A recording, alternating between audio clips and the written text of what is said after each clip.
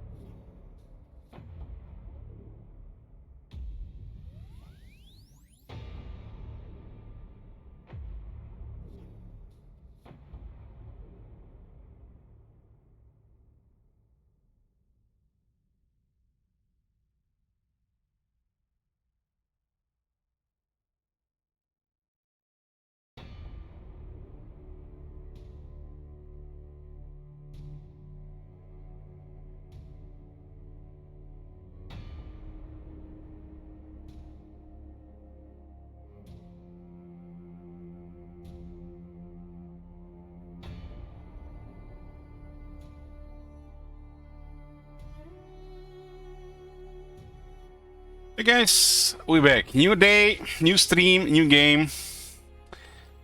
We're gonna be playing some Gladius here, and this time we're gonna play Craftworld Aeldari, or Eldar, fancy name for Eldar. Yeah, this one is gonna be an open beta. There's a big patch currently in the beta, which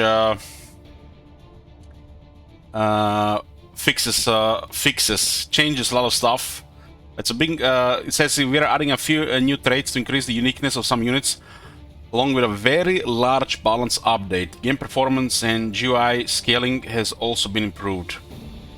So it's currently beta, but we'll play on it. Looks like a very nice update, yeah.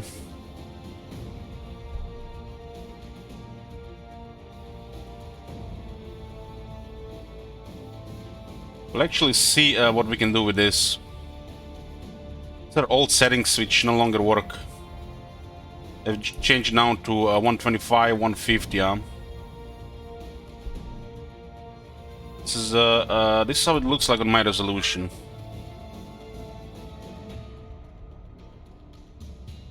$133 seemed like fine.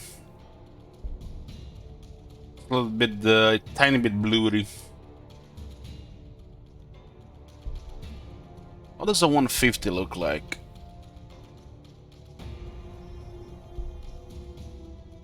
It almost looks like 1080. 1080 might be a little bit better for the viewers.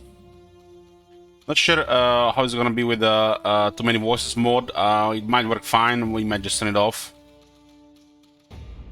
Yeah. Just check some things here. Animation speed. Like 60 for now.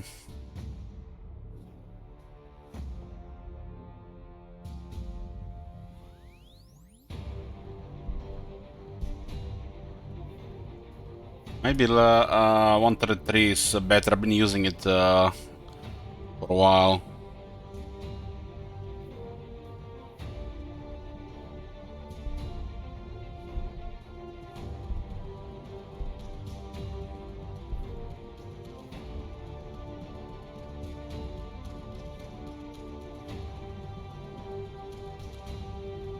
Why does CA don't have stuff like this? They probably have, they just don't want to talk about it out loud. Hey Ruby. Played with Necrons on the new update off stream, and their healing got quite improved.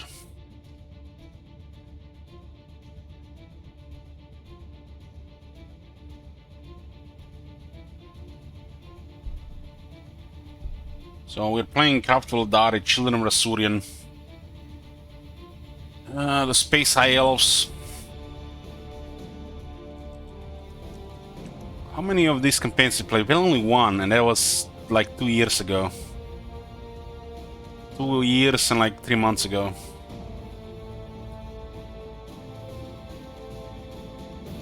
We'll have a fun enemy available, but it's gonna be put down to 500, not to 1000 all resources. If you guys want to fund one of the enemies. 5,000 shekels for 500 of all resources.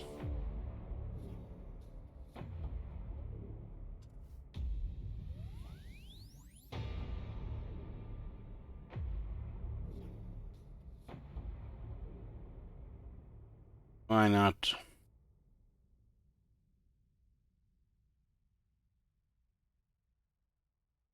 Aeldari have an amazing super heavy tank. It's one of the strongest weapons in, I think, in Warhammer universe, not just this game. Webway gates. Exploit your knowledge of webway gates to activate them and move swiftly across battle. I guess it's the second look on the Craftworld Aeldari. Revway did it out. Found a signal on top of an activate webway gate to fortify Craftworld Aeldari presence in Gladius. I'm not really the biggest fan of this. Remnants of the fall reduce city growth rate. The last remnants of the people whose mere dreams once overturn worlds and quench suns. So they have lower growth than other factions. Doesn't say how much lower. I would say it's -1 or -2. Soriani arrivals. Call upon Afrul or Soriani to join you and temporarily boost your growth rate. Ascendant Bliss focuses the Aeldari spiritual consciousness to experience a period of increased loyalty towards your cause. Spirit preservation, gain energy for every fallen Aeldari unit. Well focused, many Craftworld Aeldari units can move after using their actions. Ancient Doom. The Aeldari load the Enfirshi who thirsts above all else, risking their accuracy but also the damage taken when fighting the forces of chaos.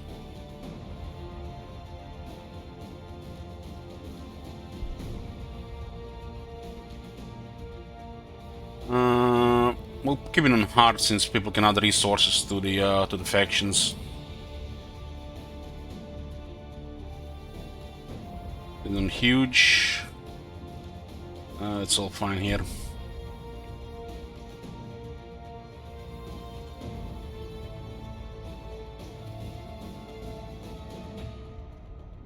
Wildlife density to medium on this one.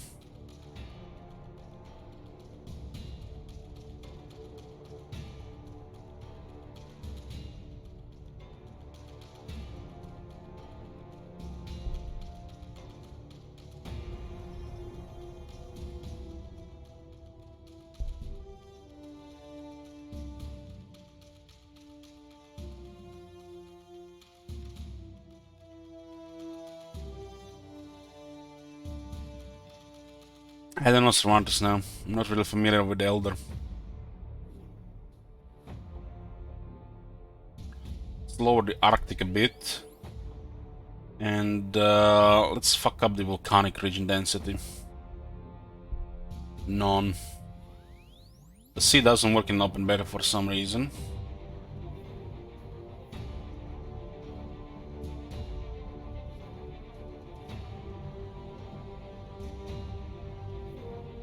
All these colors have nothing to do with this stuff.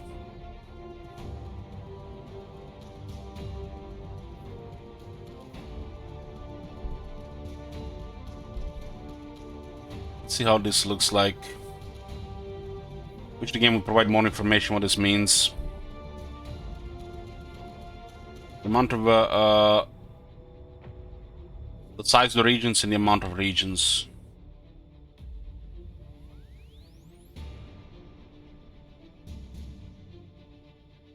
Lowering volcanic will cripple one type of units.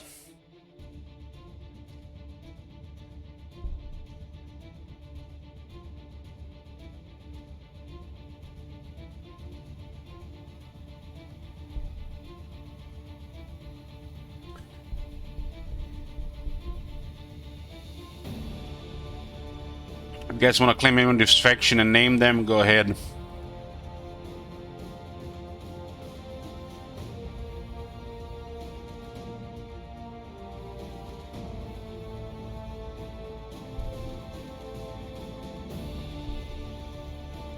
Space Marines and the Chaos Marines got kind of buffed with this beta.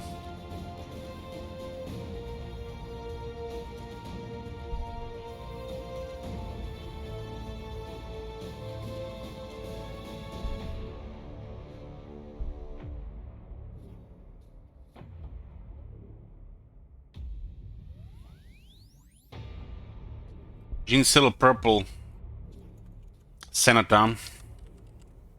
People of Rome.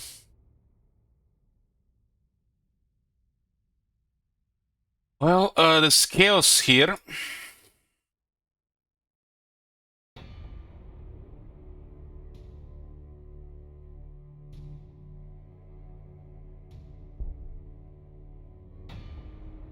Will be kind of like very similar colors.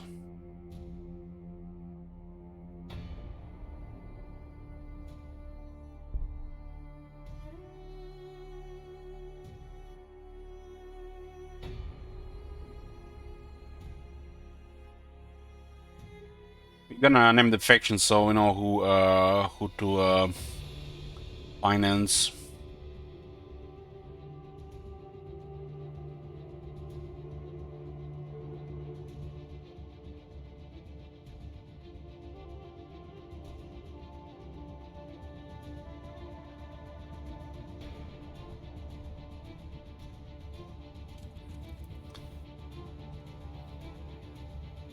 Mommy's Special Boys.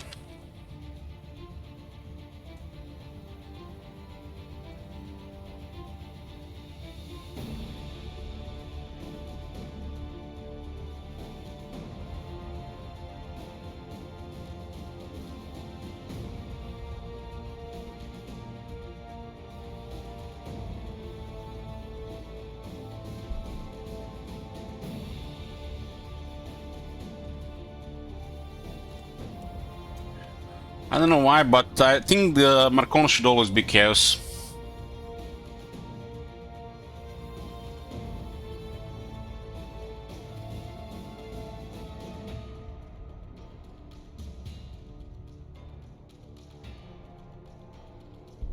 That's what the Bella Brown orcs look like.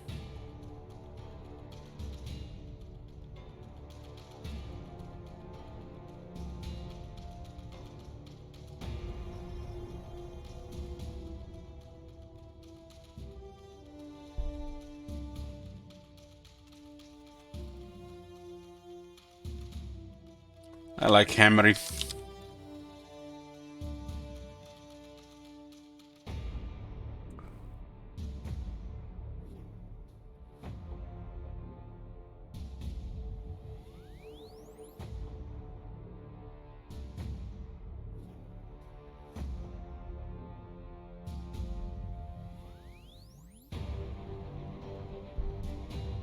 Okay, what do we have for the Adeptus Mechanicus and the Orcs?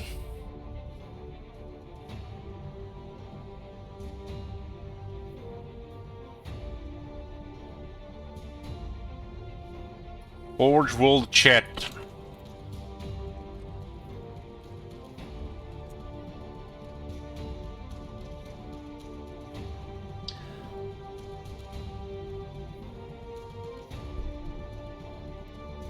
Secret red names.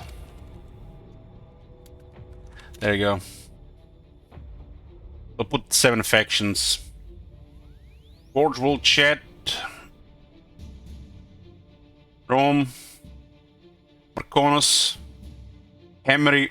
Secret red names and the Mummy Special Boys. If you want to add funds to any of these factions, you can via channel points. It's gonna be just on hard because of that.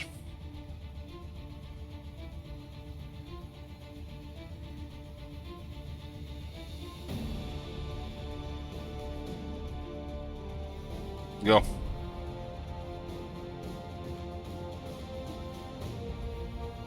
The second time I'm playing Elder.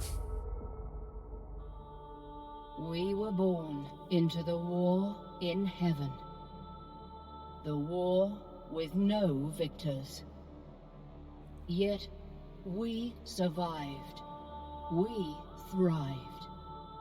We ruled for uncountable eons.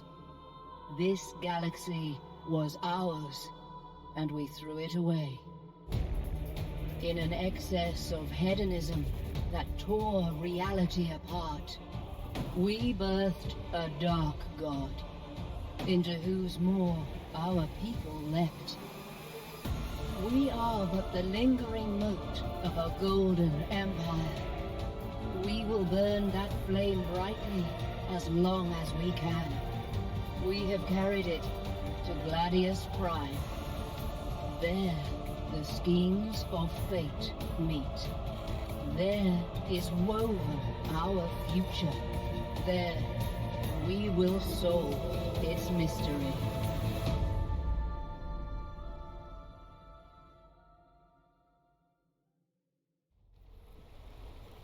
Ooh, good location. There's a gate right to the north of us.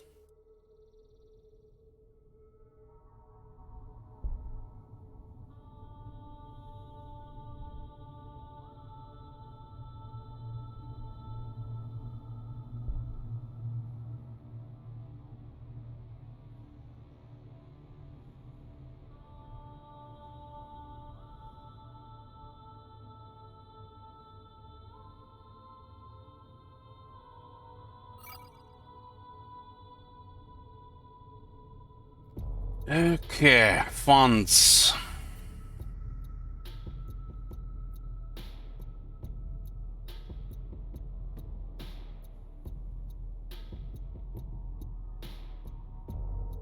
Secret red names.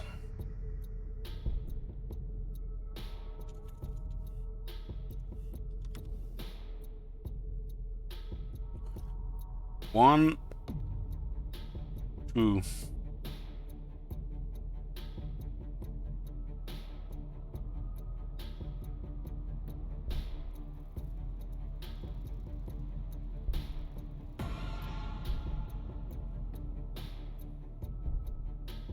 People of Rome. 1, 2, 3. 1, 2, 3.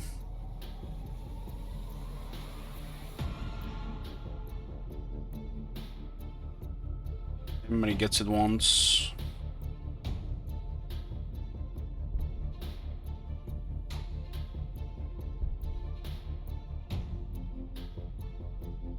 Portable chat.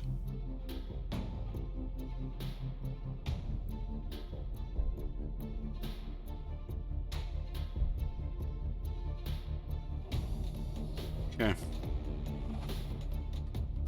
More to forgeable chat on.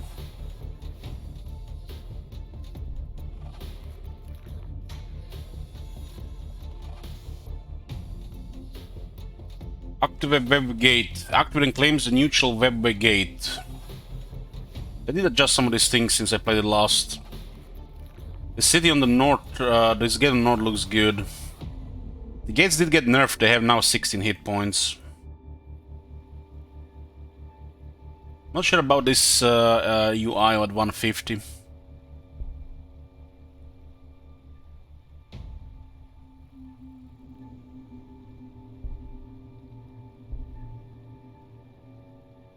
The custom has disappeared, huh? I guess you guys can see the things better.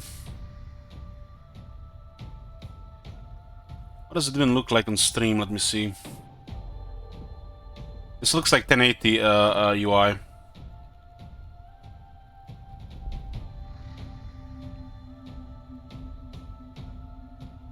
Yeah, I guess it looks good for the stream. This looks better on the stream. Yeah. So, after Aeldari, they build their cities on the gates. This is a Craftworld Aeldari city and a webway redoubt. I think you need a gate to create it. These gates get destroyed, they get lose access to these things, but they also can travel in between.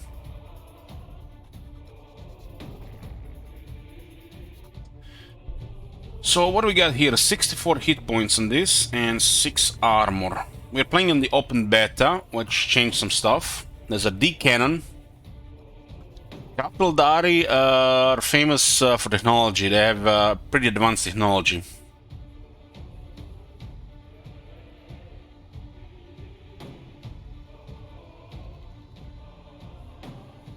Most dangerous of all Aeldari weapons enable their user to open a portal to the warp, often called D-weapons. These technological terrors collapse an area of the material universe. Whether the rift is localized or dispersed, the result is invariably fatal for those nearby.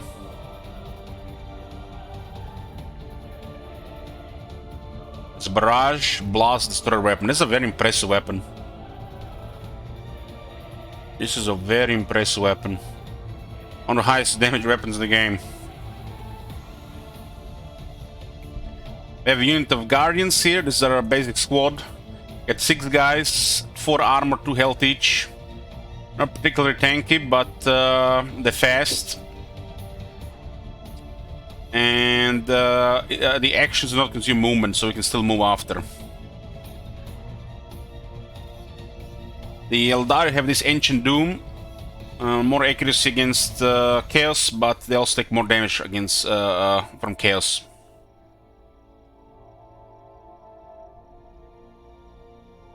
Aeldari loathe and fear she who thirsts above all else, for in Slanesh they see their doom made manifest. Webway travel. Travels from one allied webway gate or webway redoubt to another. The unique webway substructure riddling Gladius Prime enables the Aeldari to travel rapidly between the gateways dotted across the planet. Though now that they are active, vice opposing races will recognize their threat and eliminate them on first sight.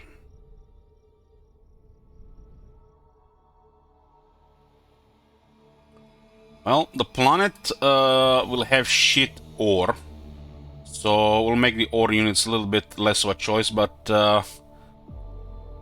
that's not the end of things. We put in lower on Arctic, and we put none on the volcanic, but doesn't mean there won't be stuff like rocks, forests, imperial cities or outposts that provide ore. One life is on medium, huh? Another thing with Elder is grants energy on death, spirit preservation, 3 energy from experience value. I guess the higher the experience of this unit, they'll provide more energy when they die. We are few in number, and she who thirsts waits in the warp to consume our souls. However, we wear spirit stones to capture our essence at the moment of death. Though every Aeldari shudders in distaste at the thought, When recovered, these spirits can be used to guide our war machines.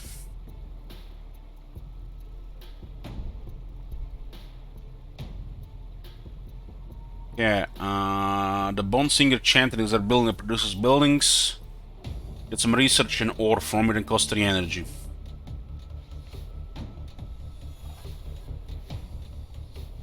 Our core tile here is, you can pick it, you always get this one. It has to be on a gate, right? Plus 10% food and plus 10% energy. It's inside a desert. And we got 3 slots. Oh yeah, it also provides growth. You're right, I missed all of this. So it looks like the base Aeldari growth is 5 out of 8. So they're gonna grow slower than the other races. Because it'll be 8 because there's enough room here, but they have less. The growth seems to be reduced by 30%.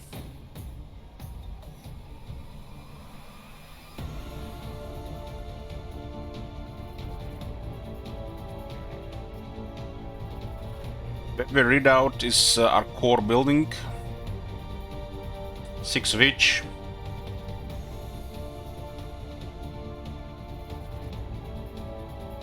Nothing different in these buildings. The Assyrian Crucible provides research and loyalty. It produces infantry. We do have a river here and we got some food. And if the river was on this one, it would be kind of crazy. This is the outpost for growth. It sounds like it's a very good thing to have next to Elder City. We will immediately use acquire tile to claim it. So the city will get plus 10% growth. Honestly, the best thing would have been ore field due to our map setup. But this thing not only provides more growth to the city, but also buffs food on adjacent tiles. So we can focus more on food stuff. Lowering the volcanic setup to from to none kind of makes you want to consider other units than just ore units. There's some influence here. Let's take the outpost. So what kind of weapons do we have? Shuriken Catapult. Increase the damage and armor penetration. 2 armor penetration and this is actually a pretty good weapon. Shuriken weapons fire monomolecular blades, bladed discs at an astonishing rate, each near invisible to the naked eye, but hard enough to sight through the foe with ease. These instruments of war are capable of firing up to 100 shuriken in just a few seconds. A series of high-energy impulses originating at the rear of the weapon to propel the small but deadly projectiles through the barrel at a terrific speed. Yeah, Aeldari have impressive weapons.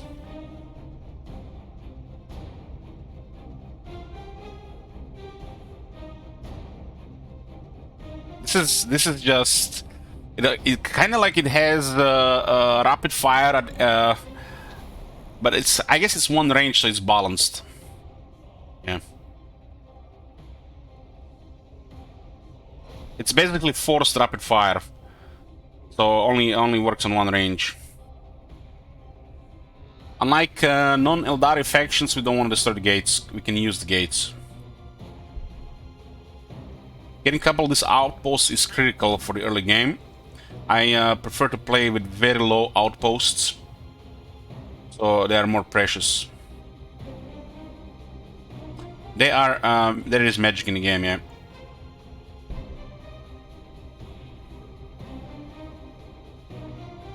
This unit also has one range, so let's help these guys here.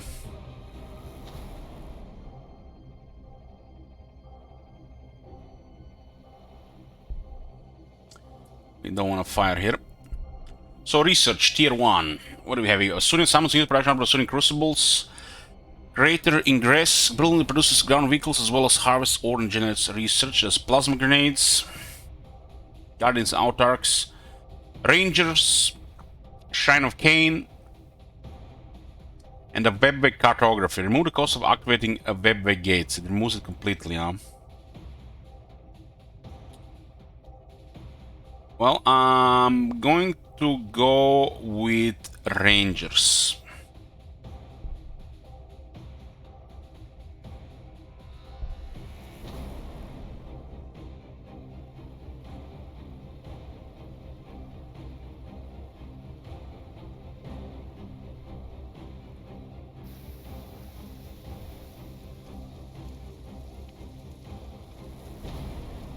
Since we have vision over all the webway gates, the Aeldari have the best vision to start the game. The webway was once the backbone of the Aeldari Empire. Tunnels constructed through the warp in time of the old ones that connected their golden core systems with the maiden worlds. Now those core systems are the chaos, riddled crown worlds, and the webway is in pieces. But not on Gladius Prime.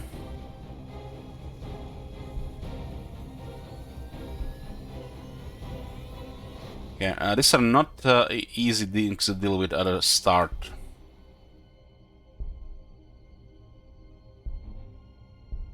So we're playing a little bit with fire here.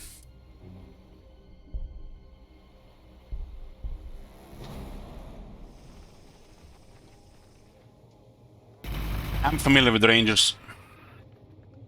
I used them and fought against them. They can be quite nasty.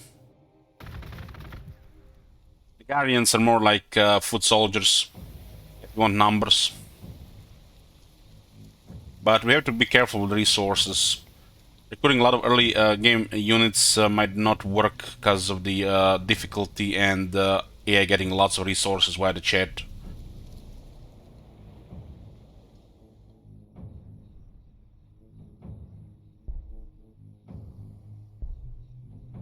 This is a very impressive weapon.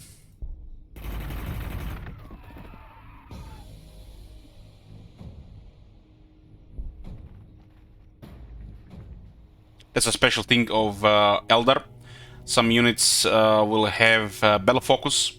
Action do not consume movement, which means they can attack and then move after, which can be really, really good to save units. When they surround don their war masks, they enter a battle train so focused that they flow across the battlefield like Quicksilver, killing their foes without breaking stride. So they're fast, and basically is represented like that. 3 is a standard movement, but the scene is also fleet. We have 4 movement. On big maps, this does matter. Also with positioning.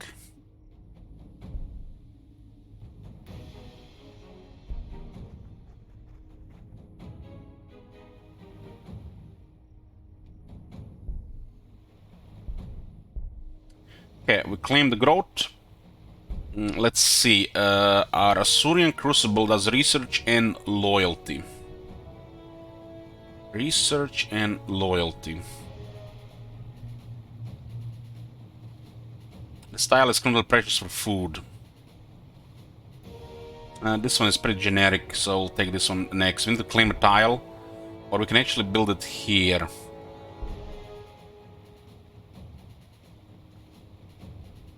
The style is extra food and energy.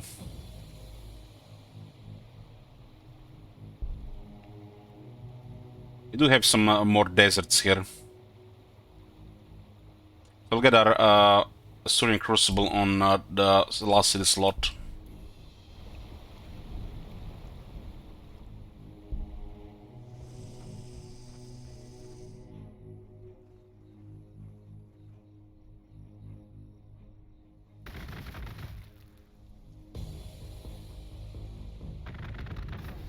Those look like orcs.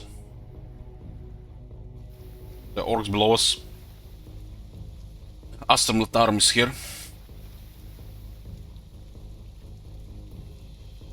The gates get destroyed easier than ever before. We have the gates on medium setting. I think that's fair. Also, we could have also increased it. I don't think that makes it much difference.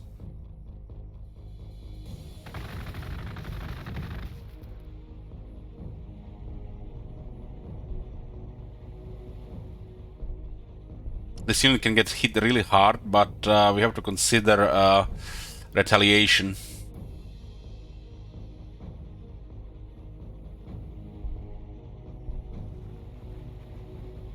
The gates are hostile wildlife, so they provide some experience. and they're basically a immobile unit. This is a unit as well, the city itself, for example. And this thing here, oh shit guys, I forgot to enable rename for this game. Renames for Gladius are cheap, 1000. Okay.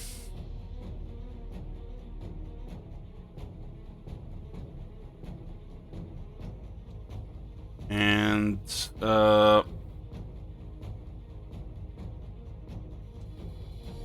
city will be double that.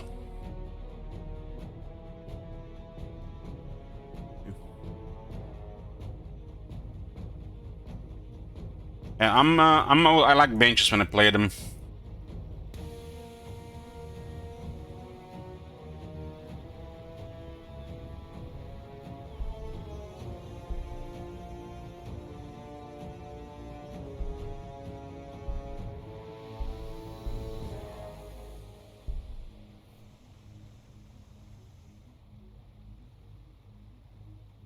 I think that the done benches good service in this game. But it's ultimately it's infantry. This is a planetary war. Infantry has a limited role. That's why I lowered volcanic to none to have more units present on the battlefield.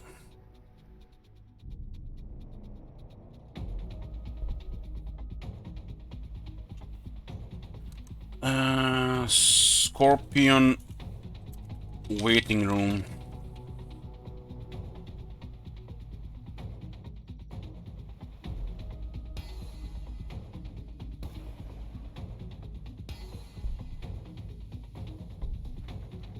This is miasma here.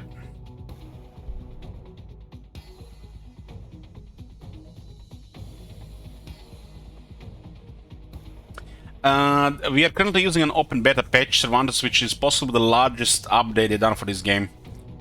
It's massive. Check out the Steam discussion boards, and if you want to read about it. But they improved and sorted a lot of stuff. We are using the open beta. So the Rangers, stealth infantry unit that excels at taking out enemy infantry.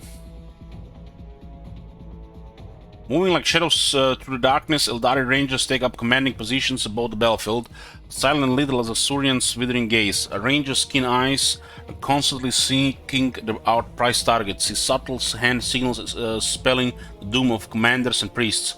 When his crosshairs flit over his target, it takes only a single bit of the Aeldari's heart to judge distance, direction, deflection before it squeezes the trigger. Ranger long rifles. It's a heavy weapon and a sniper weapon, which means kind of need to wait a turn before you get full benefit out of it. Sniper weapons destroy infantry and monstrous creatures. Ranger long rifles are precision implements accurate enough to pick out weak points and target armor even at extreme distances.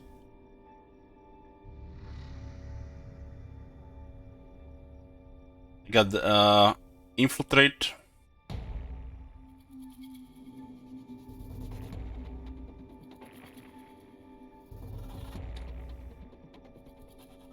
Move through cover. They have actually shrouded, so they got range damage reduction.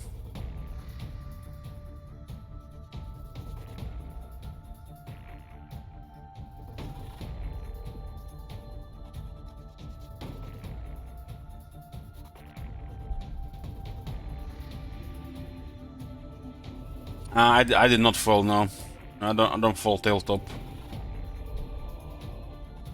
Clad in psycho-reactive armor and armed with little shuriken weapon, the guardians of the Aeldari armies are able warriors all, gifted with the natural speed of the Aeldari and the determination to preserve their craftworld no matter the cost. The guardians are more than a match for the soldiery of their lesser races.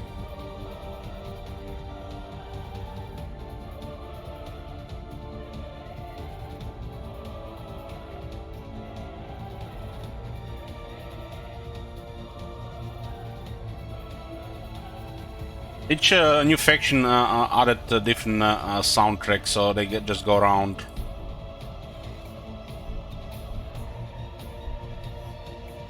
Our city is well protected here. We just need to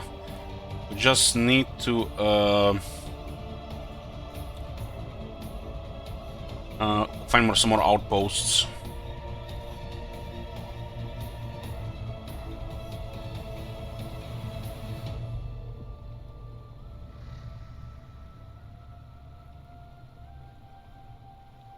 Shrine of Cain, building that produces heroes as well as generate research and influence.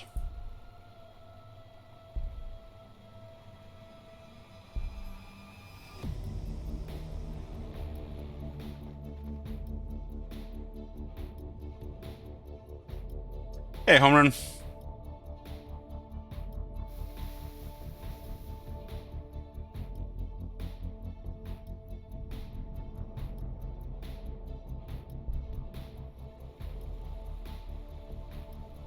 At 4 room we have max growth, at 3 room it starts to go down.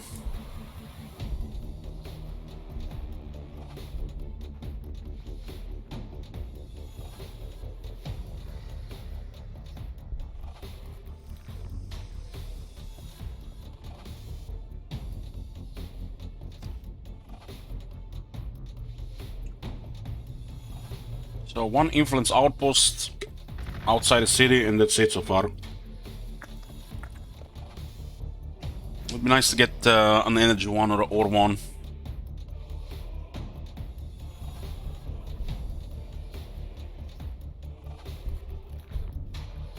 Some crude hounds. They're gonna hurt against these units. They have infiltrate.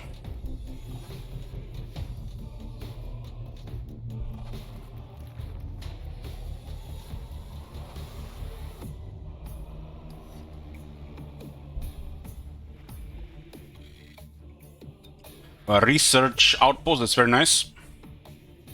Probably one of the better things to find early.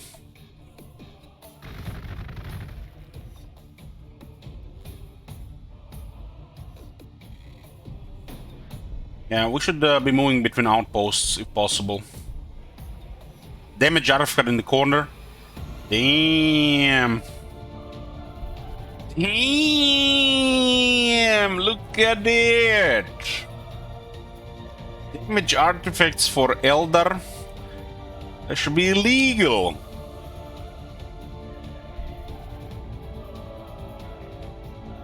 But if an old one artifact is here, this means the enslavers are nearby as well.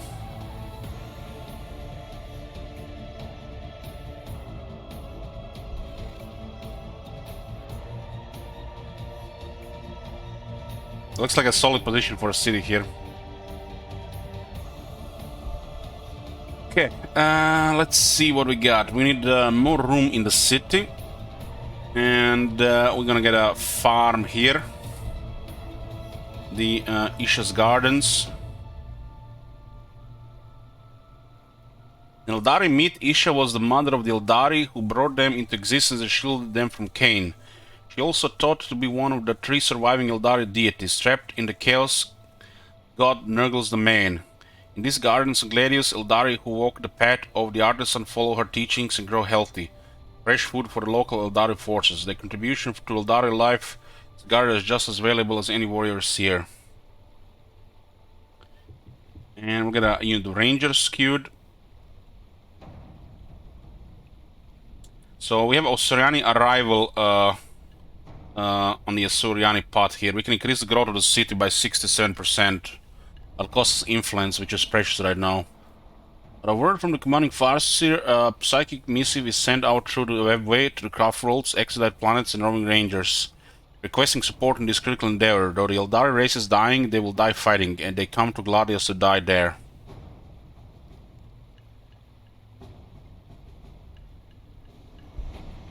Yeah, put the rally point here. We're gonna need that ranger. Ranger is very important at dealing with early shit here. We also got power bolas, which is useless right now. So the artifacts are still at, I think 10% damage. Yeah, 10% damage. We play with very low artifacts because they really imbalance the game, but you know, it's Relics of War, the game called name. Sometimes I wish we could just turn off the artifacts completely, but you know, it's part of the game. They used to be 20% in the earlier versions of the game. This is good. This is good. We need to clear this one before it clears us. If you're not hostile to the wildlife, they might ignore you. Especially if you don't get adjacent to them. There's the Enslaver, which might mess us up. So, Shrine of Cain, building that produces heroes as well as generates research and influence. Though Asurian was the chief deity of the Aeldari, his brother Cain was his match in power. All warriors devote themselves to Cain, with those who are lost on the path of war becoming his exarchs and autarchs.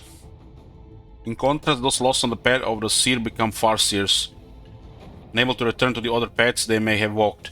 The Aeldari do not consider the sacrifice of freedom for power worthwhile. Autarch is our basic hero. This is a little bit risky here, but securing this early on is crazy good.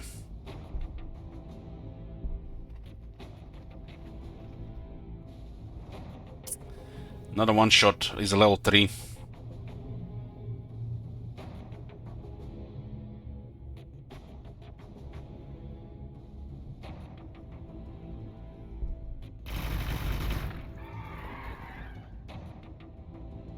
We will have to let it flee, and we need to overwatch on those enslavers.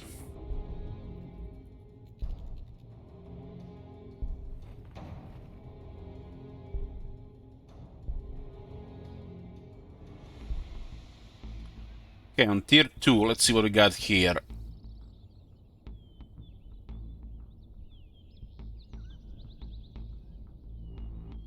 So what is our expansion? It's in tier 3. So building a research building immediately is the fast way to expand. Transcendent Bliss, influence for loyalty, that's actually not bad at all.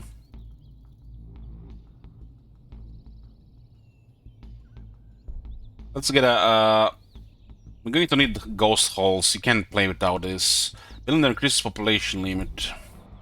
So this faction does have quite a decent research at the start. I think that got changed recently as well. So they can expand faster. The Enslaver didn't want to get overwatched here, huh? Securing this corner will be incredible.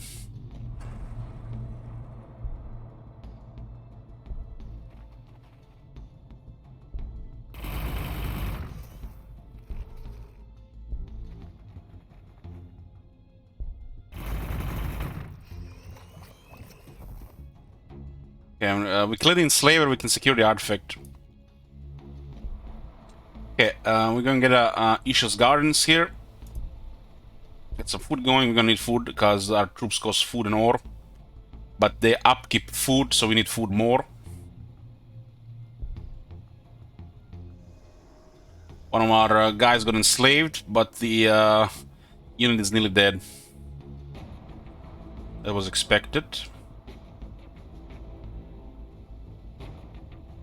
We have to kill the enslavers to free our unit.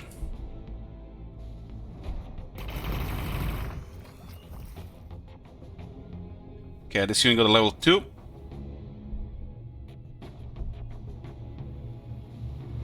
They're currently kind of a little bit vulnerable.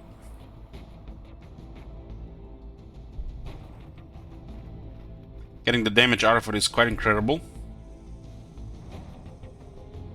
Those Cruel Hounds are healing somewhere.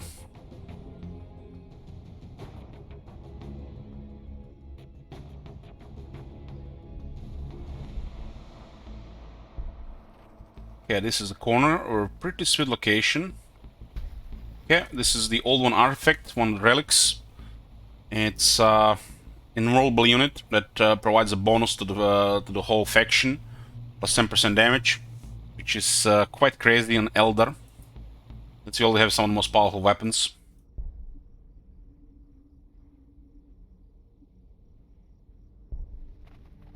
So, Umbra there, we can ignore that.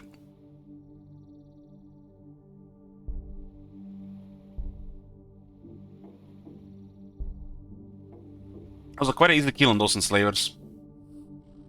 Umbra is He's a monstrous creature, so a sniper can handle it.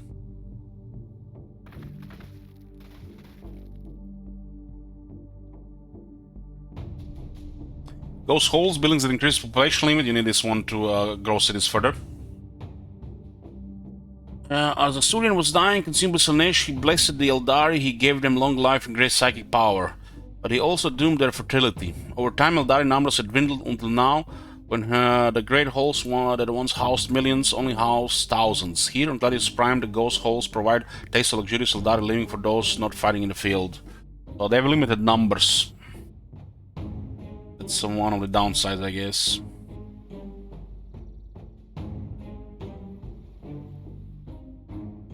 Yeah, the start is pretty sweet.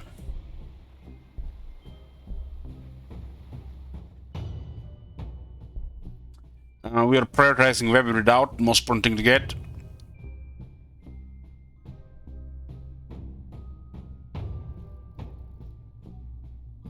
Let's get a Howling Banshees.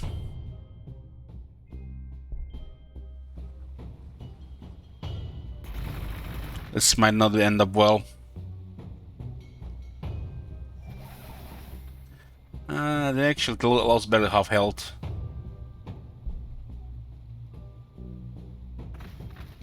Umbra is shrouded.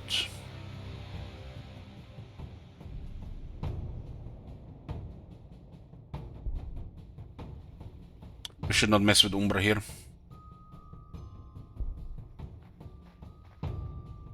We could have fired though. But they then might have followed us. Okay, gotta in the Rangers.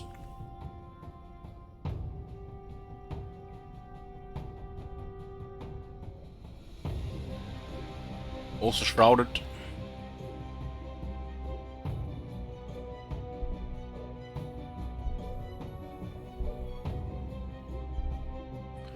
You can basically just move like this.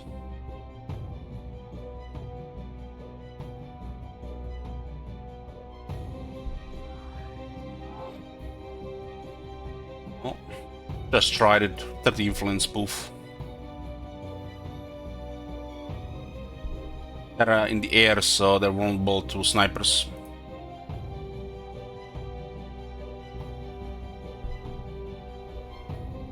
Okay. I should get a research building. It's very important to get an early research building. Spirit Ossuary. Here, spirits just interrogating the spirit stones of the dead. The Aeldari did not invent, and they rarely research these days. Their knowledge is mostly stagnant, having been inherited from the old ones. But unlike the Imperial Priesthood of Mars, they do it at least understand its function. Here they can consult the wisest minds of their history for solutions to any problem, though their response isn't always clear or quick. Best way for resources is to expand. Another Rangers.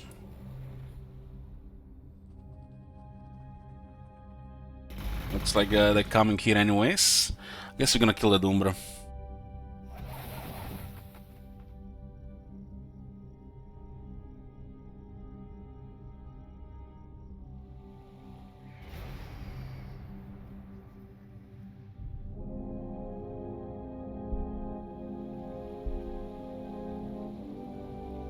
This unit is shrouded. What is this thing, the Dead Shriek? 12 accuracy and penetrates all armor.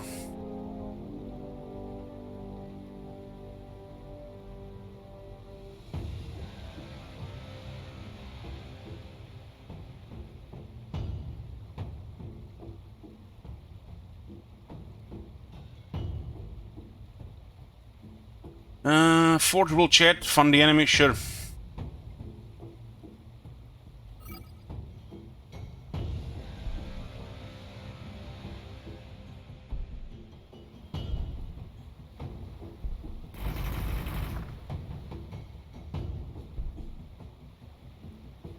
But should be also good experience here. This is quite a big reflect though. All the units gain experience here.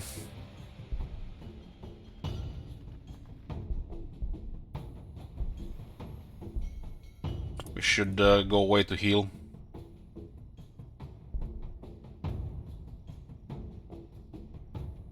Even the gate leveled up.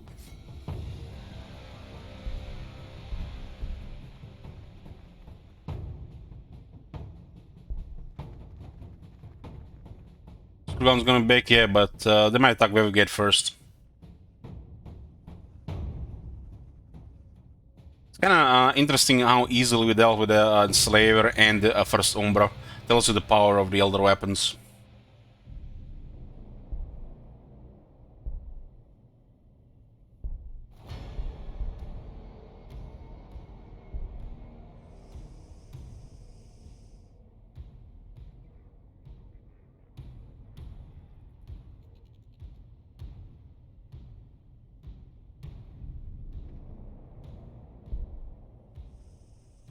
Yeah, things are moving around. We need to secure more outposts in a second city. Howling Banshees. Agile and terrifying close combat infantry unit. Howling Banshees are predominantly female aspect, embodying Kane's speed, agility, and terrifying presence. They stun and confound the foe as they charge in, ensuring none can escape the energized blade of the power sword as it thrusts forward with absolute precision. Exactly sudden retribution upon their enemies, the Howling Banshees move with terrible swiftness, preparing for the charge by thinning the ranks of their victims with shuriken pistol fire. They got 5 movement, 6 armor, and 2 health each, so there are 6 of them.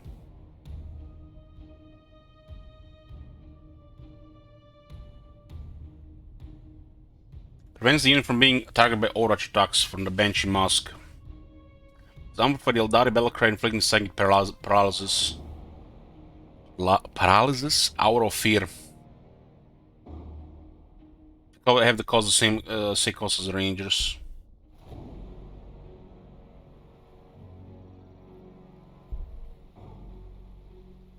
Okay, the research building is up.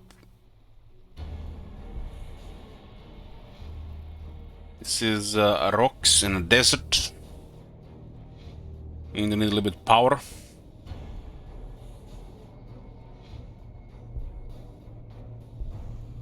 Weber it out. They built upon new cities and claimed Weber gates.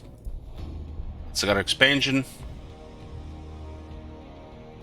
You can get a little bit faster if you get to go in research building immediately, I guess. Provides the Weber Redoubt building, which adds immediate resources. The loyalty cost is not really big on the first 3 cities.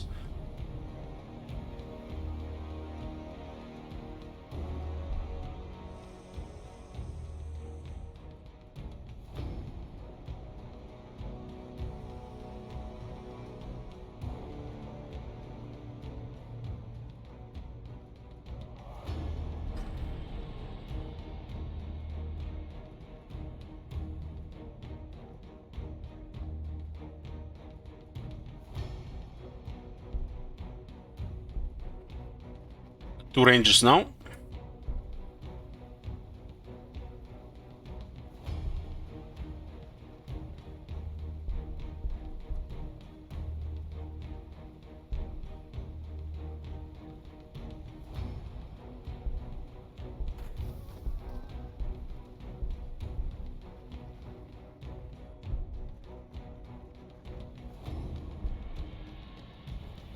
In the benches. Need some power.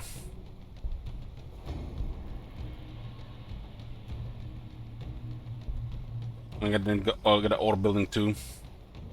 Those rangers look like gonna be dead.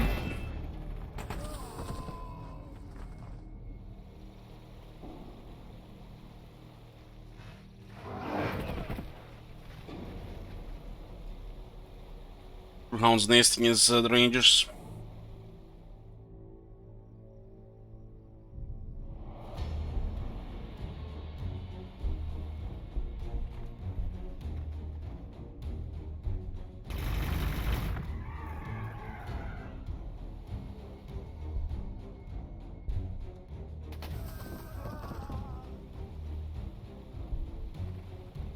Well, I don't know what's in Fog of War, you know. So sometimes shit like this happens.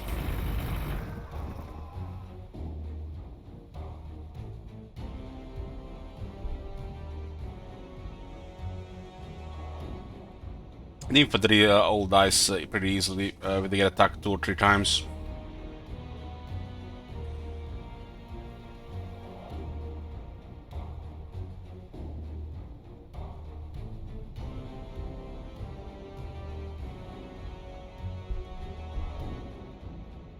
Well, there's an ore and energy there.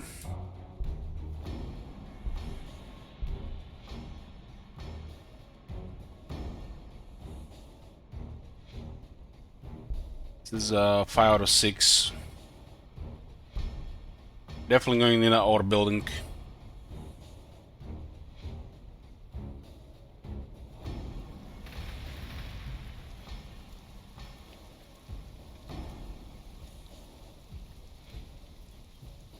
Site? I don't think so.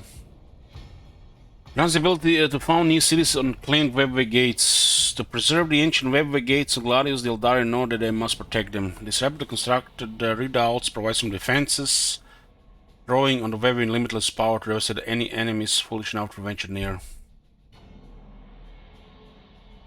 The 60 ore.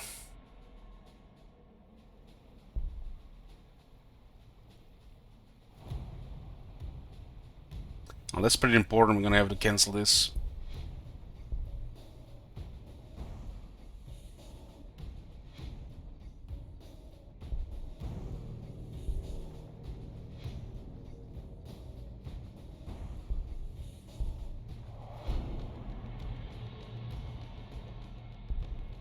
Well, the Crude Hounds can come out of nowhere. I'm one of the fastest units and impressive movement, and they ignore Overwatch. But they also die easily. Makes sense for the sniper units to be vulnerable to those.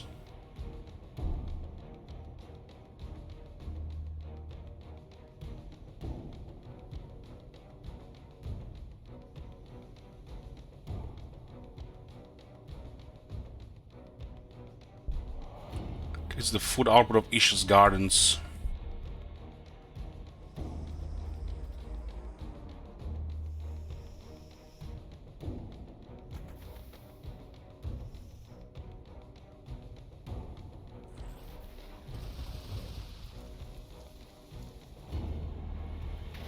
Usually in war you have some armor ahead if you're, you know, advancing.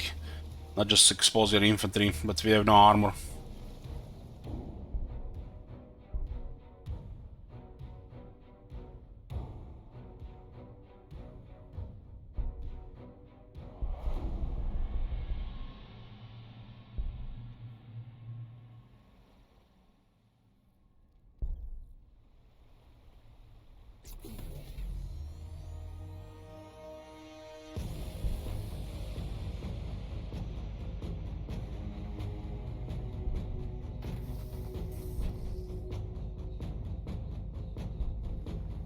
This looks like a bait here.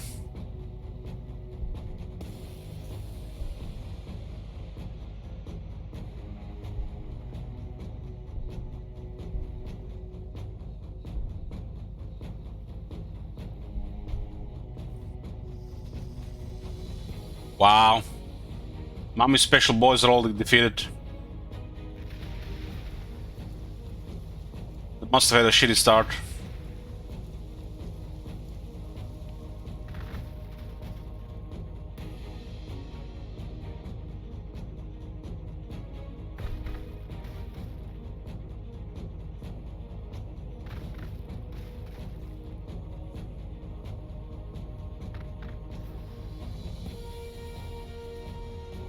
There's one Astra Militarum, one Space Marines, one Chaos, one Orcs, one Necrons, and one Adeptus Mechanicus.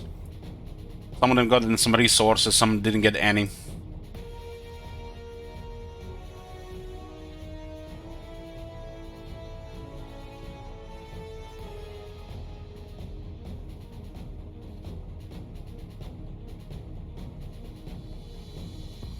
This is next to ore and energy. It's a production thing.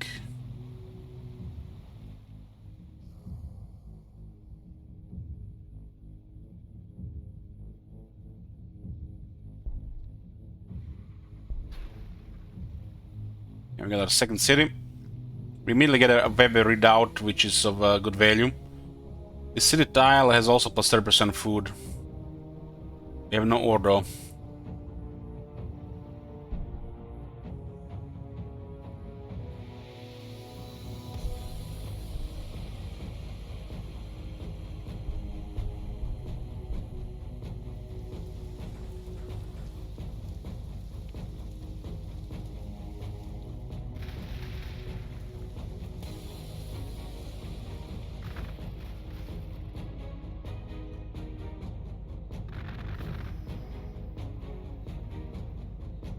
And it increases doubles. Doubles.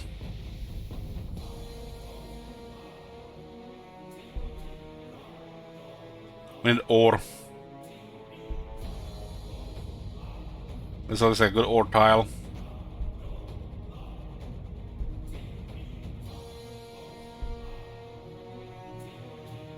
Same here. Guess the second ranger was not that good considering the early expansion.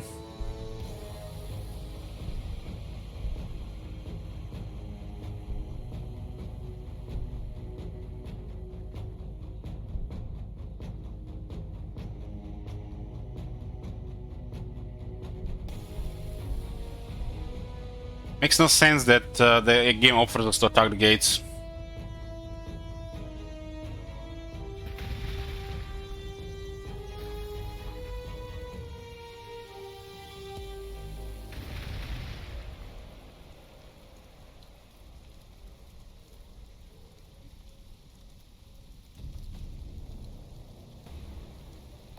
Squeeze cultivation increases the food output of Isha's garden, so intensely the Aeldari feel that even their basic foodstuffs are works of art, created by craftsmen that have spent millennia perfecting their cuisine. With a wide range of ingredients and seasonings, they can work miracles with the seeming simplest foodstuffs. This gets us +1 food per garden.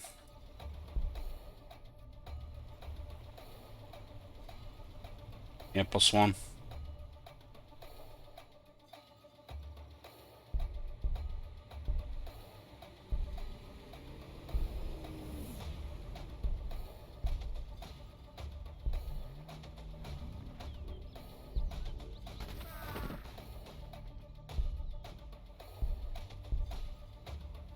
So we have on tier 4 as the Avatar of Cain.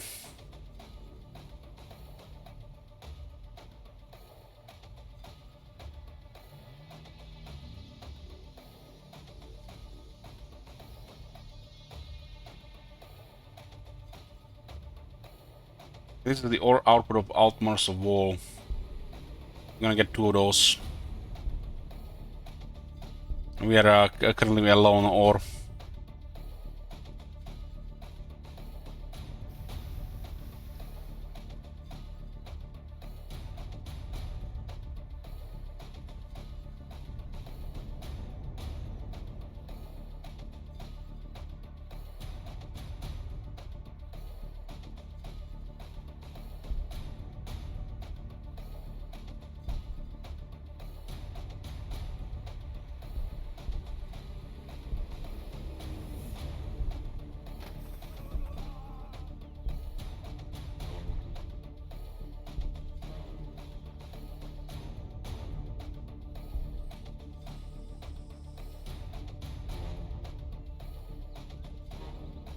More cities require more ore to produce buildings.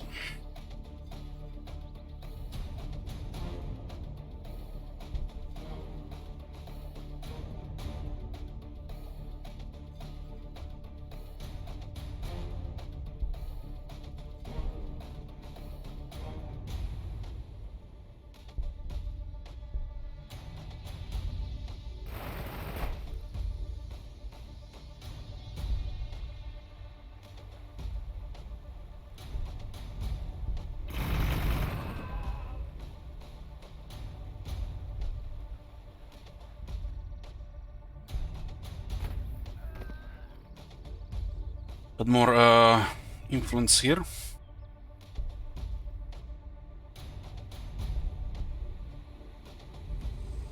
Our situation will be resolved next turn.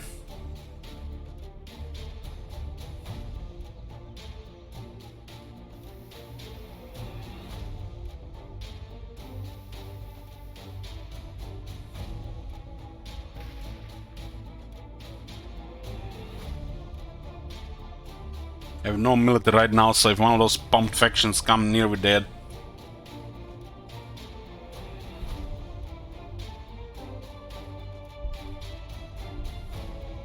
Altmarl Vol. The Smith god Vol was known for his fantastic creations, though the surviving myths focus mostly on his weapons, notably his 100 swords.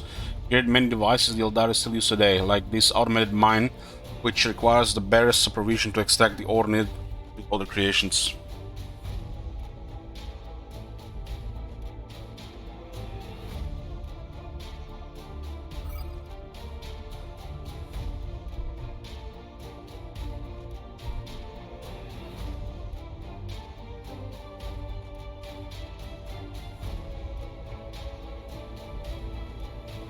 We're in a safe spot here, so hoping we just stay secluded here.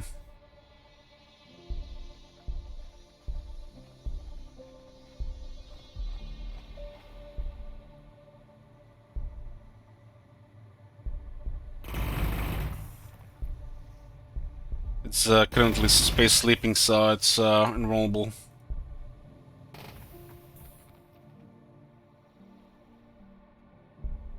At least we've got a better position than last time.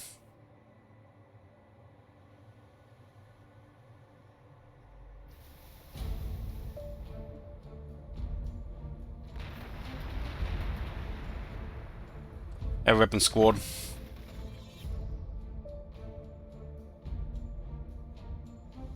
Nobody funded Marconus or the other guys.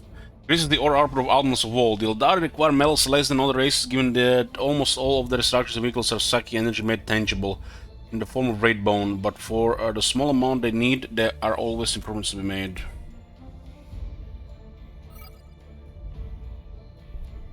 Who didn't get founded? Hammer didn't get. Hammer might have been founded. Marconus didn't get founded. And I don't think a special Mama Special Boy got founded this one. I don't know. Maybe he's on vacation or something.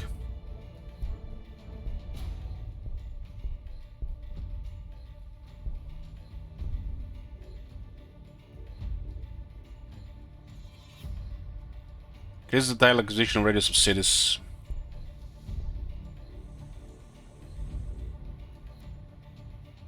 There's plenty of gates. They're usually too close to you, so yeah. After that, there's gonna be far, probably one that everybody ignored in the corner or something. I think he was talking about something about job interview. Yeah, you're right.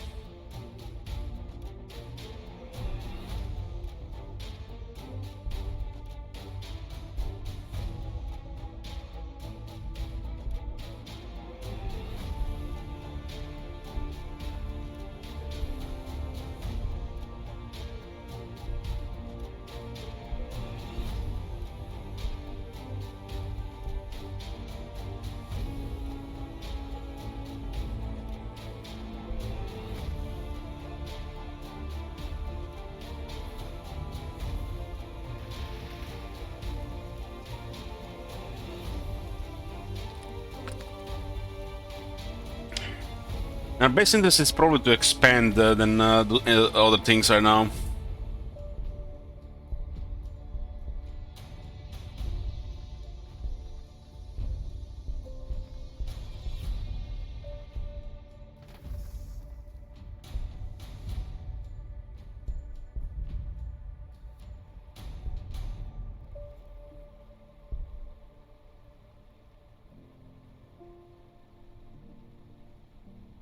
We need a population room here.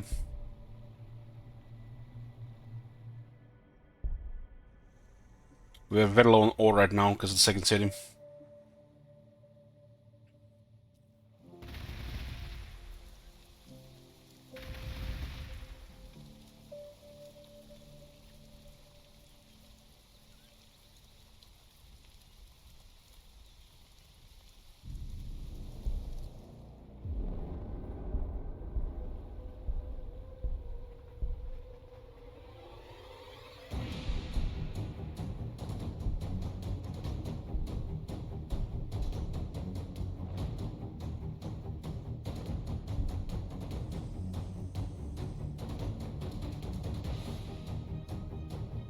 Titian.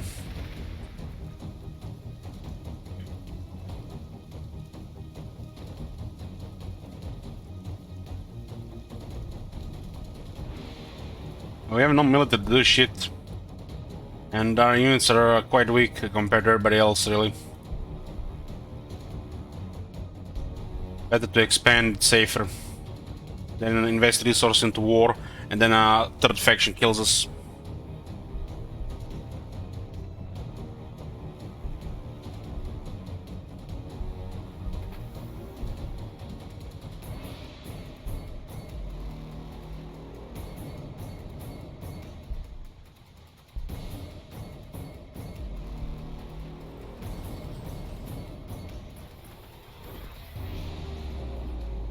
Get rid of that cybernetic data smidge.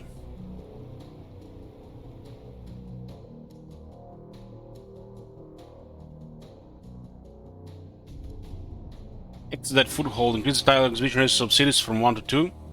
Despite the millennia they have spent drifting the stars, some rangers of the Craftworld Aeldari have passed time on the Exodate worlds and Maiden worlds, and have learned how to establish life planet-side, growing food and constructing their varied bone buildings in the ancient ways.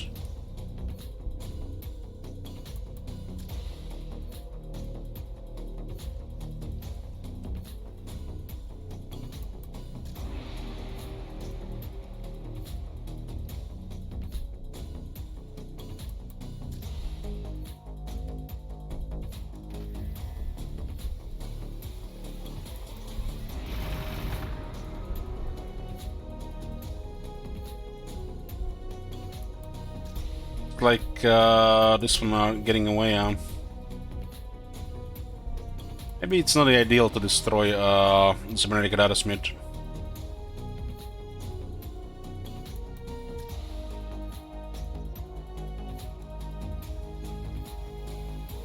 Here's the armor infantry.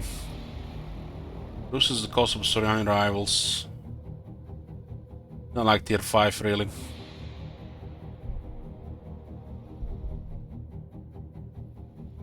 Bonsinger Shantrif is currently production dropping as a loyalty.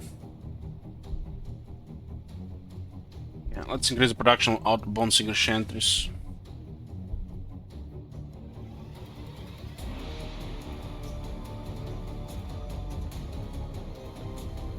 Probably try to secure this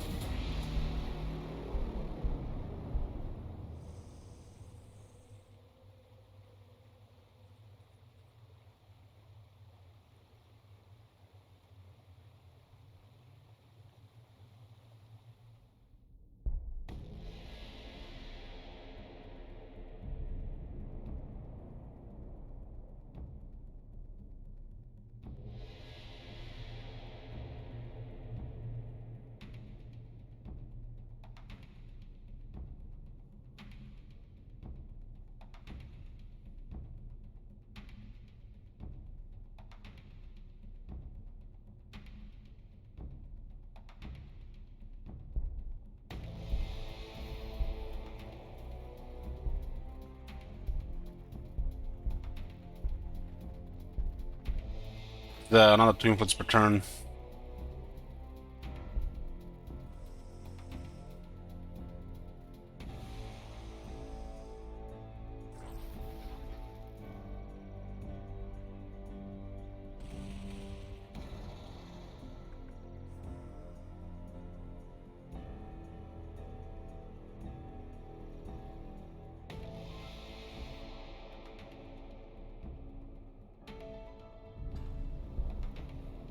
Yeah, howling benches.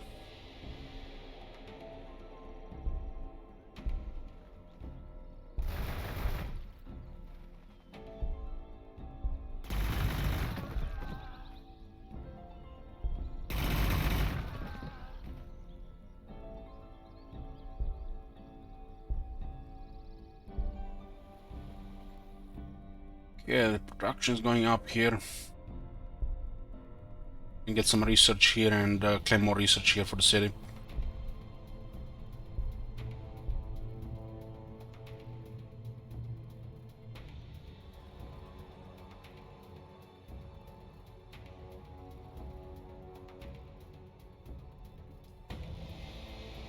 I don't like this one here. This looks like there's a wildlife here. There's orcs here.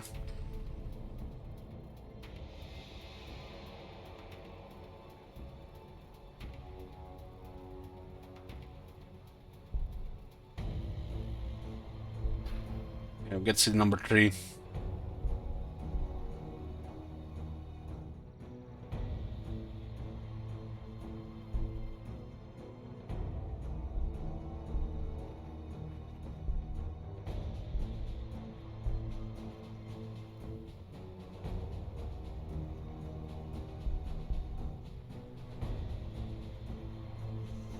I have to get a loyalty building before it goes over 10. This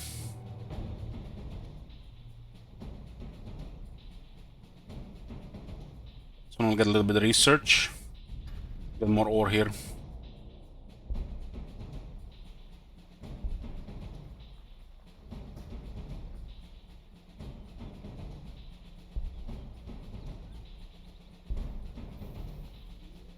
Yeah, this is the furthest I want to go right now.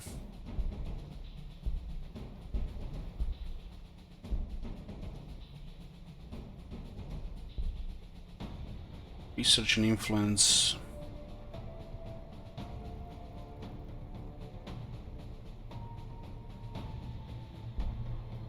That's Shan of Cain.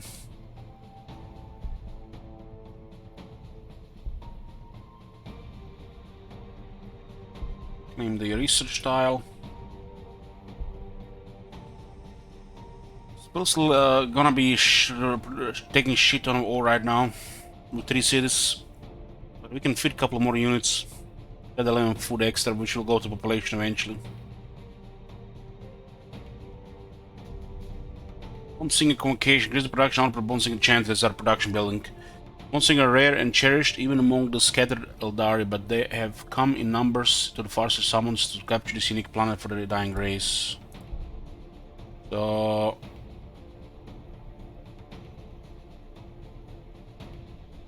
looks like it's just flat 1.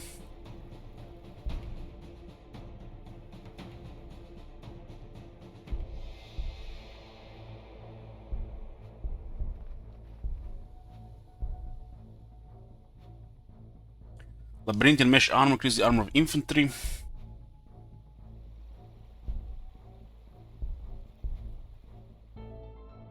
Is there a wire we have to go around it on?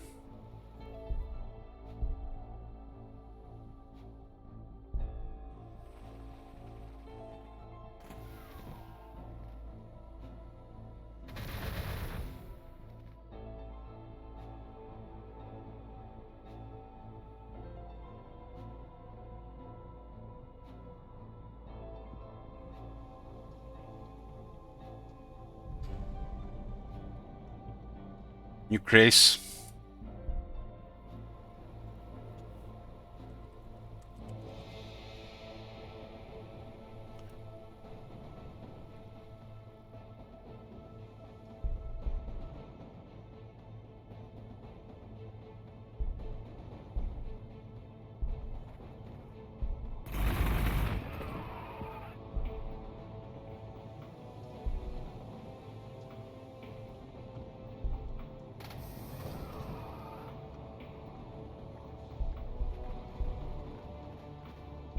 Almost hard level, this one will be dead.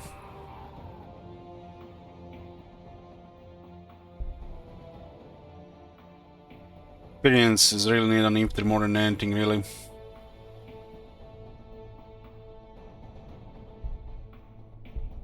Research here.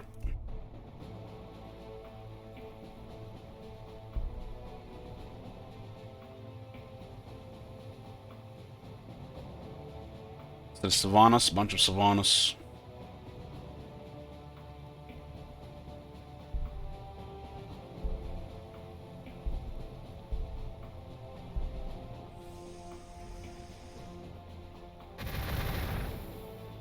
things are so fragile.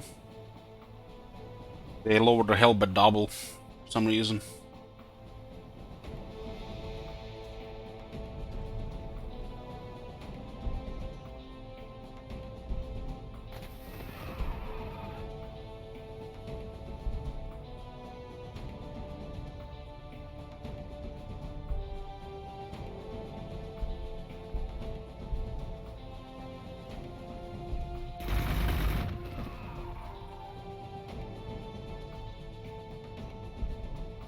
I'm not sure what's the reasoning, but most of this balancing happens as multiplayer.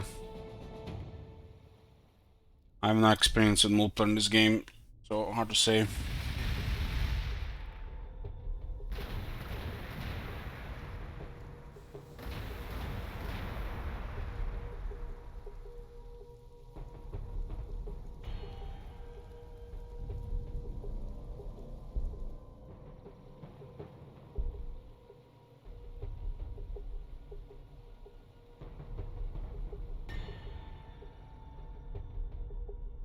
Yeah, resources are looking very good. Our military doesn't exist though.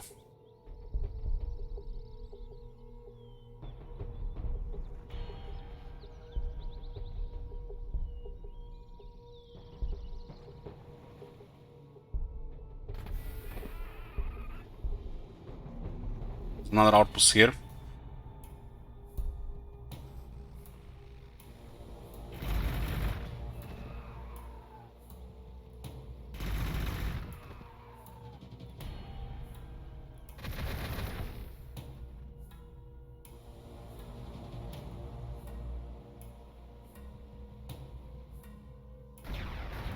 Guess we use for rushing. I guess it's possible, but you have limited influence.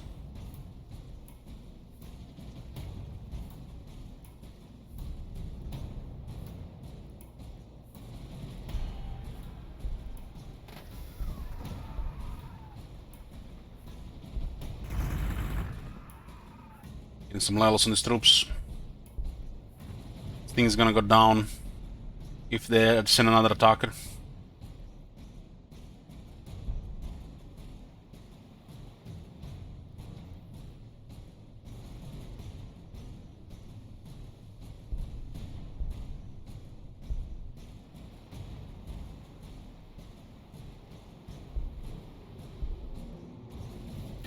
Going back some artists.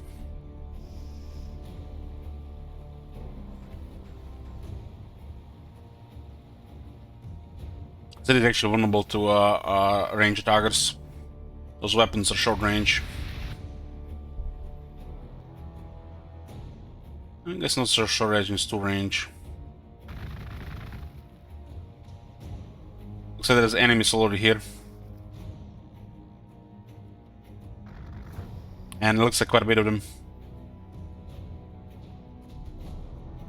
Labyrinthian mesh armor. Increase the armor of infantry. The Aeldari Terror Armor Plus mesh armor isn't designed with a focus solely on defense. It also enables the user to move as freely as if it weren't there.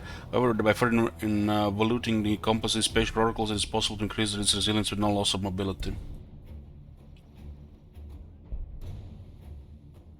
These are the howling benches. Get shuriken pistols.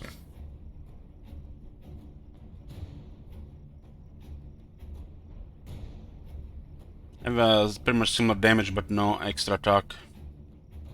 The power swords.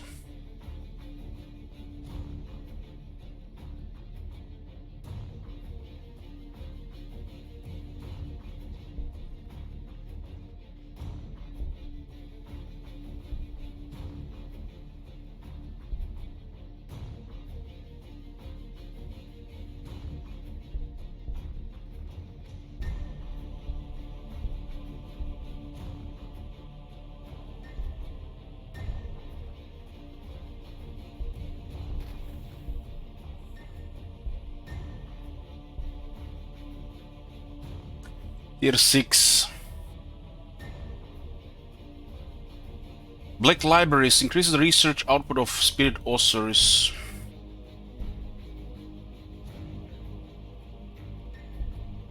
+1 on each arm.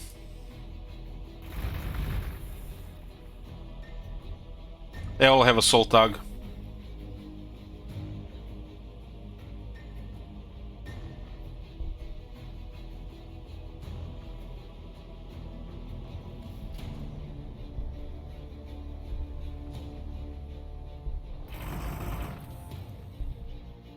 Wonder who's here, but doesn't look good, honestly.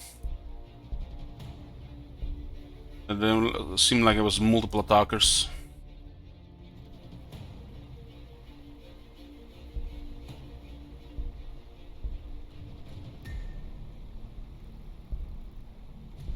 Reese's were very good, maybe a little bit greedy. Honestly, I don't even remember their heroes. This one is kind of expensive.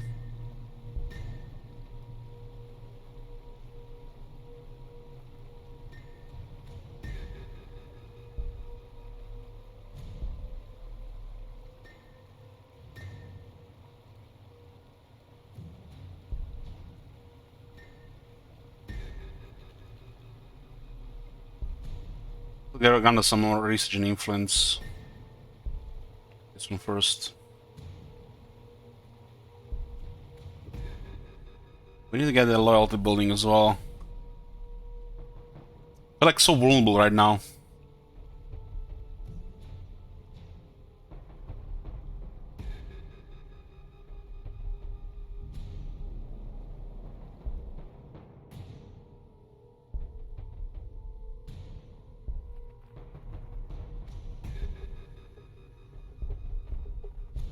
There's the influence here, just what we need. Oh, somebody moving here. I think the two Castellans fighting them.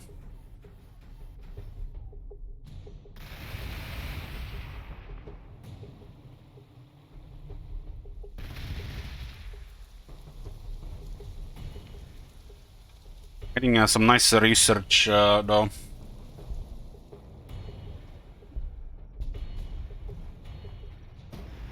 Orcs.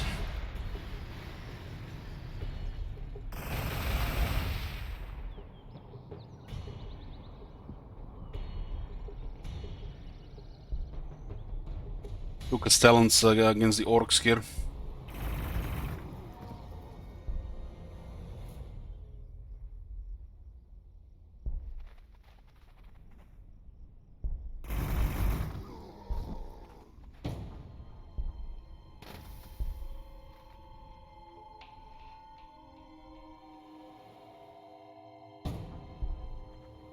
You're right in the middle of it.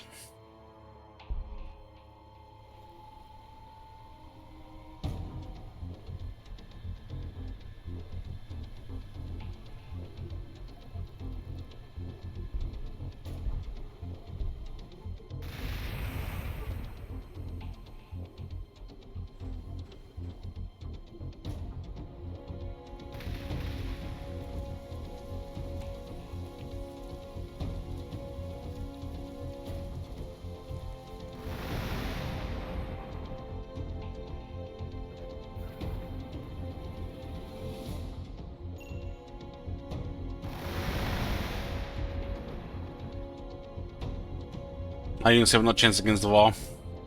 It's slaughter.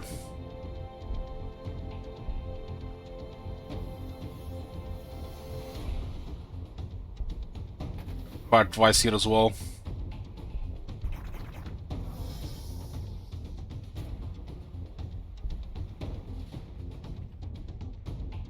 That's about standard.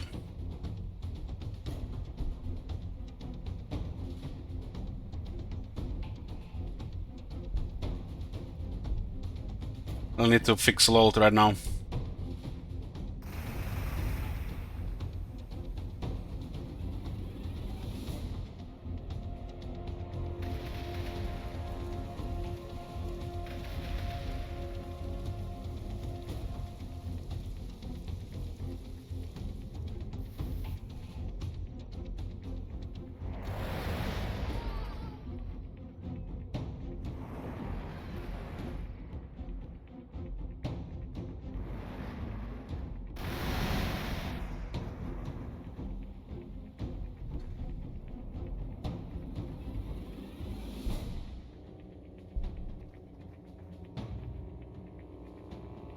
They changed the VAR.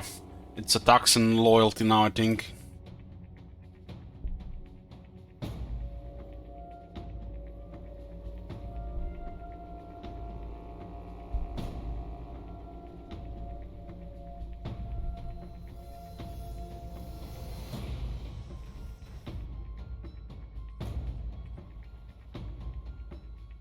We have resources, we have no military. Working to fix this. Third city was definitely pushing it.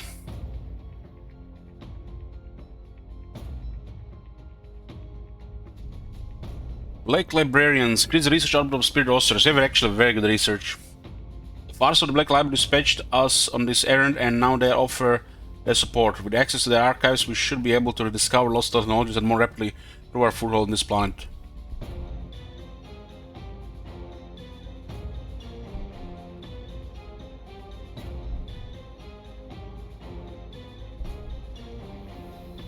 Okay,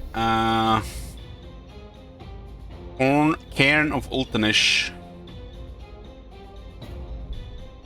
We have very good research. Maybe a little bit too good, honestly. We could have gotten a range building sooner.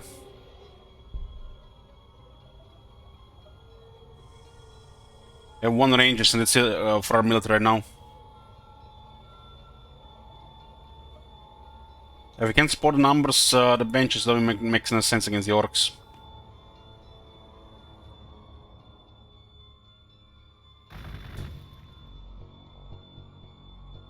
It looks like those orcs might switch on us, but they're also close to the middle as well. They're destroying all the gates here. We can see the city here.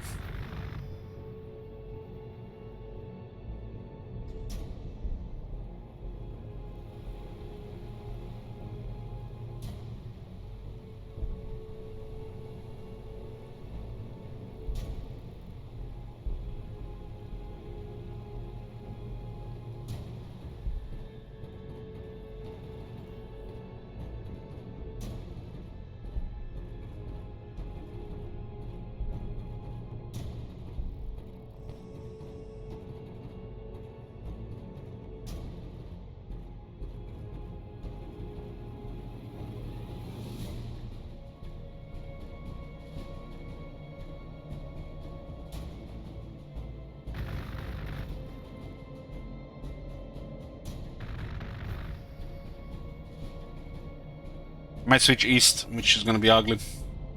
Hopefully somebody aggroes them. Build increased loyalty for the Cairn. Eldanish was the first Aeldari. He and his kinsman Ultanish were the two greatest heroes of the Aeldari mythology, battling the new people's enemies alongside Cain, the god of war. Eventually the two heroes fell out and the Ultanish went his own way, but when Cain killed the Eldanish in rage, Ultanish fought alongside his kinsman house against the god and became proverbial for his loyalty.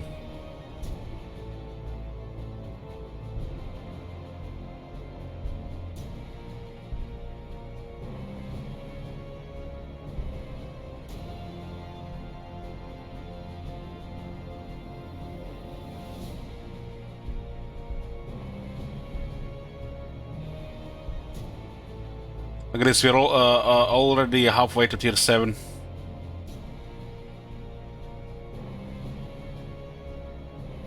This is the arm penetration of melee weapons. That's very good research.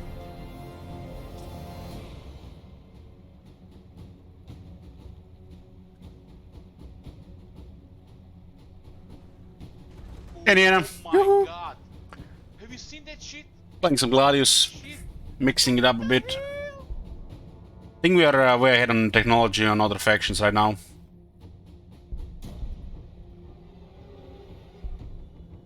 Will that third city grid work out? We'll see.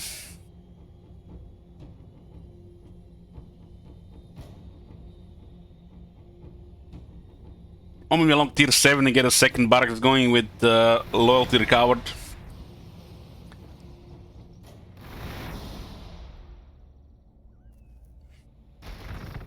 There's flesh gets here. There's still some distance here though.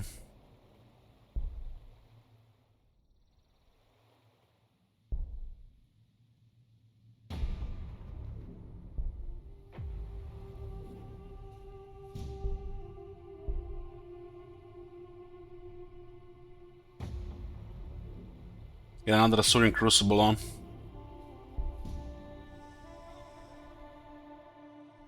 We have no chance against these orcs right now. Even if you had a large military, would have still been in their favor.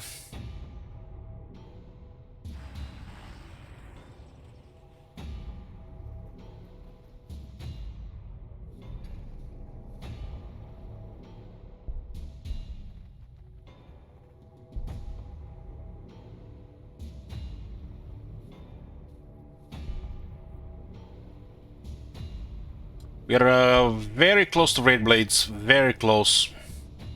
I have amazing research right now. It's kinda very greedy.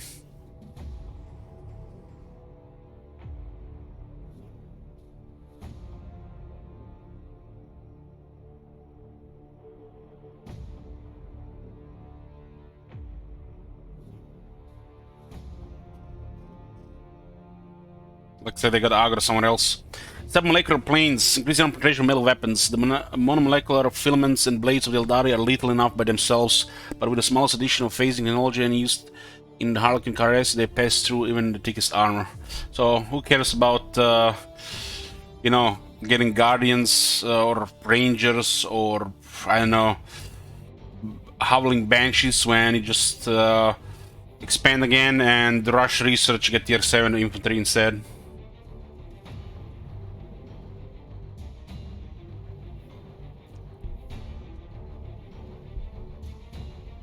Six tenths on the Raid Blades are available.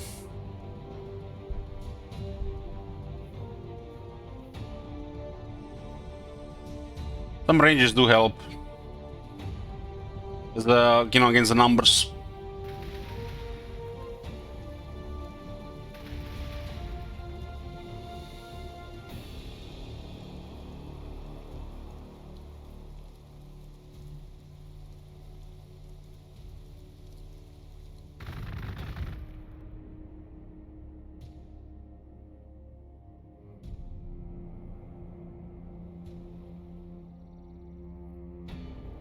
Okay, we're getting Outraq.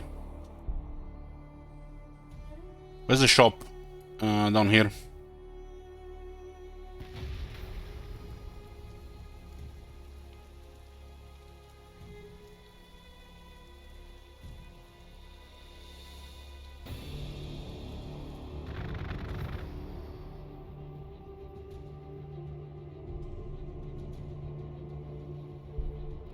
Okay, this is our Outraq hero. Got 6.6 health, 14 morale. It's actually 6 health. You get plus 2 from the levels, plus 10%. Outraqs have a consummate understanding of the way of the warrior, and the future of the race has been shaped by their excellence in the arts of death. They follow the path of command, gaining a wider appreciation of battle than any other, and directing the war host on the most efficient path to victory. Theirs is a burning obsession to see war itself conquered and made subservient to their will.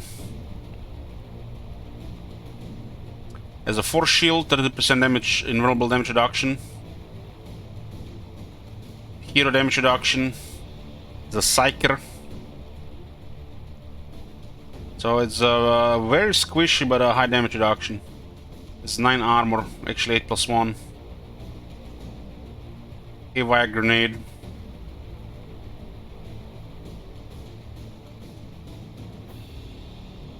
There's a jump pack.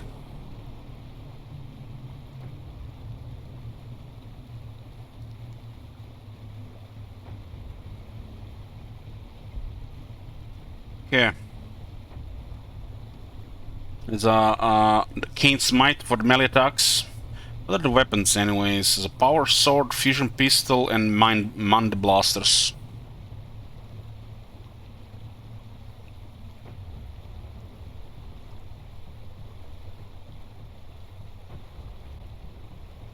The 2 one-range weapons and 1 melee weapon. Fusion pistol is a melter weapon.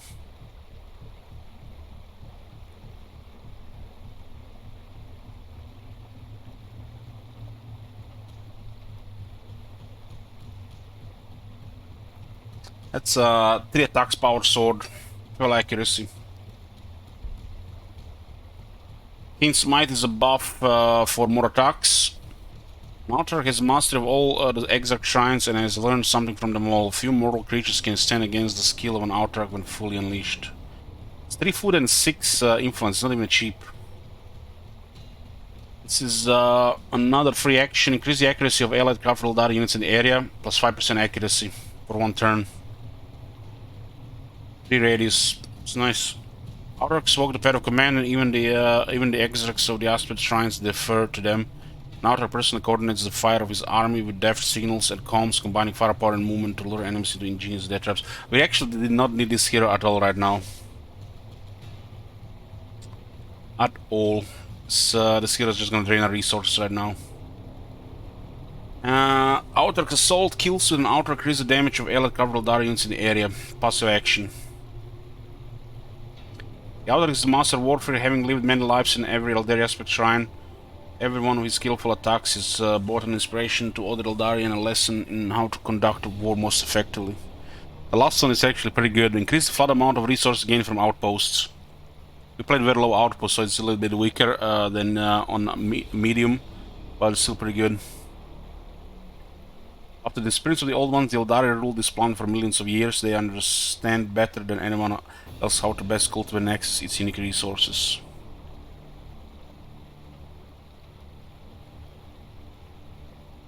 This was, we didn't really need this right now.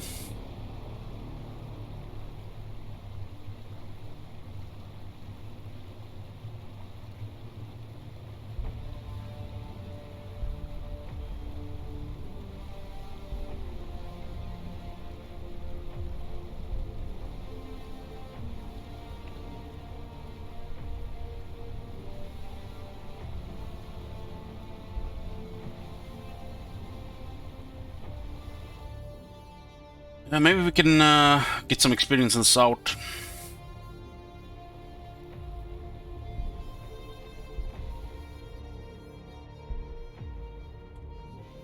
This will help a little bit with tanking. A little bit.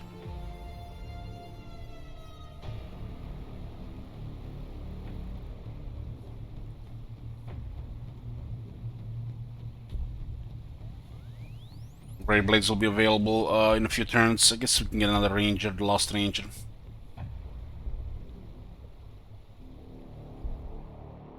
That hero gets very good on rank 6.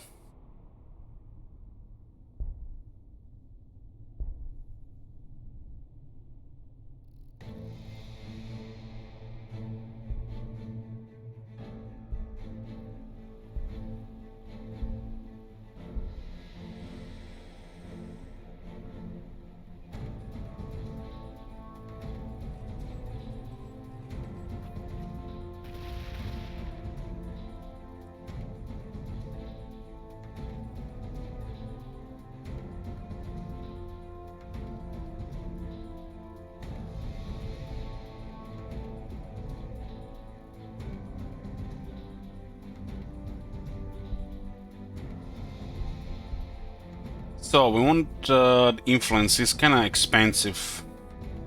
160 for tantalizing icon.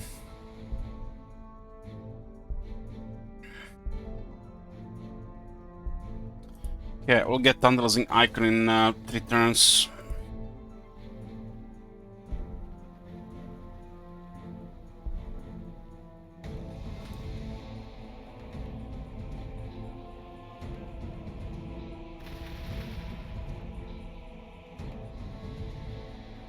You guys with your Rome memes. You're creating a monster. Oh, looks like they might be building a city here. Oh, that's not good.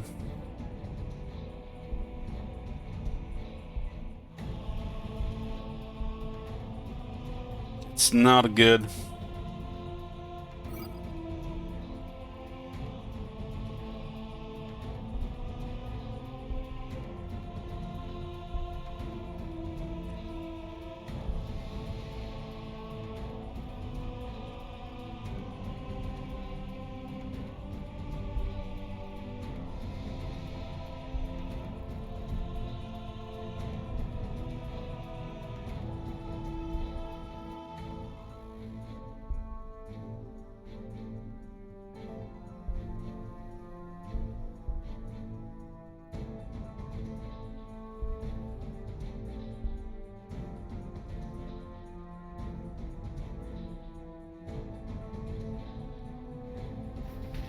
You can kill maybe those mechs with snipers before they send more stuff.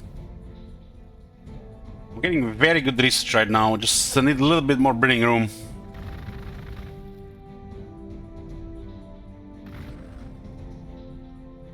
Come on, Overwatch.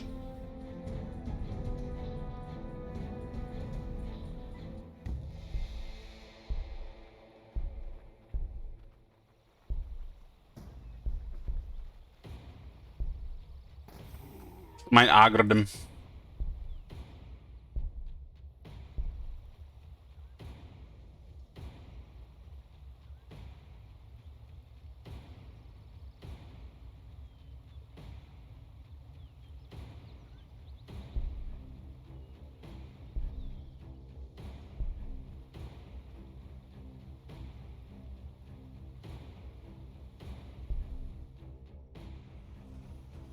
Looks like there's an army here.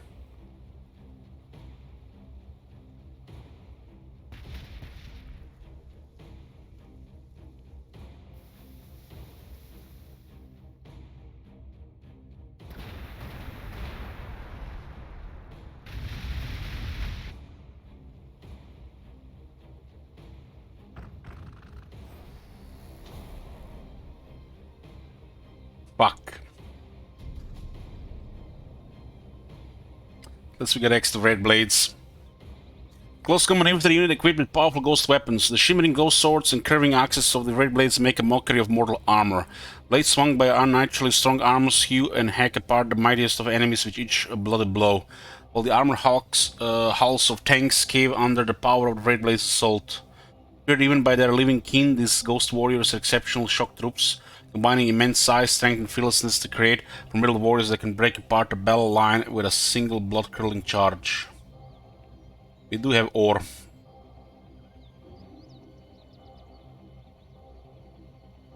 The remainder ascends with the spirit stone core of each ghost weapon. Whether axe, glaive, or sword empowers the blade and guides its wielder blows toward the vital points of this force. 7 AP.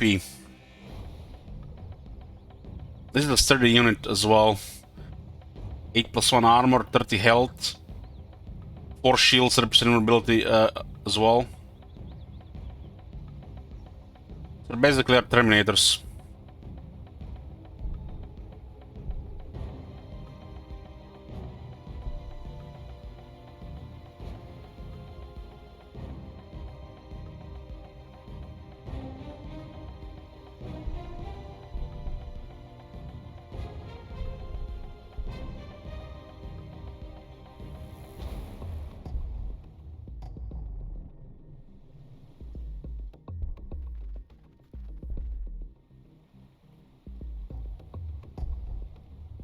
Those will do well against orcs, unless we are seriously outnumbered.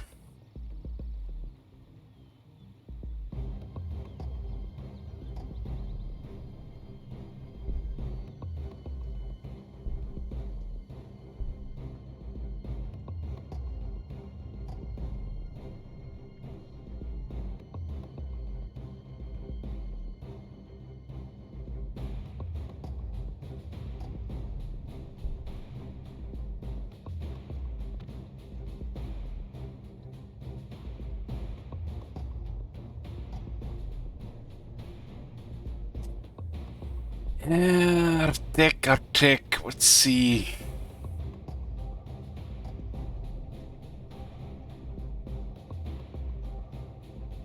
Here's a production output of certain crucibles. I'm gonna get some red blades, we have a lot of ore for them. Get some military going. The gloves plus 2 production in the city because we have 2 of them. Just in case orcs switch more military around now. Get a couple of those red blades going, I think we might be fine. Here's the production number of crucible things plus some production. We have 2 of those buildings and they are going to produce some important stuff. Surman is the founder of Path of the Warrior and the first of the Phoenix Lords. The creators of the Aspect Shrines invoking his name will surely bring more warriors to Gladius Prime to seize this plan for the Aeldari. Yeah, it's 7 pair. We need to need another loyalty building there.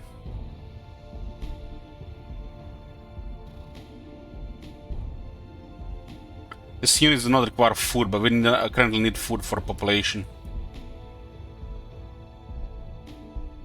Let's buy the tunneling icon so we generate influence here properly. We have to ignore this right now.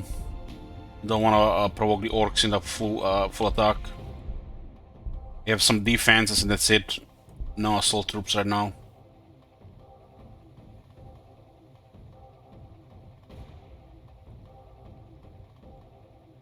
Grants the city's ability to spend influence for temporary increase in loyalty. This could help. We have 3 cities. These things cost energy and ore. We're going to get more energy. Our ore is really good right now. Good for mass production of red blades. Seven Bliss grants city's ability to spend influence for temporary increase loyalty. The life on Aeldari is infinitely richer than that of a human. Given their tremendous sensitivity, intellect, and intensity of feeling. And sometimes it takes shared moments of that bliss to remind the Aeldari what they are fighting for in this dark universe. So this is basically 40 influence for 3 loyalty. It's not bad, but we need influence. This is currently hero. Yeah, well, he's generally only 2 influence right now.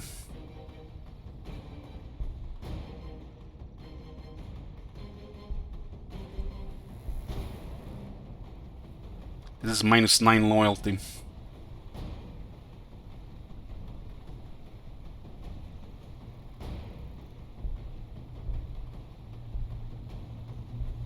This will sort of food issue. That's plus 40% food.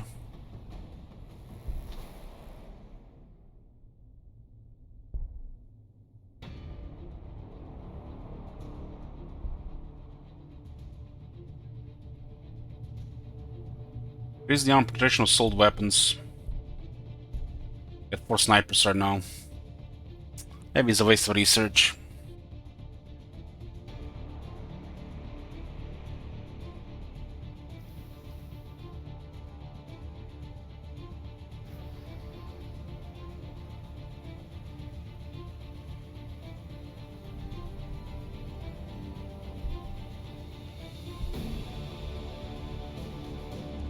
Who's light blue? Hammery. Necrons.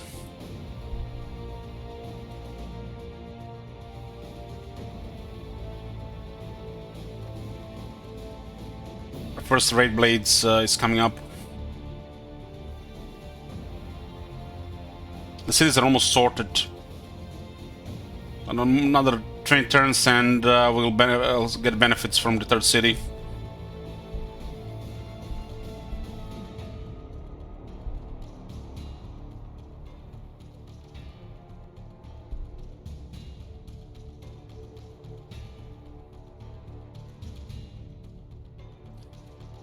One raid blades, you know, it's a start, but we need more.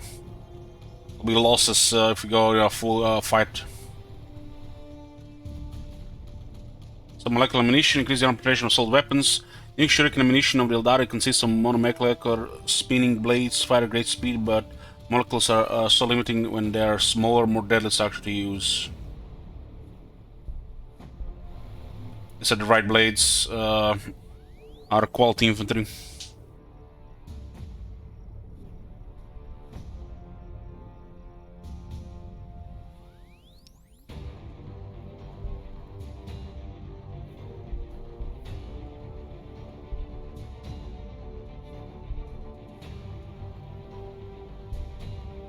Can get him almost 4 turns on.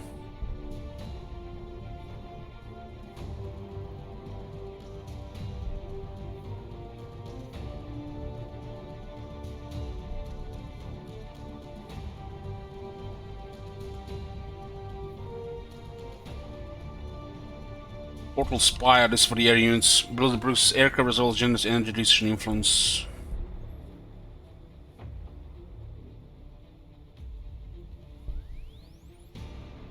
The guys are quite tough.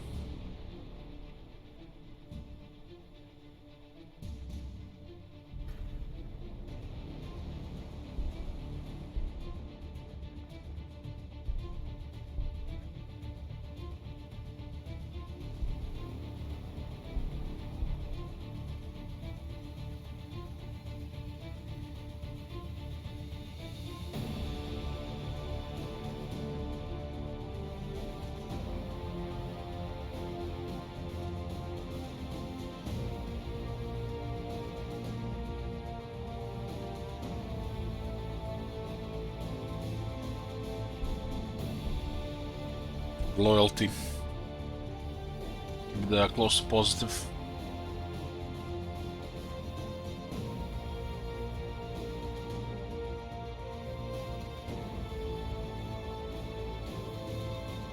Look at deserts here for power.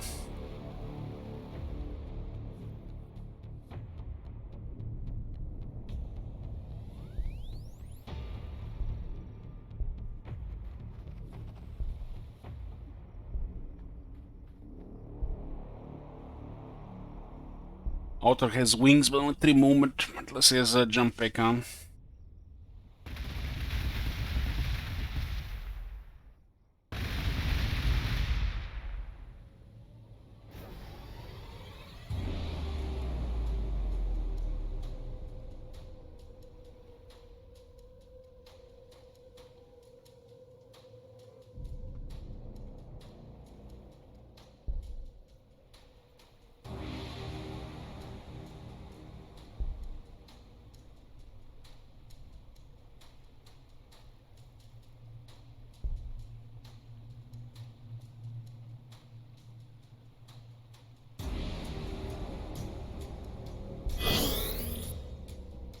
Doesn't really do much here right now.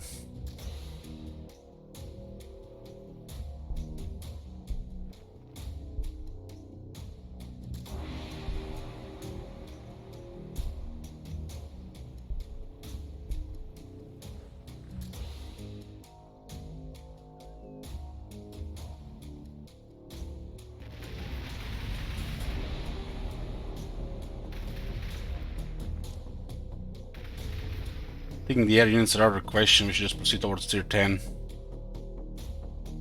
But is an option. Second right blade is coming up. Gives a little bit security. The orcs make a move.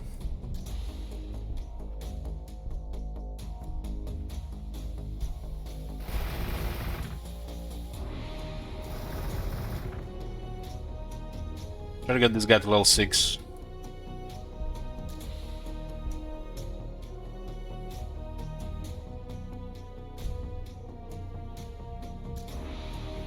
City has stopped growing.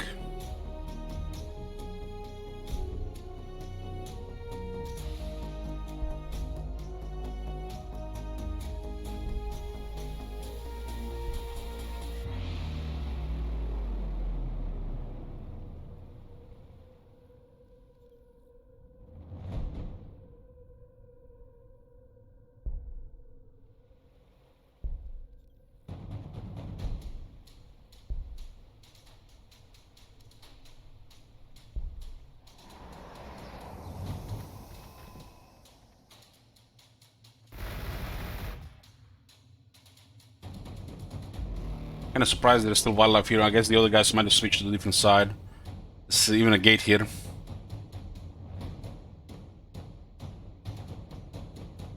Looks like Adeptus Mechanicus is below us. They've been busy, I guess, maybe in the west.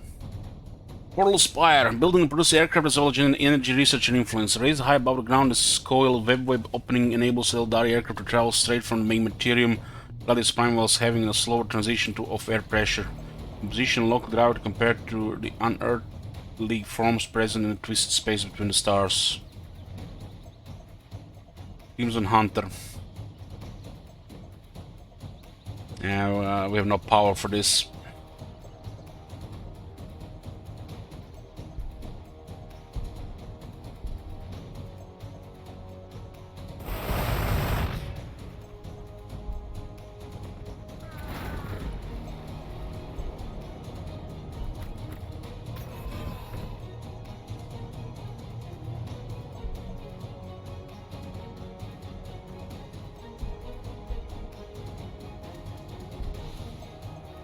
Our city is gonna eventually find that we are in the east.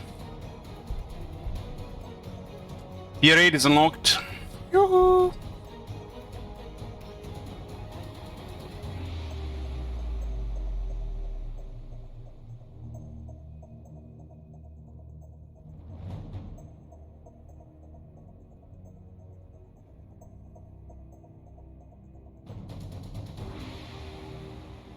Increase the armor penetration of heavy weapons.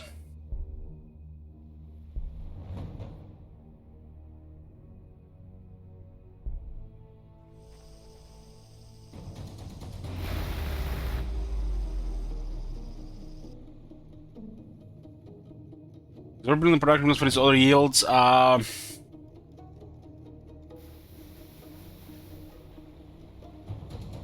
Sometimes, yeah.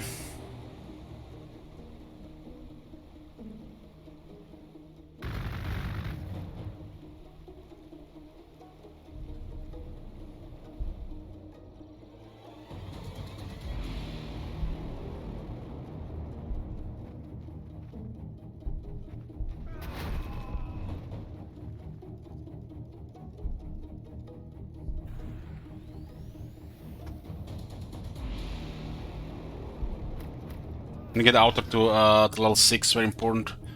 It's not very useful right now.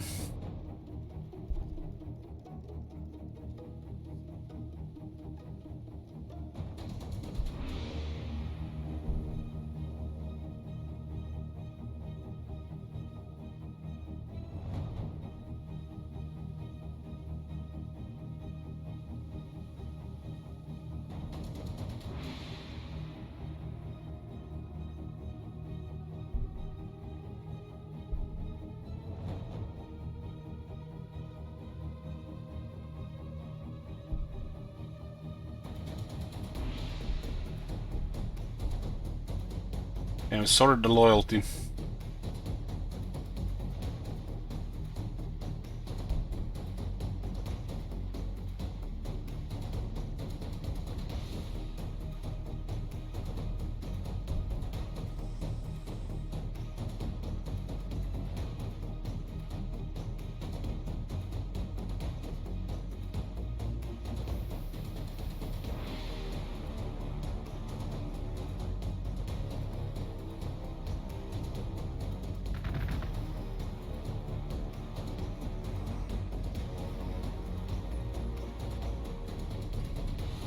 The unit taking heavy damage from something.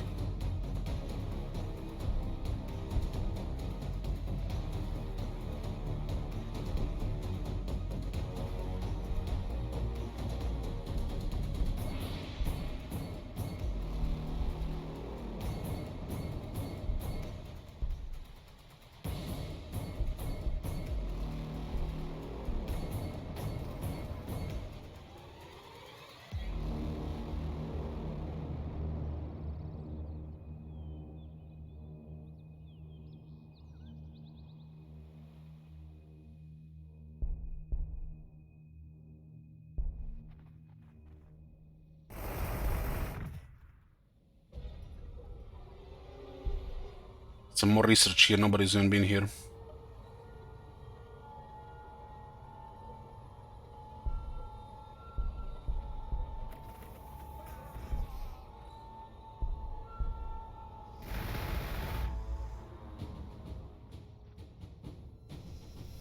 A little bit too far, those orcs might trigger.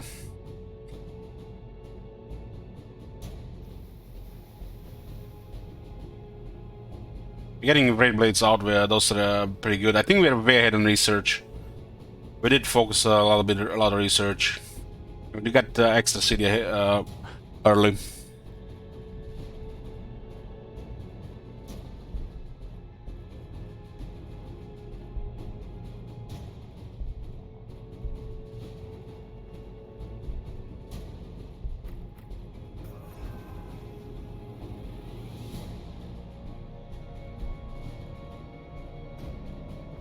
Into influence.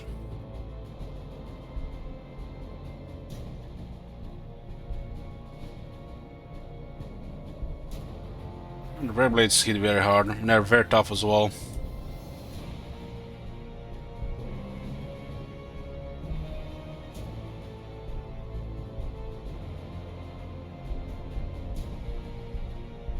You can have Overwatch here. 4 snipers.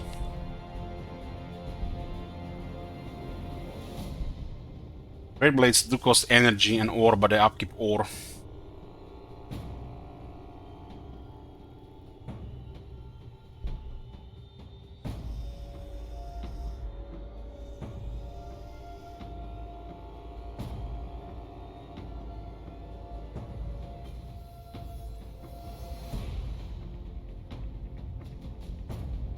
Konos has been defeated.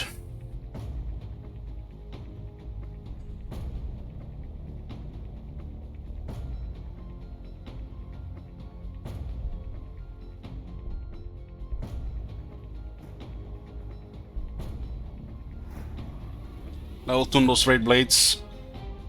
That'll help some quite a bit of damage. We do all have extra damage.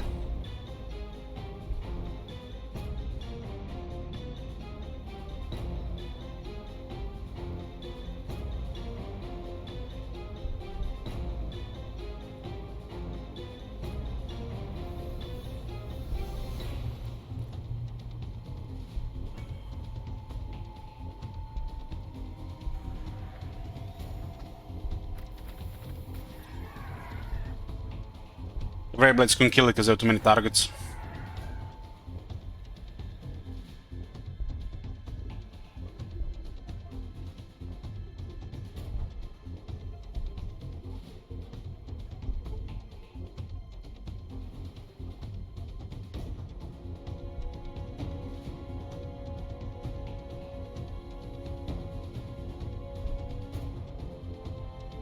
The city should probably fit greater ingress.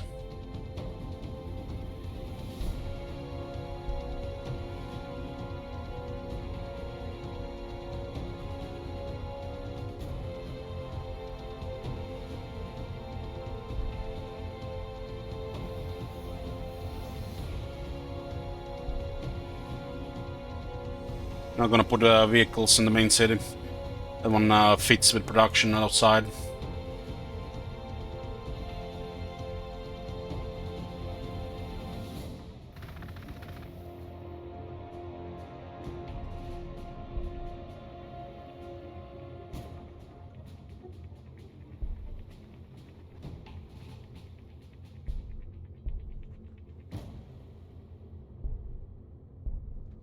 As the further south I'm gonna go here, extra food here. If we go even further, we might provoke the Adeptus Mechanicus. We got actually a really sweet spot here. I think Aeldari might get murdered if going with this grid in a better, tougher spot. Hey Mega. This guy needs to get level 6.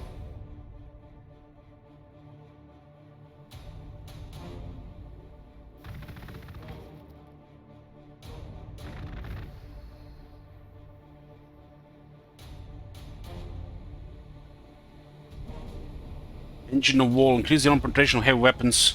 While humanity plasma weapon is often fatal to its users, the elegant Aeldari equivalents harbor no such threats. Now a chance discovering Gladius Prime's surface has allowed the Bond Singers and Exeter to further improve their focus. Take this so the wildlife don't see it.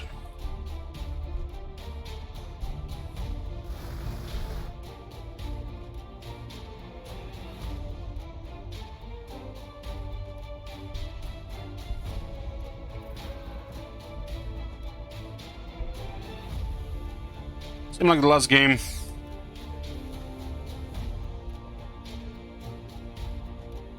Can still fund the enemy.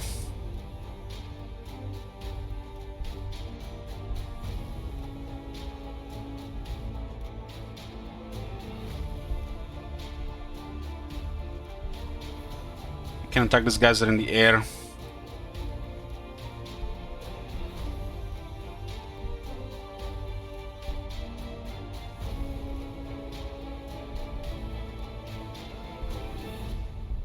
Running out of power. Yeah, you're almost close to the Great Knight. Let's unlock the greater ingress for the vehicles for the third city, and you guys will build it.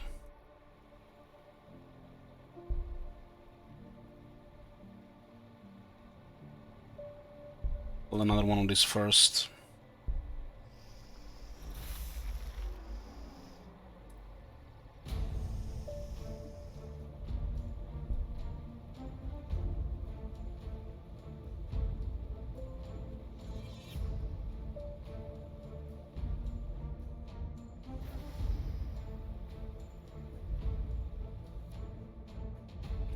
Yeah, research outpost here.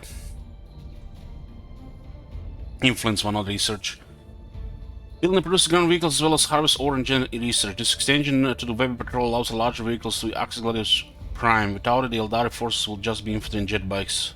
Not for a Halkin troop or a built-on Wanger perhaps, but not for a true war effort.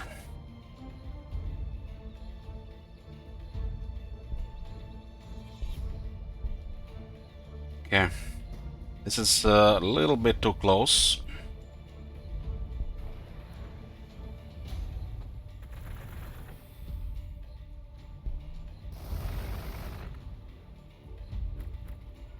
This guy's still not rank 4.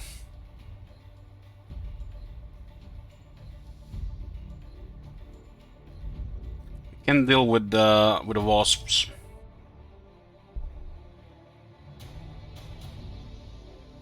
The weapons are ineffective against their armor.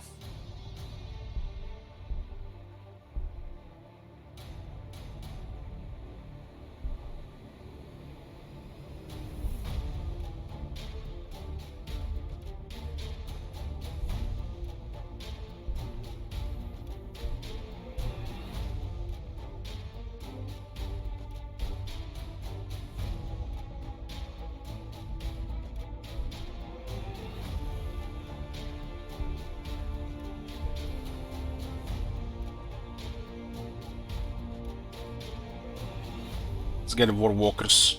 We have very good research even for tier 8 still.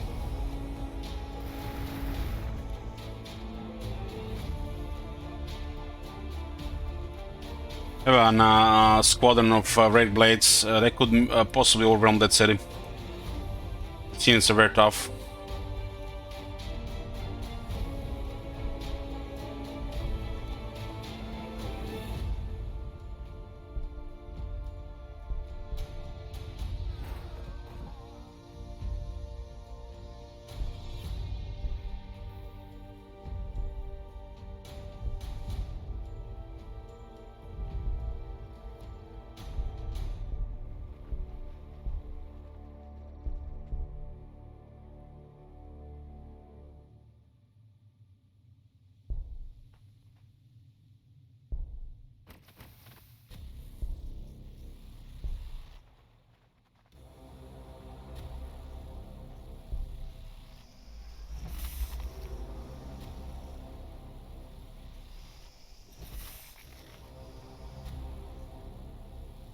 War walkers, we have some ranged weapons.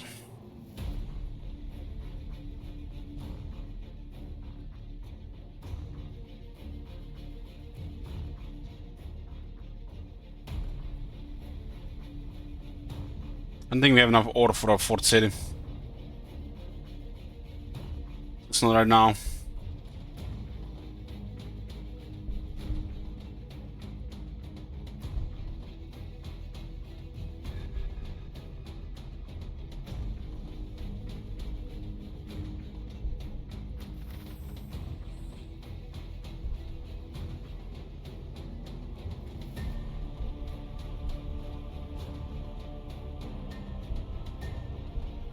Doesn't look like there's anybody here. We could start that city before they respawned.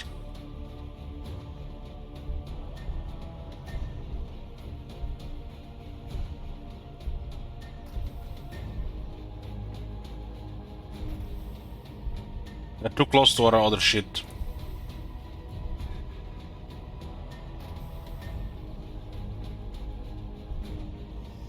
Maybe they are 2 or 3 turns away. I think this is on their like eastern front.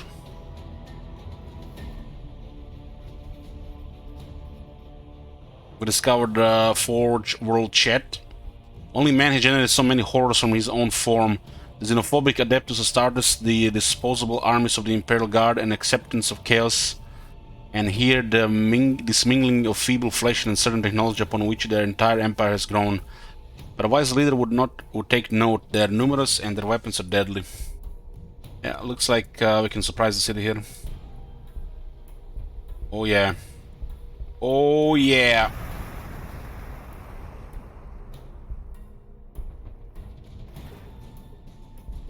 Their vice currently maxed.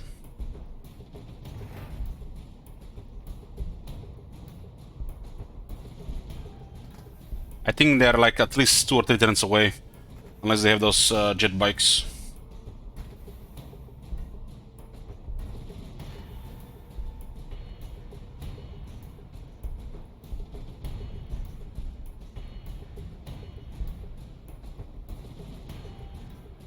Things are quite annoying around.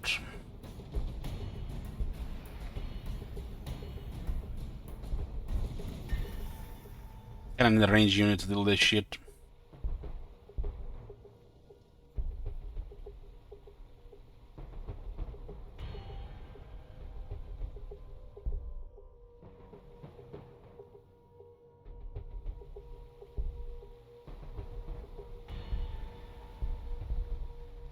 Let's put them in a safer spot here. I feel like they're a little bit exposed on the other side.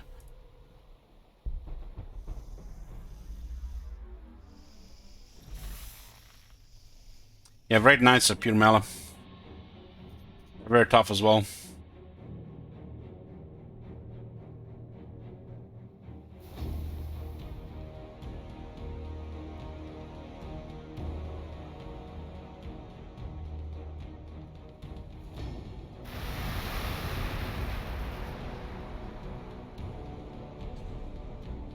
Red Knights Red Knights are the version of Red Knight in this game is range. My bad. I thought you thought about the Red Blades.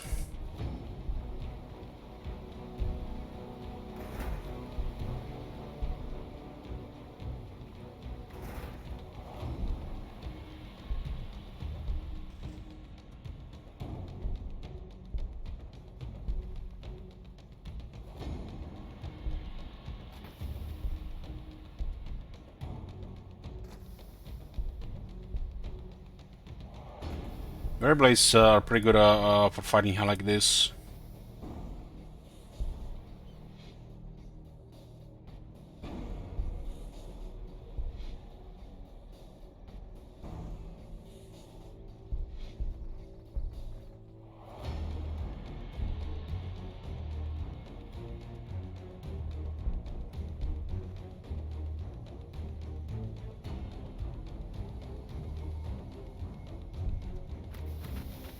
Things will destroy this if you don't send some rangers.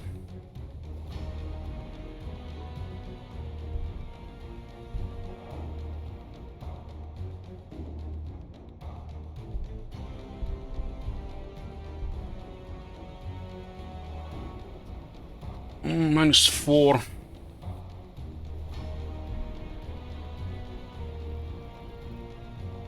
I'm gonna need more power. Power and food before I switch to another loyalty building.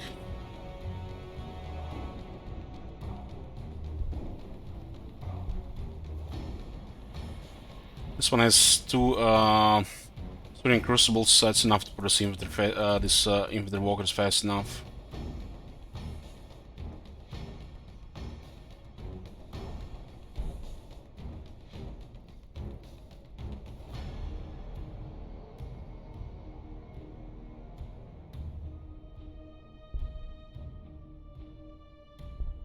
Not too negative here.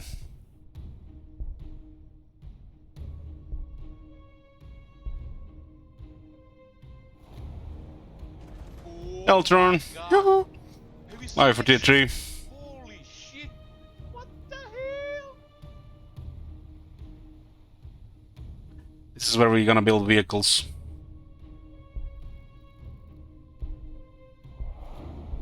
Give me 3 vehicle buildings here.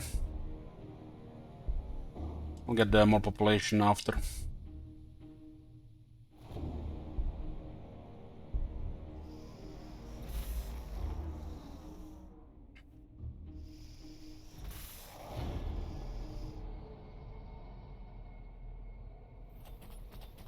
Research is very good, it's gonna get even better as a Doom Crawler around. I think she got nerfed. I think it's more costly than it was.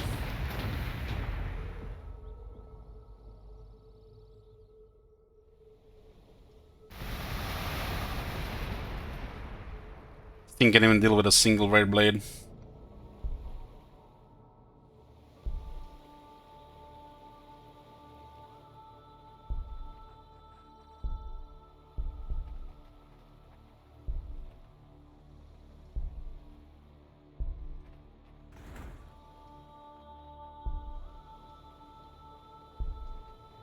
Okay.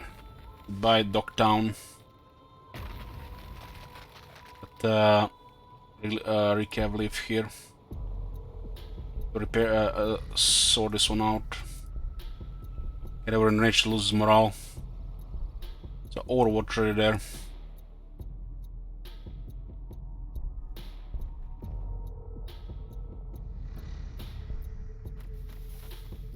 I'm gonna send help through via gates.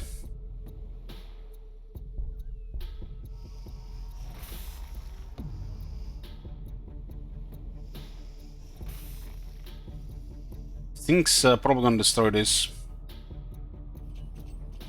Don't have any serious range weaponry here. 4 walkers will be available now.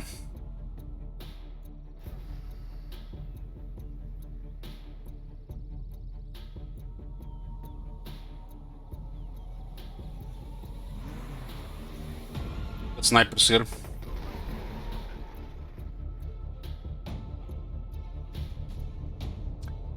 Well balanced and well equipped walker unit. It's a tier 8 unit.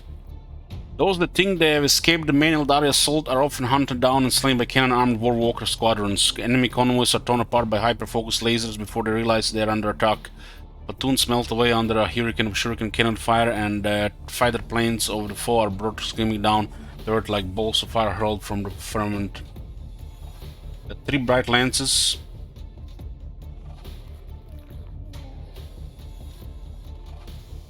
And 3 star cannons. So pretty deadly at 2 range.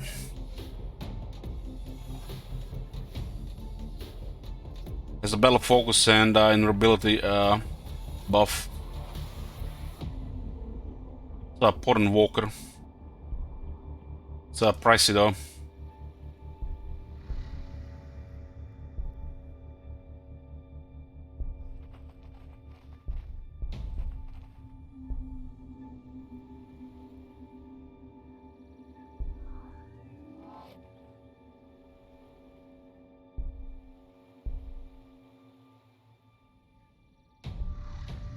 Might be just in time for this.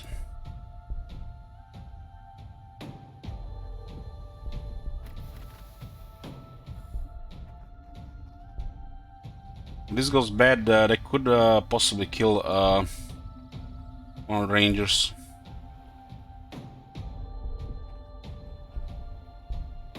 These units are good for current combat with the orcs. Gonna be draining us if we don't put them into action somewhere.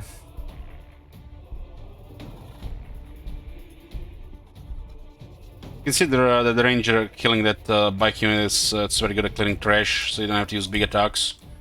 I think we're good with Ray Blades right now. We created quite a bit. From non-military to a very nice military.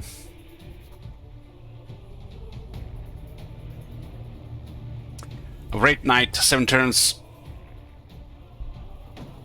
It's one of our best units.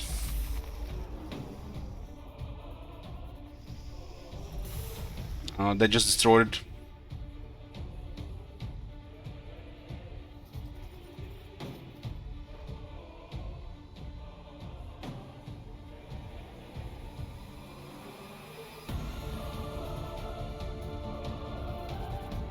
Should have sent these guys earlier, might have saved it.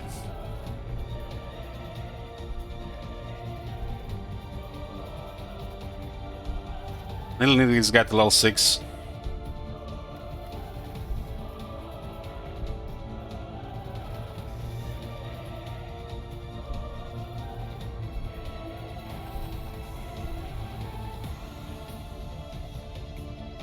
We'll consider getting another city.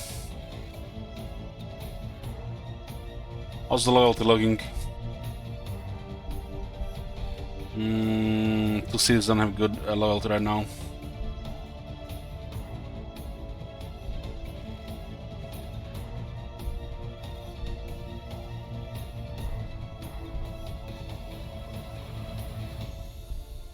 But no orcs come here other than that one unit.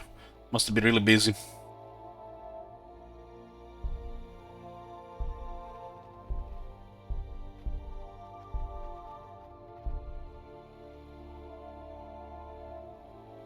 Level 4 here.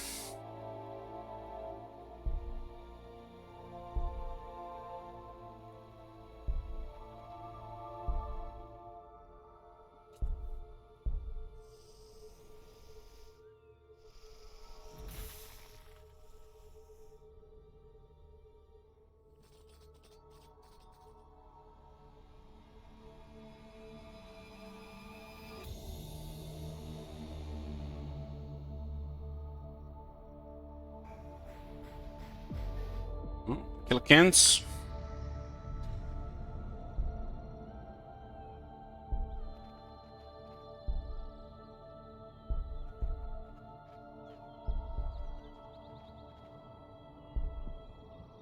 They're not limited here, our units are way stronger.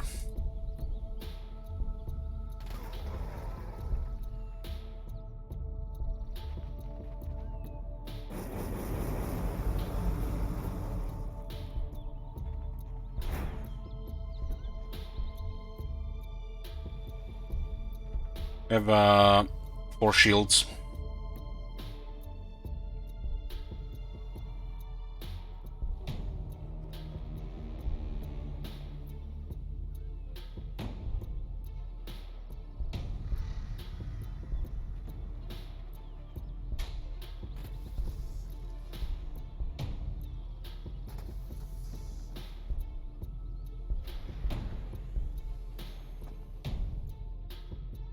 Still alive!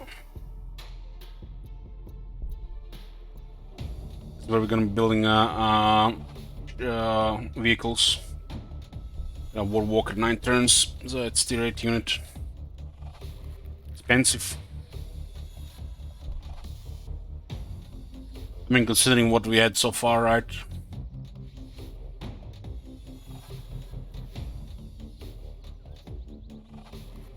Should not split our forces, we should go after the orcs. Well, the right blades are still very good. If we are on the attack, we can totally mess up their units. The right blades hit hard and they barely take any damage unless the proper military is in the area.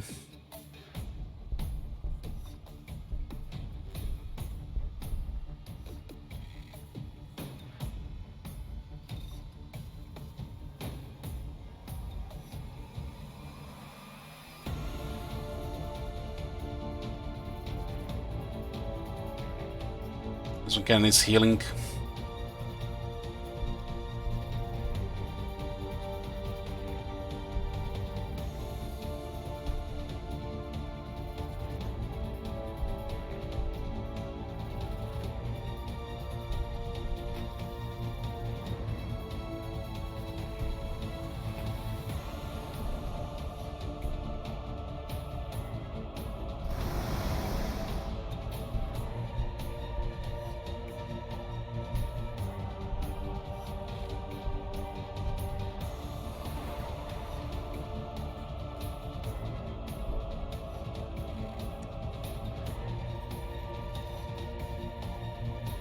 That the research jump is noticeable now.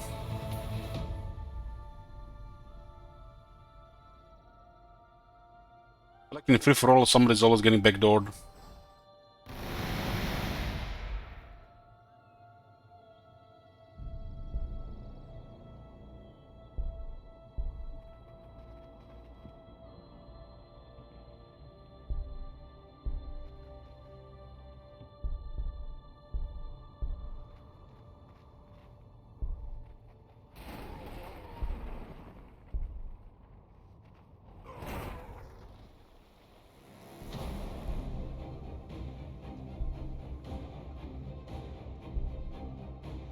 Where will this thing go? It makes sense to go here.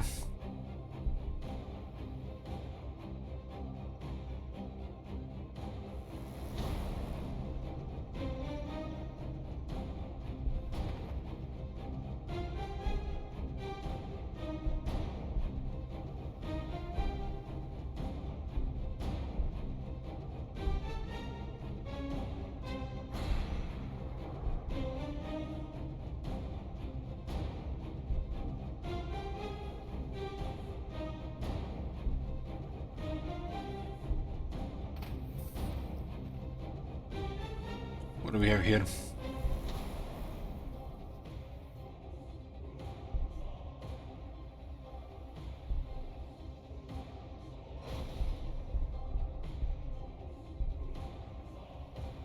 Shadow wall.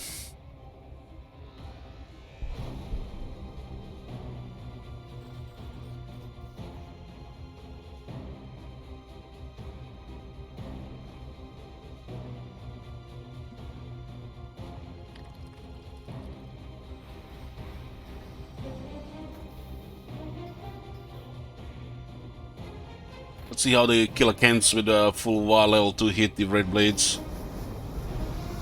6.7 damage.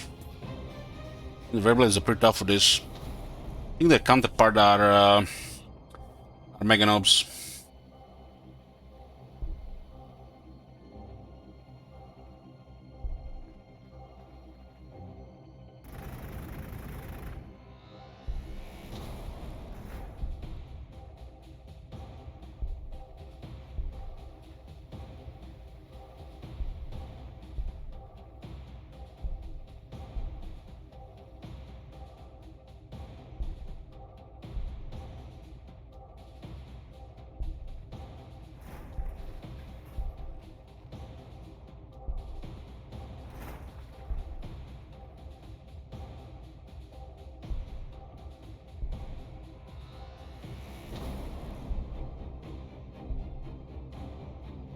Overwatch boys. Range is still useful.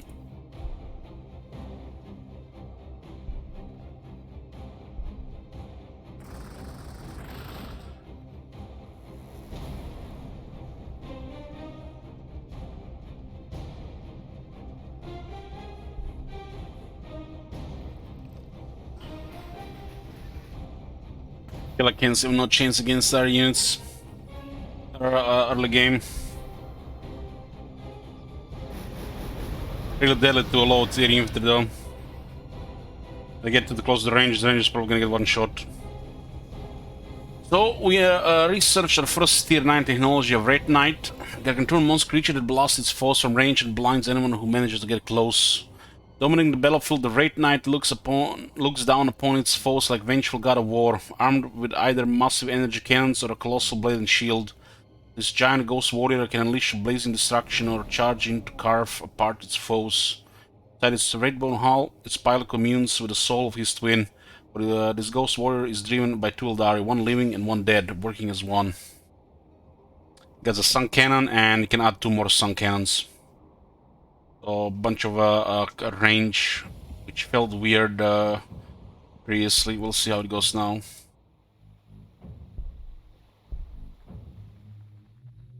Got the Sicarian infiltrators here.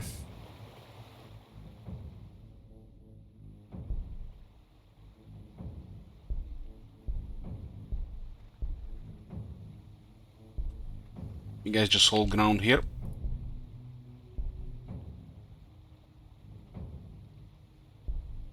Leave fire on one of them.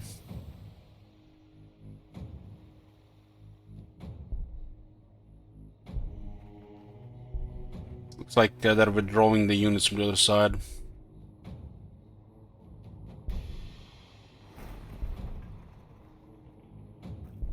Okay, heal.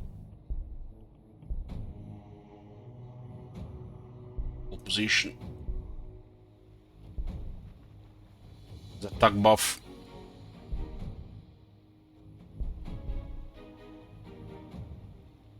Okay, let's go second tier 9 technology.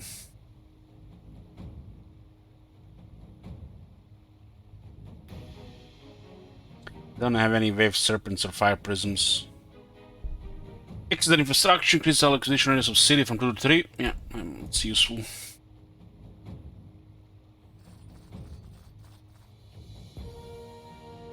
Probably build one Red Knight, right?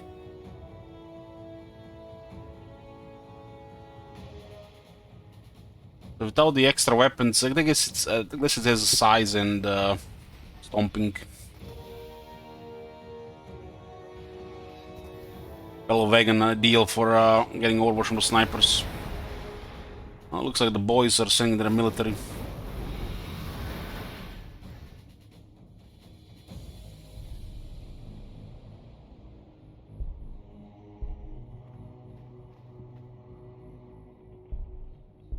Don't have the tank bust in range there.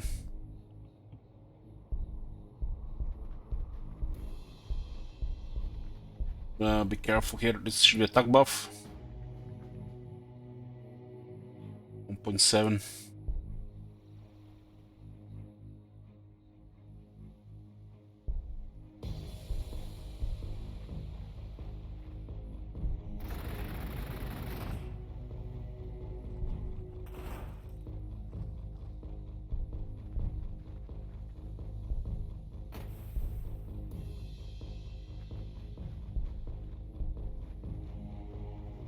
Should not let the orcs recover there.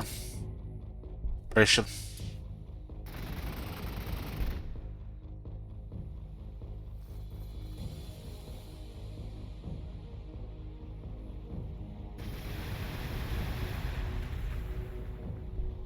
Goddamn doom crawlers.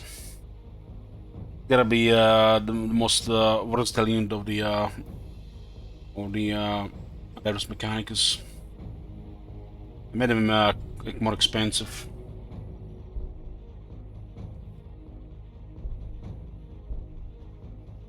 Looks like they were engaging with Aeldari's Mechanicus on the other side.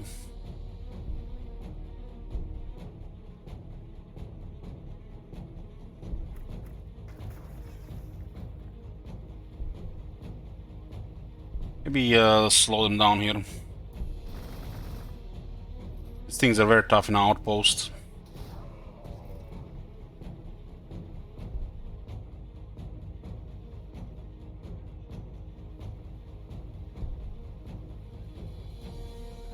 Three range weapons what makes these things so good. Arts off are very low. There's one here. You can't turn them off.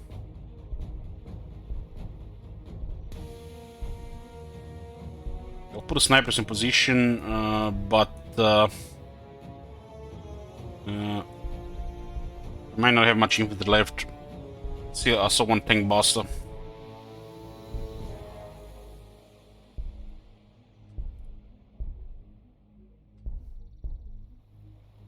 Red Knight is basically 80-80, huh? Just basically dealing with infantry, huh?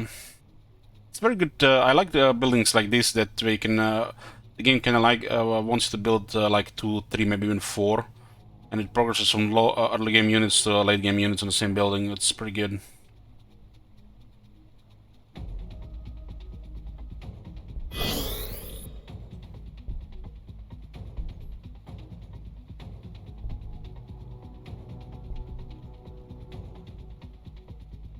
City is getting pretty good.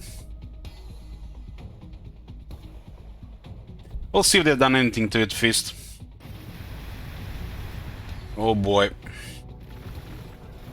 Those are early units though. Except this one is mid game. 30 Ballistarius, Iron Striders, early game. So looks like the Portugal chat has quite a bit of military here. I wanna get us a pain because of the range.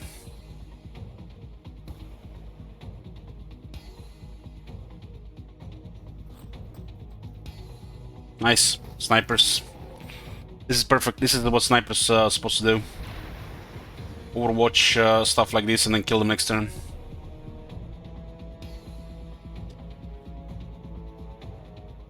Red Knight with the Knight Crusader, 1-1 who wins. Pretty sure Knight Crusader.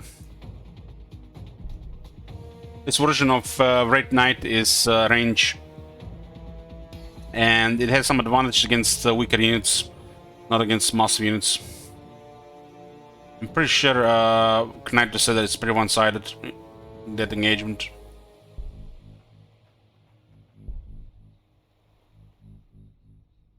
This is interesting, but I feel like we're about to face the might of the whole army. The artifact here, who controls it? Damage artifact.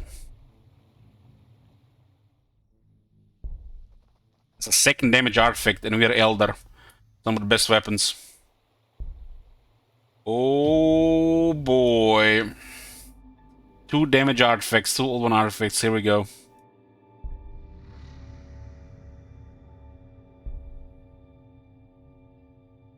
This guy should get some gear.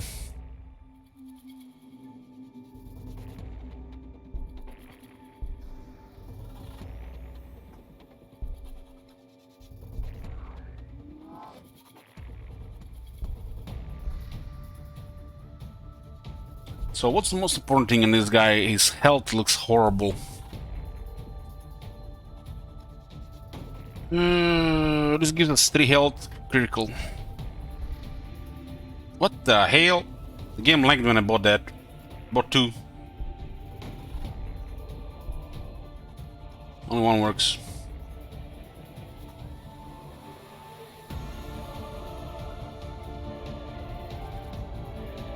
It basically gives him 50% more base health, which is important and doubles the healing.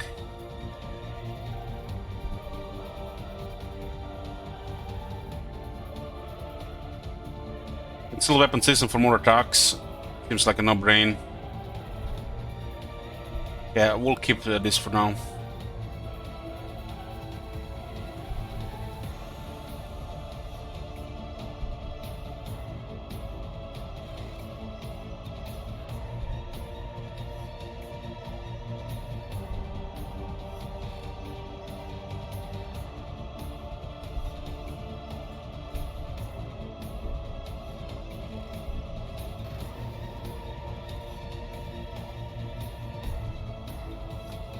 The engine wall, I guess we can't see it right now. Where the hell is the, here.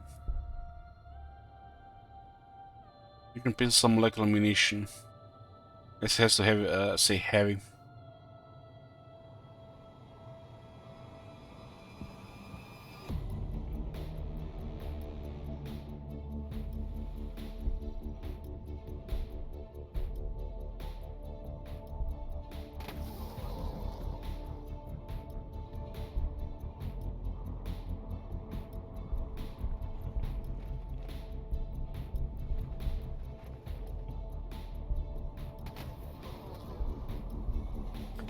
Well, this is why the rangers are good.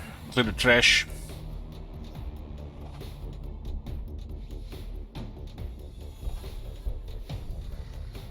Mega knobs down here. Oh, we can one-shot them.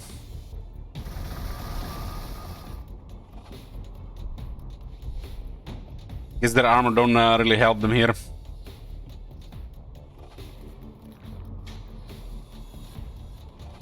The only thing that save these guys are their armor.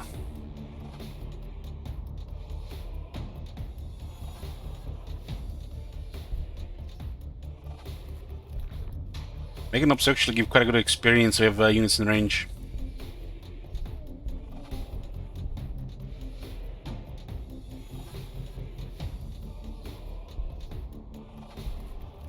That's a big kill here. Looks like we join in the conflict between them and the Adeptus Mechanicus. Lots of experience for that one.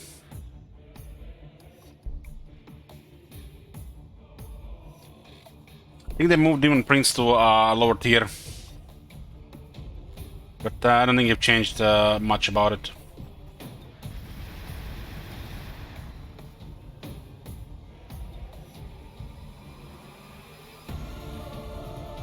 Looks like orcs are under heavy attack here.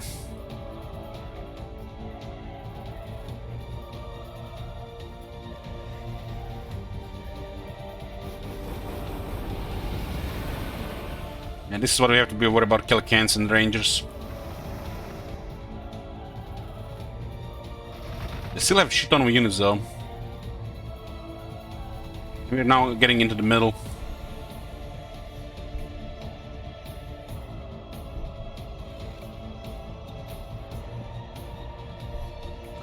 That's a duck jet. Oh, we got our first war walkers. Oh yeah. 3 bright lances. Aeldari lays with psychically grown crystals to refine all the intense bursts of their optimal potency.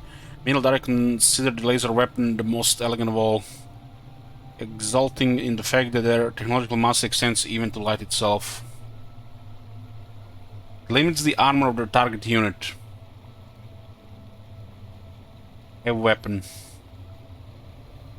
This unit has 3 of them. As long as they have full firepower, it's gonna be deadly. Nice, Alan. And 3 star cannons. They got 2 attacks, but why the star cannons not blast? I always wondered why they're not blast. So I'm supposed to be against multiple vehicles. Or a single vehicle. The testament to this man that he creates plasma weapons that frequently maim or kill the wielder. Star cannons and sun cannons have no such flaw. Their plasma cores producing the heat of a star, while the guns remain cool to the touch. They have additional 20% damage, so that makes all the difference. This unit has 33% invulnerability. Helps a lot with 3 entities, which makes this unit really good as it gets high level.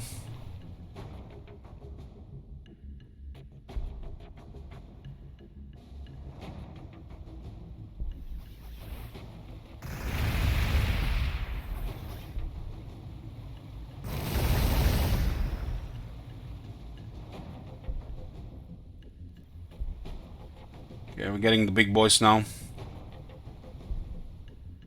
This is looking bad right now. A lot of them came at once.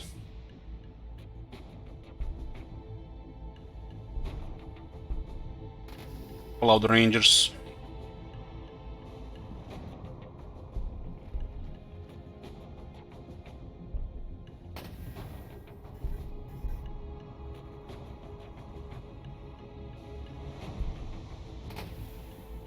Well, they're still alive.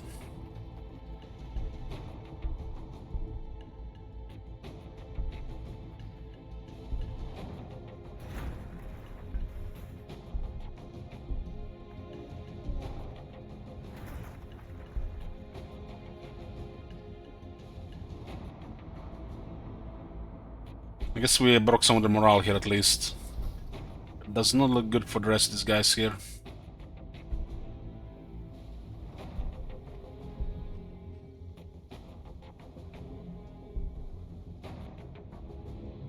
How much armor does this guy have? 9. His health is way too important. Should be a Dusk Blade though.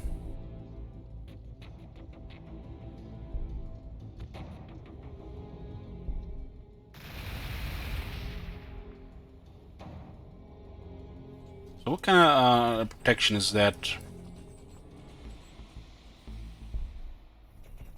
Power field. Power fields route a portion of the vehicle's energy supply to protect the glimmering shield protection around the vehicle.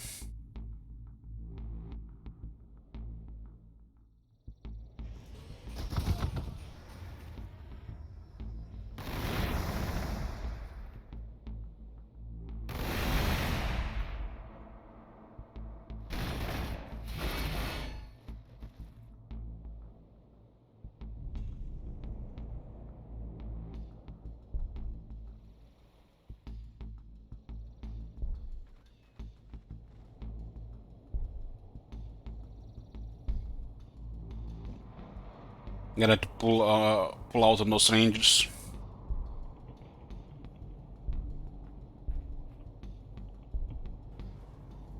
Oh my Thank you, god. Lorin. Have you seen that shit? Holy shit. What the hell? This one does not look so good here. But we're going for a full engagement.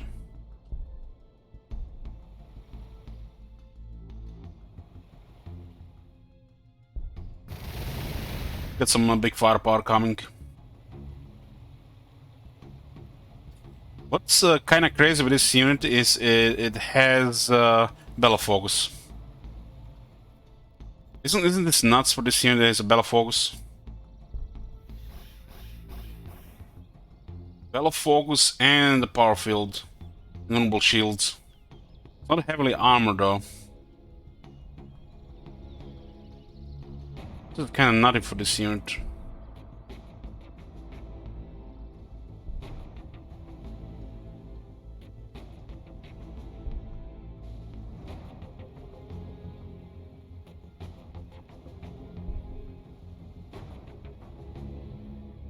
This guy's missing all the action.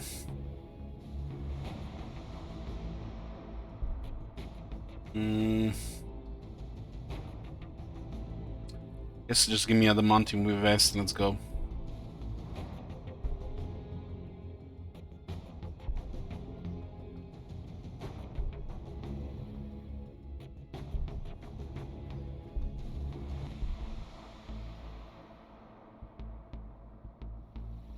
Battle focus means he can move after attacking.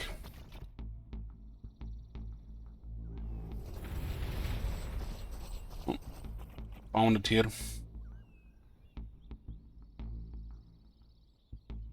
There's an army of this guy's coming as well. We're gonna be caught in the middle of it on retreat.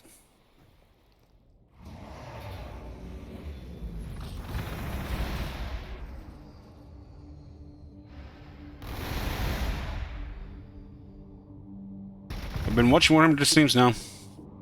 I don't watch early access, not really.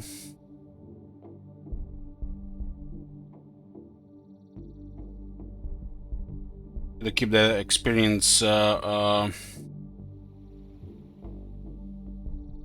other influences.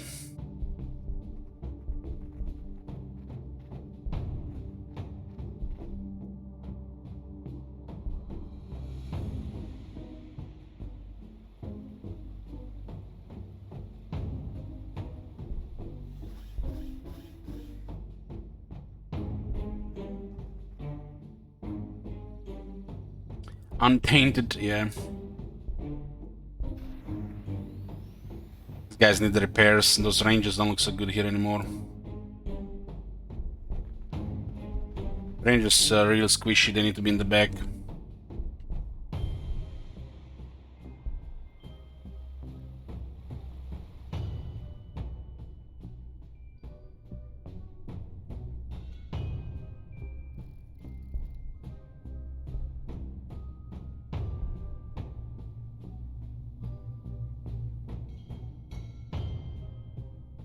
I need more energy. And we'll claim this one for some more influence. Get a couple of influence buildings, we can get another city as well.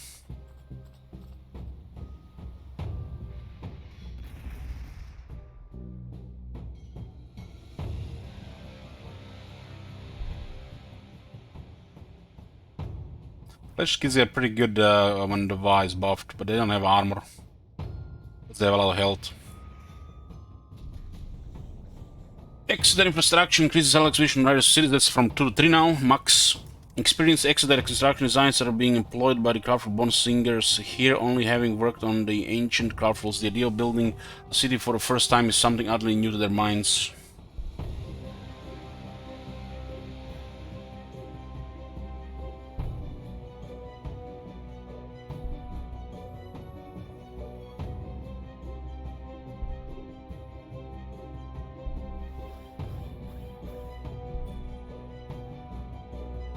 Some war walkers close.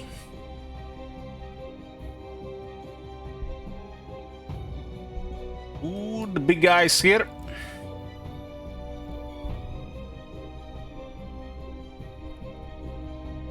That is basically considered a massive infantry unit. Like a turn monstrous creature. I guess it's used for this armor.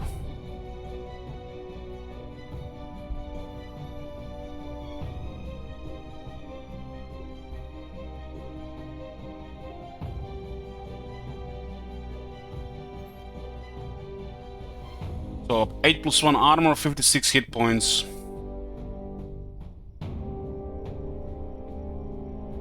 12 morale, 3 movement. There's 1 sun cannon. Honestly, it doesn't look so special. So the sun cannon has blast, but not a star cannon. Those star cannons. So star cannons are against vehicles and armor. Well, sun cannon is as well, but it has blast as well.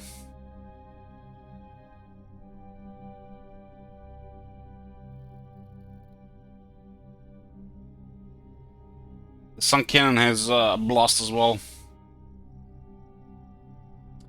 So what does this thing have? It has a scatter shield. Increased damage reduction, blinds infantry, monsters, creatures, attackers. So used to protect precious Aeldari war constructs. Scatter shields are gigantic, fun-shaped shield generators that convert the energy of incoming attacks into blinding sprays of multicolored light. 33% durability, and I think the attackers get blinded. They lost half accuracy.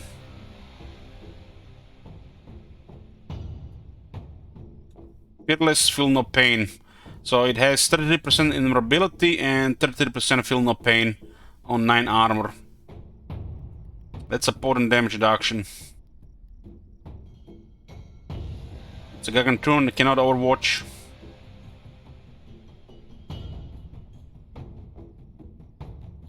Moves through cover, relentless, smash, strike down. It does have a melee attack, which is a free action consume human. This totally destroys units next to it. So the stomp is kinda like a thing that makes this thing actually something you should consider, not just its main weaponry. It has a jump pack. Honestly, I don't remember this thing having jump pack.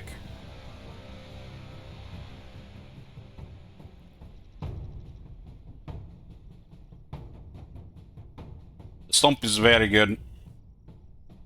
When you get a couple of these, the stomps will clear the small attackers. Stomp has a 1 AP, but Strident gives it another 6. This is a big unit, so it makes a very strong stomp.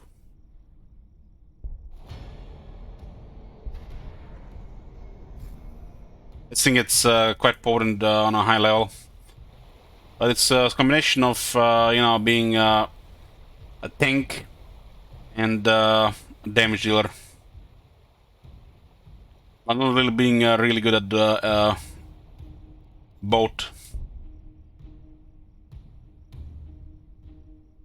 It seems like it's better at tanking damage than dealing it, unless it's stompable.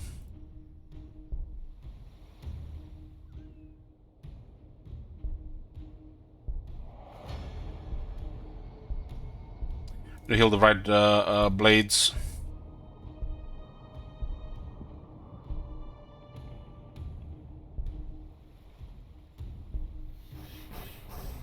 I'm gonna be running out of influence of the resources we're gonna be producing scenes like this. We need some firepower.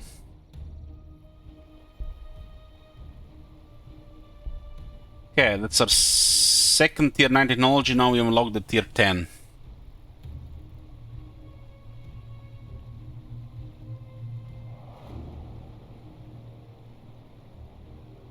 The Scorpion is a very powerful tank, but it's super expensive. It's the same cost as the Bane Blade.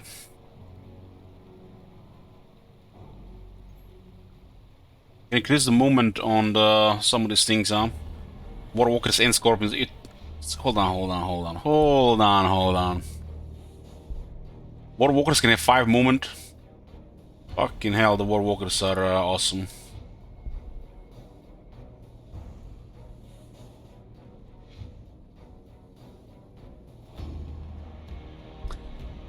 Grants the Red Knights 2 star cannons, so it'll have 3 star cannons. Actually, a sun cannon and 2 star cannons, right? It's sun and star, so it gets the star cannons are just weaker sun cannons. I mean, they don't have blast; they're the same without the blast. They also have a shorter range. But this unit wants to be close range.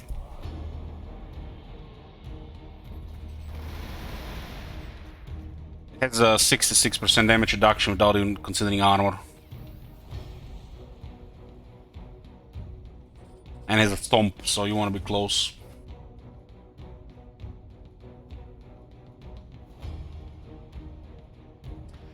Running out of resources like this, gonna have to use what we have here.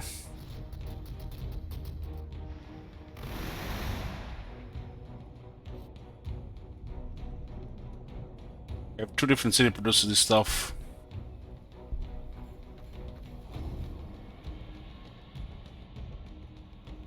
Can I have to attack these guys as well so I don't get caught in the middle?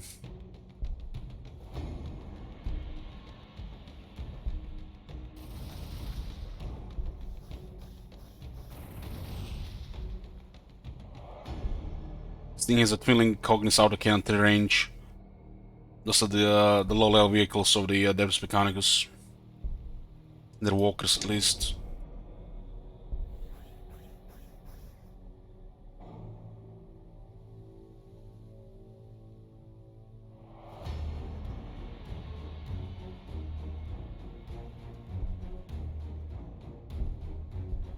No, we have to go for have to go here.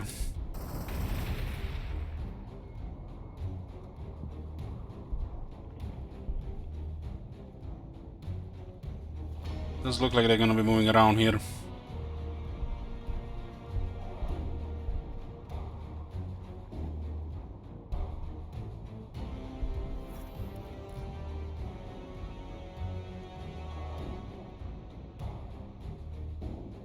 More accuracy.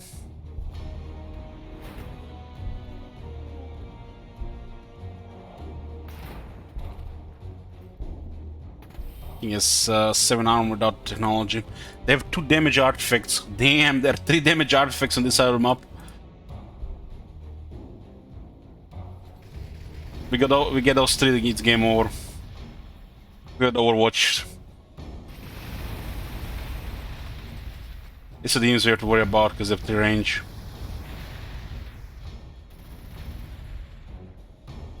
How much does this even cost? They're actually quite cheap.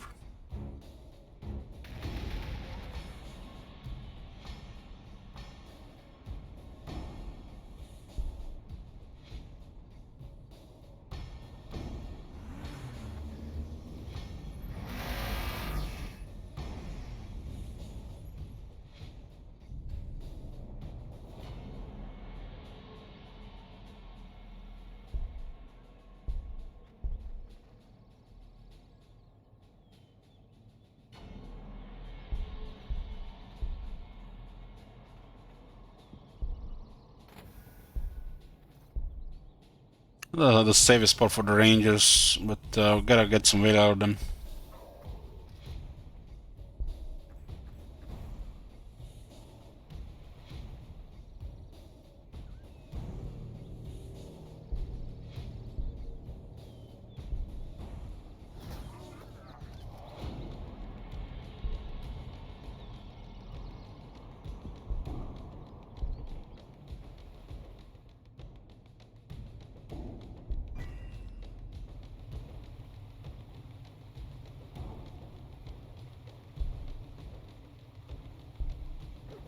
Like super grenade.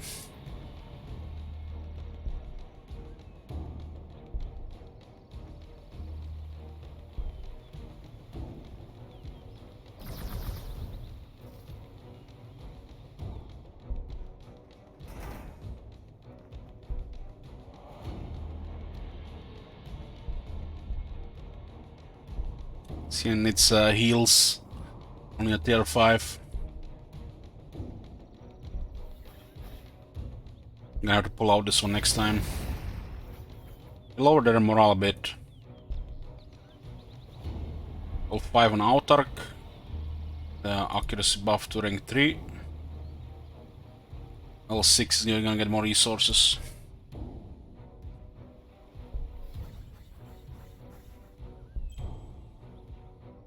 This is a healing here. We can't shoot over the forest. What's going on here? The city behind. Only one turn though. This will help so it doesn't happen next time. It's going to be even slower. The buildings are constructed ahead of the population, so they are not being worked.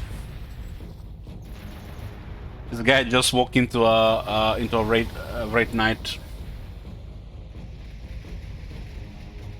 Didn't see how all of our units have some kind of shielding.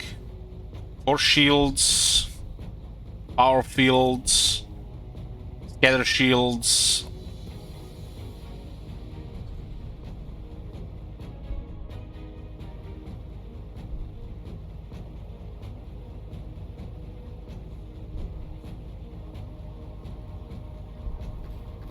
Can even stomp the small vehicle on.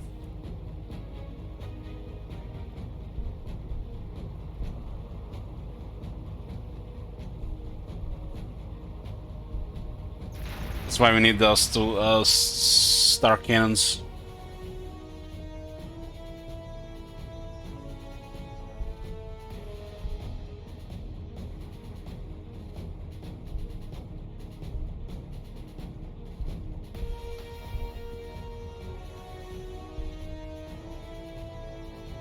Get experience here. It's a group of things here.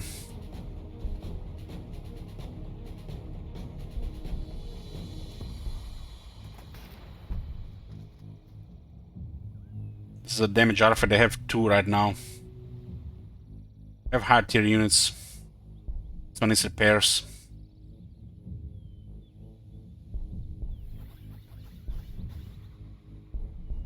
And also just pull out here a bit. Draw them out of this area.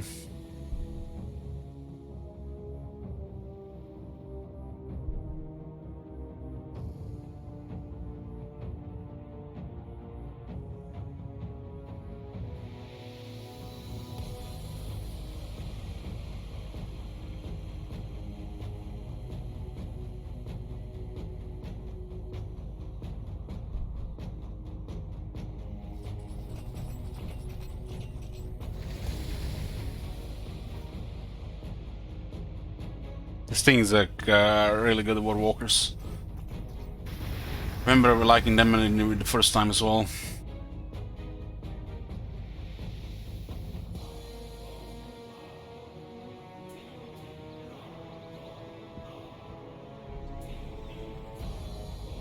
A second Red Knight. We can't afford them anymore though, we need to get more ore.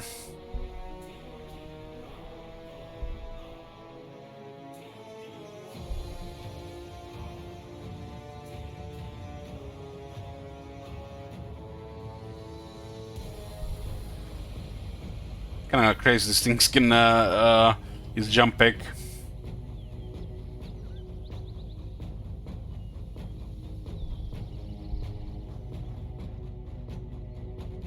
What is this guy? Survived with 0.1 health? Goddamn.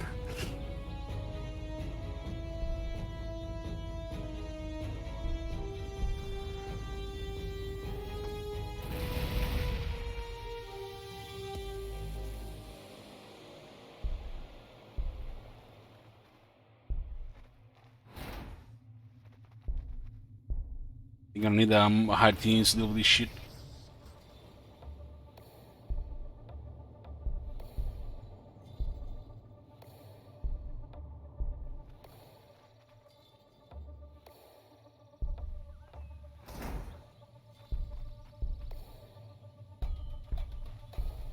In the experience range here.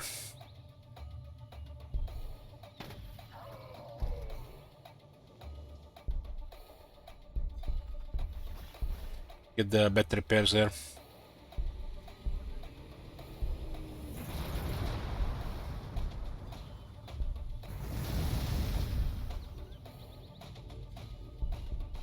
This thing has 8 armor without extra armor, pretty solid health, but it's level 6. Does have vulnerability 17%. It's sturdy in the outside the outpost.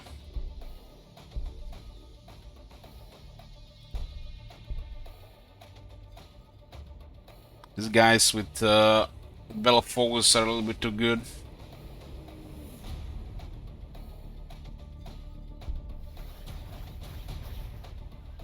Can move after firing.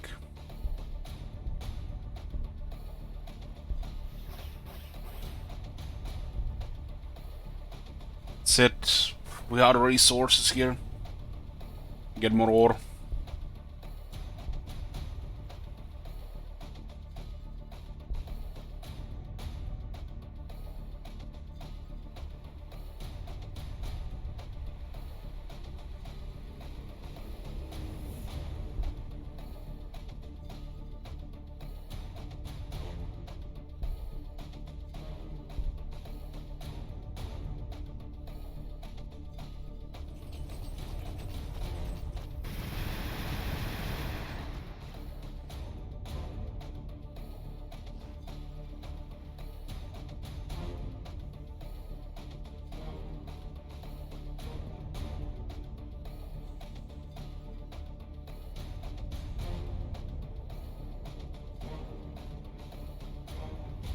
Yeah, let's take a break before continuing here. I'll be back.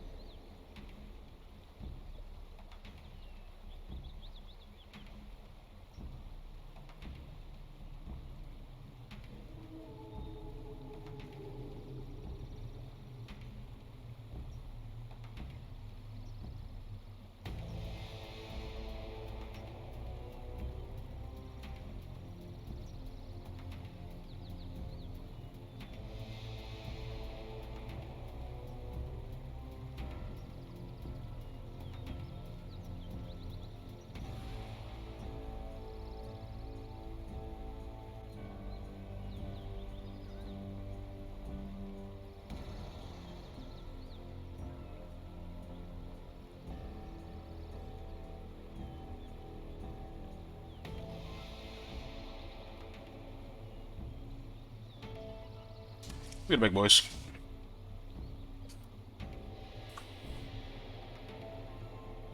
To get our big boy into production, the Scorpion, we would have to get some serious resources. Like the Bane Blade, this thing immediately comes with everything. I guess the Star Engines get an upgrade, which makes it better than the Bane Blade. Not bad. Getting a first tier 10 technology is turn 107. With research.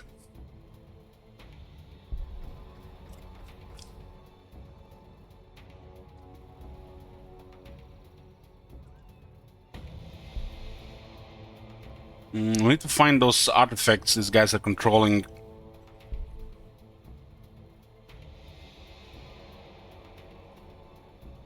It's 20 extra damage. Percent damage, it's a lot.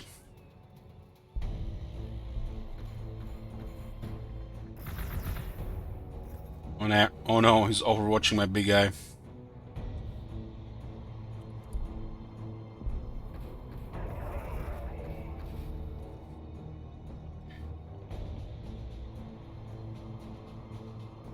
It's pretty good against infantry, yeah. Student is vulnerable to the sun cannon. There's no morale either.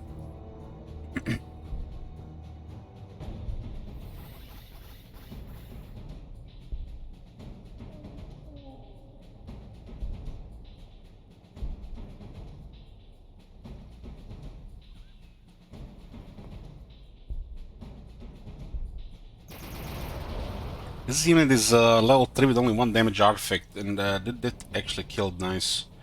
3 attacks with Blast, so it does a lot of damage to these groups.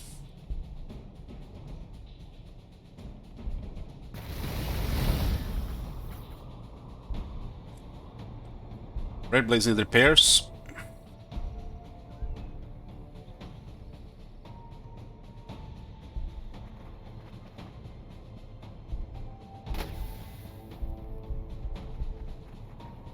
But still 3 groups of Rangers.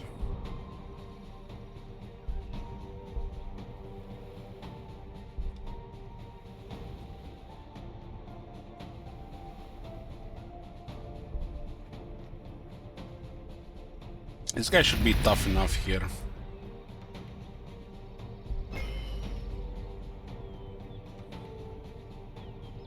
The more attacks don't help here, this thing has enough armor.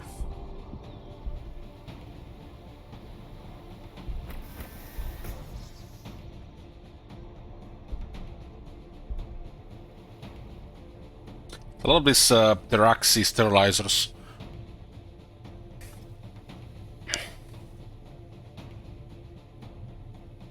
Got a flamethrower and flame weapon and a melee weapon.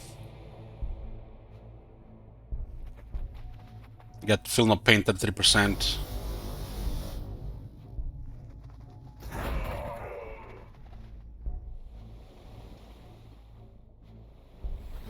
More wall walkers are coming.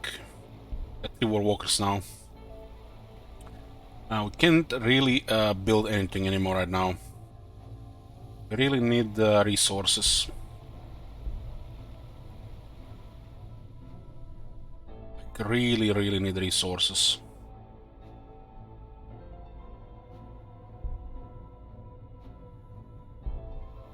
We have constructed a lot of this stuff.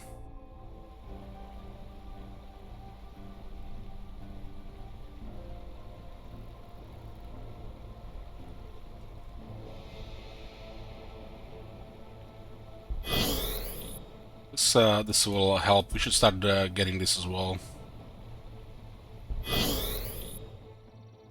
We can also improve this to be stronger as well.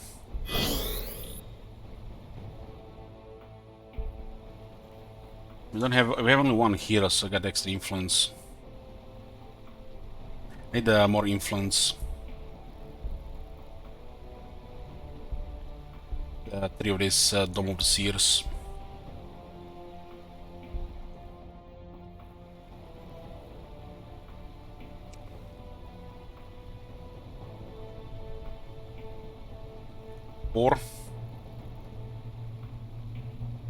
Guess we'll have to do for now.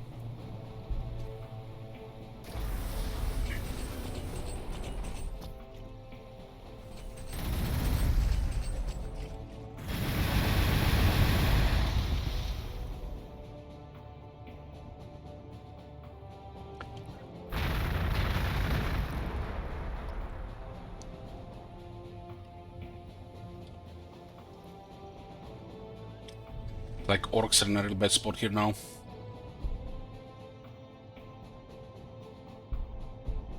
These guys are on the run.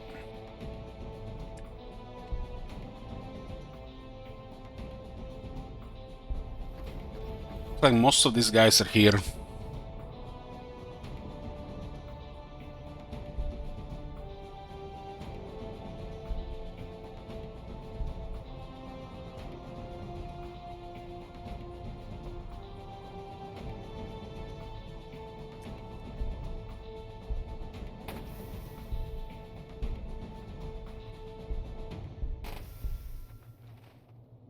They take Priest Dominus. Good night.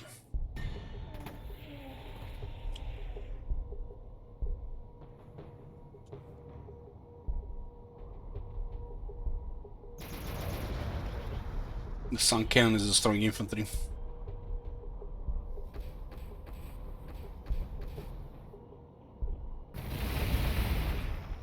Experience.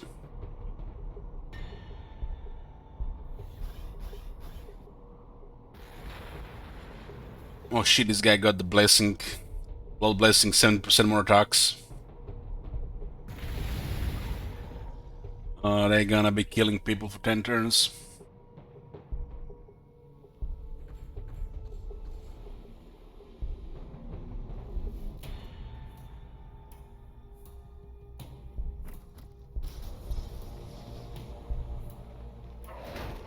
We have tier 7 units. Some rangers, mainly tier 7, 8 and 9. Guy should still heal. Full firepower.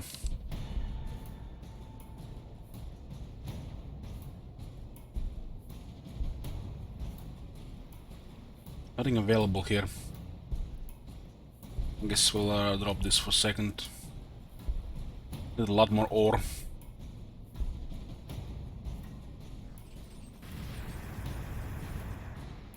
War walkers destroy doom crawlers with their star cannons. It's the bright lens as well.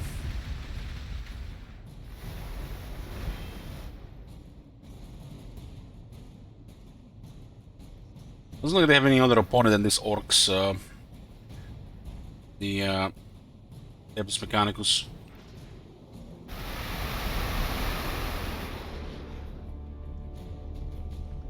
Red Knight Star Cannons. Grants Red Knights 2 Star Cannons.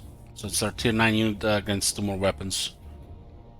The testament to the idiocy of that's actually same text. You can see it on the shoulders now. 2 Star Cannons and a Sun Cannon. A lot more firepower for the Red Knight. These things are 2 range though.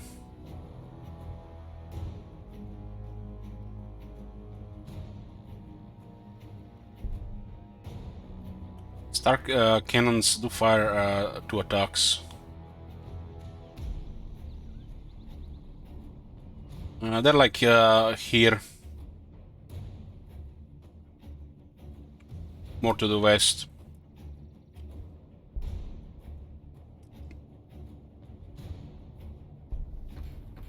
You can see their army here, it's demoralized.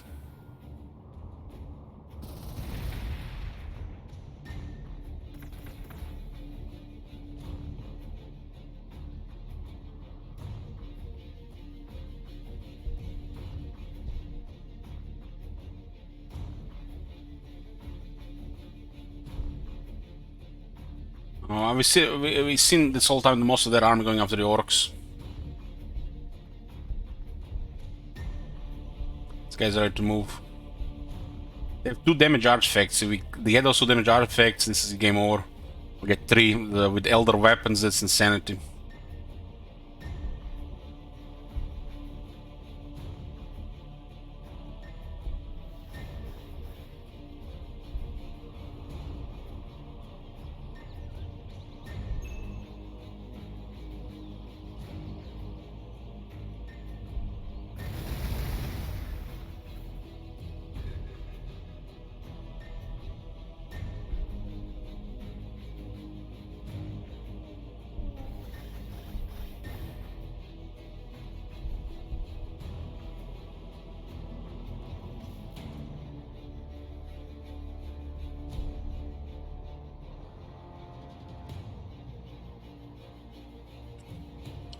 No longer doom crawlers.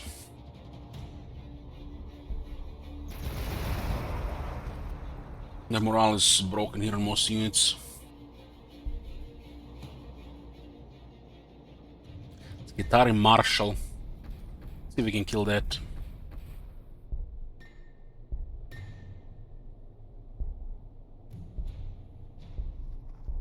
Moving the Rangers close, not ideal.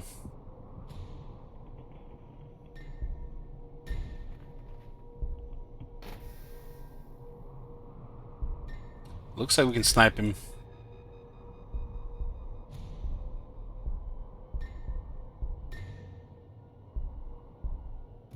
This scene here will kill this ranger. These things are kind of blocking us here.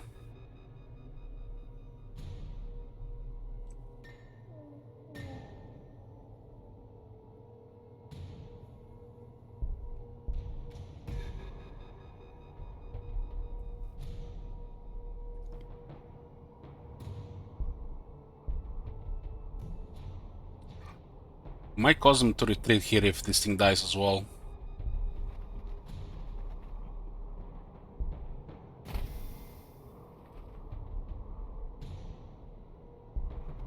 Two of the rangers might get killed. I think that's I can accept that. If it happens.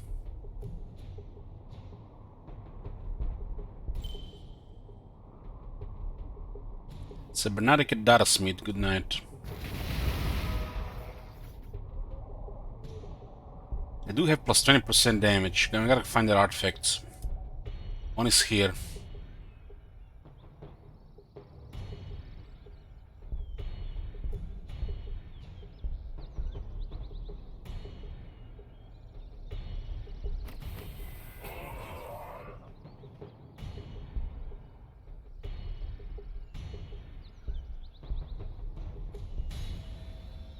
We got our first tier 10 technology. What else is available here? Doom of the Aeldari. Increase the loyalty gain from Transcendent Bliss. This will help with the cities. We really can't afford the Scorpion right now. We have no ore.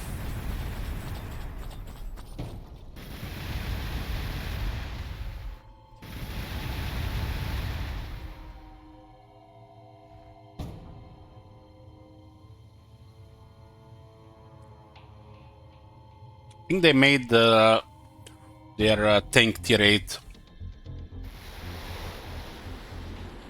Their main tank.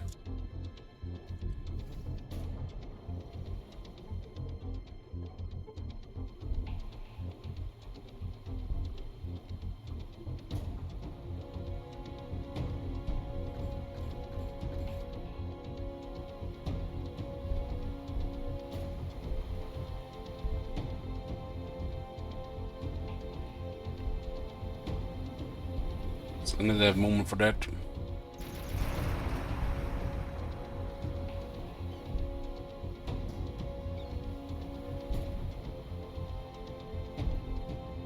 Things are more durable in the trees, it seems, after all.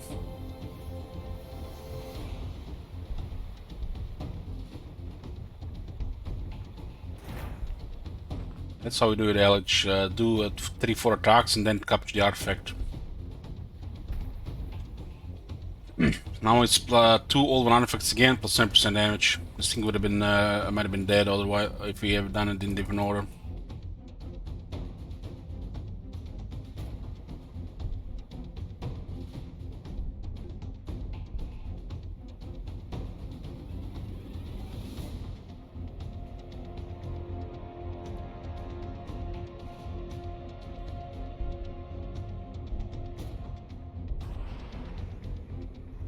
Okay, looks like this is where they're fighting as well.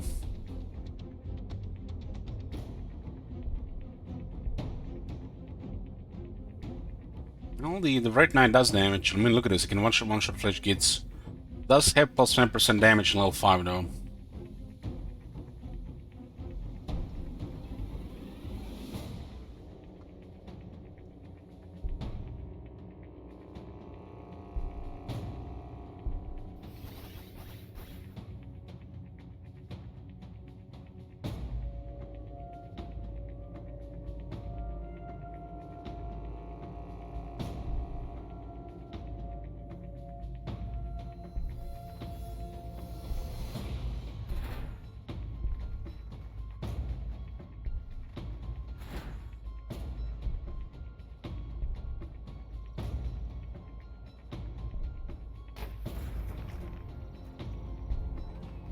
One I should stay on overwatch in case those infiltrators come here. Sterilizers, not infiltrators. I think infiltrators have infiltrate.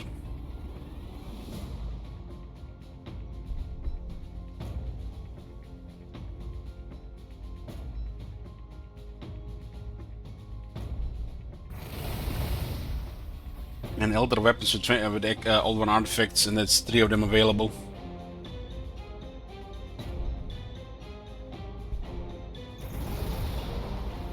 This guy's didn't even flinch.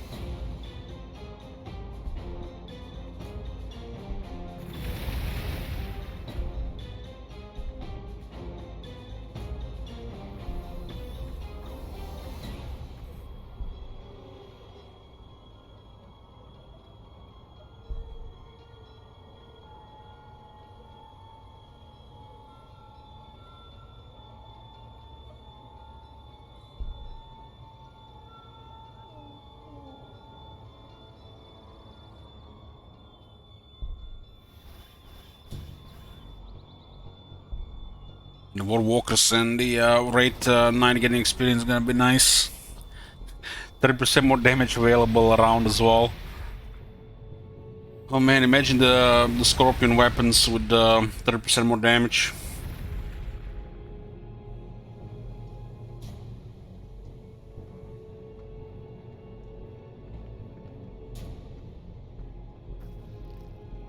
I'm honestly not that familiar with the heroes. I haven't played the Elder once, so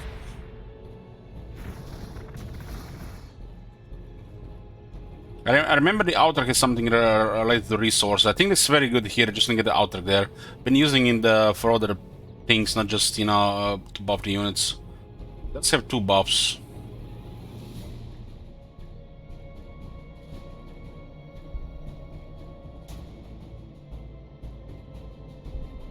We should split some of this military and send against these guys before they can recover the numbers.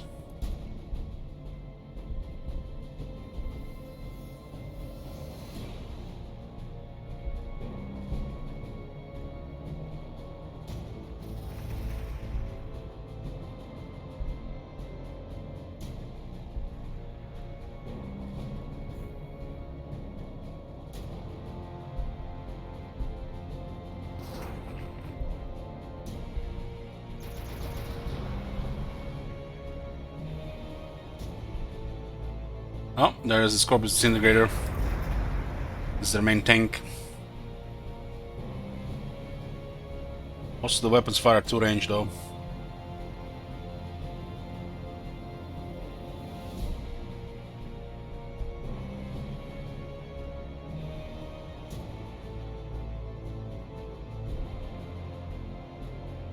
And these get level 6 will get a resource boost.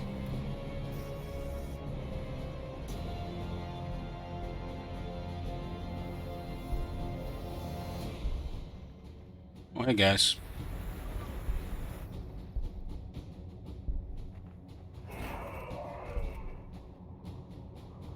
The Saurians are blocking the shot arm.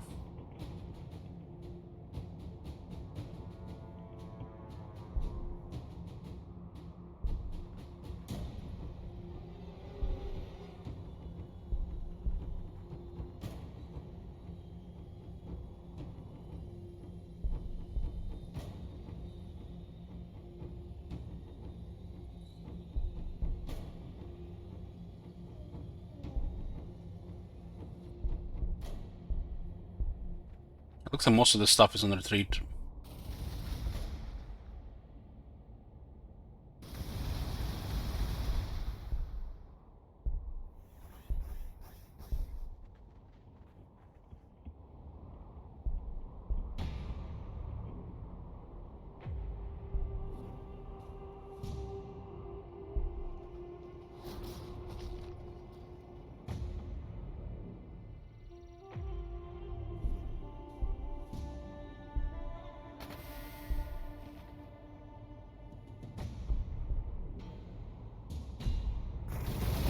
Goes the morale. I think some of these things we're trying to heal here.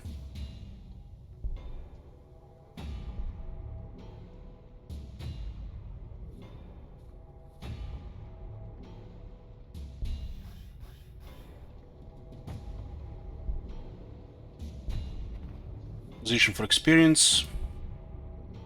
Our third War Walker is healed. Where's our first one there? War Walker, War Walker, War Walker. They're all in good shape. Delete this city. Good experience range here, 4 units will get.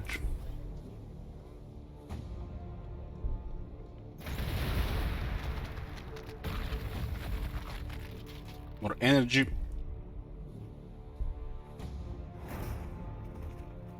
I think my research was way ahead because we were greedy with the city.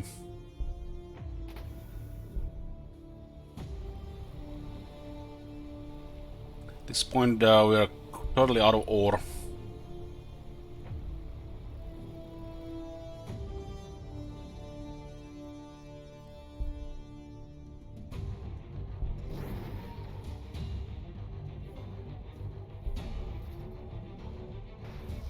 Send one Red Knight to slow down the reinforcements of Debris Mechanicus.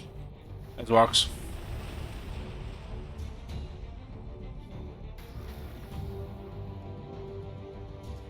It's a Tech Priest Dominus. Rocket Blaster.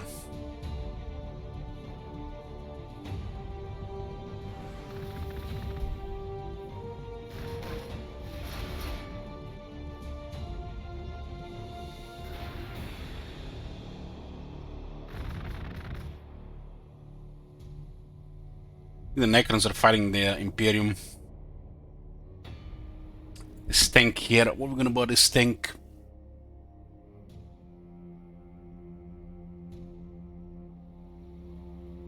I still want one damage artifact, so I have to find where it is. That will close this game.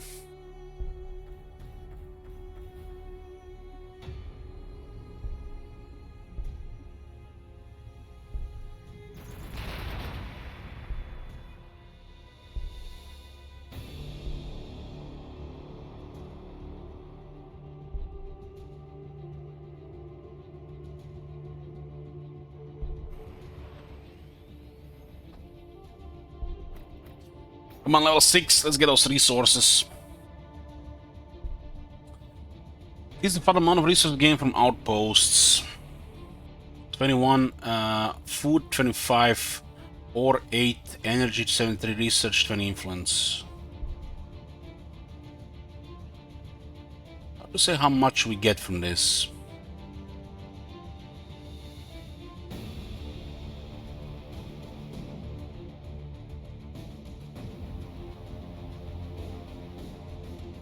It's an updated tooltips.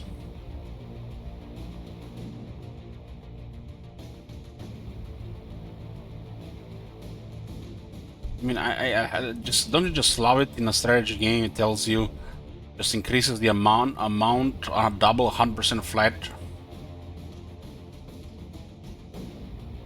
I guess it's kind of silly that doesn't update tooltip. I guess. Is it went from 20 to 29? Double. It's too flat. Actually, we had 20 influence. 1, 2, 3. Still alone should have been what, 6?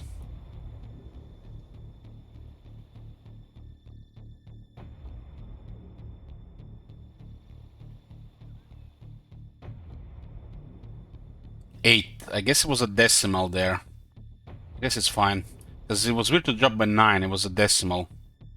Okay, looks like it's fine, just doubles the flat amount, so it's 2 is 4. This 1 and 1 are 2 and 2. This 2 is 4.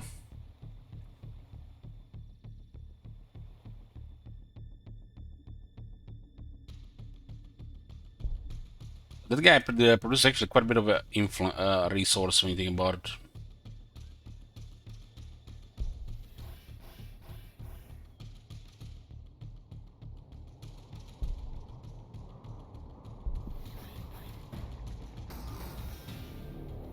So Dominus, Vanguard, still Dominus here.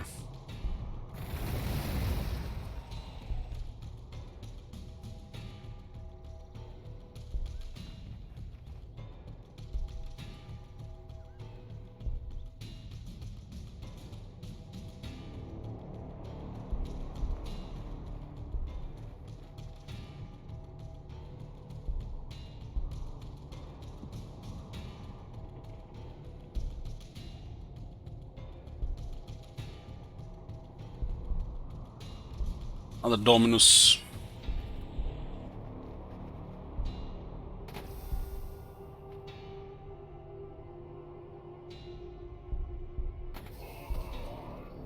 This one needs healing.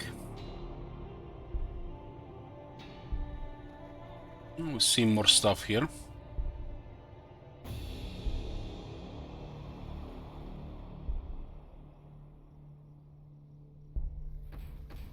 This is like a prime opportunity for Right Knight to show its abilities.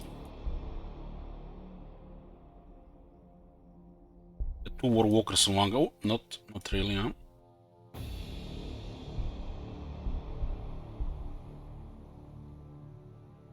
This one kinda needs to heal, but there's some opportunity for experience here.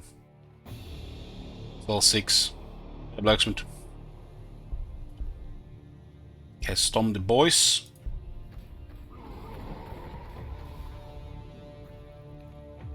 To the death copters. The guy's on a cliff. The thing is nearly dead, look at that.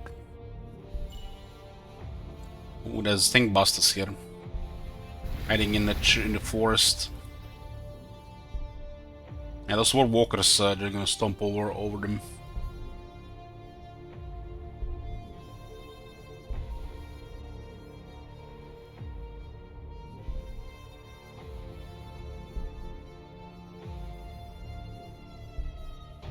See how much loyalty we get from Doom of the Aeldari.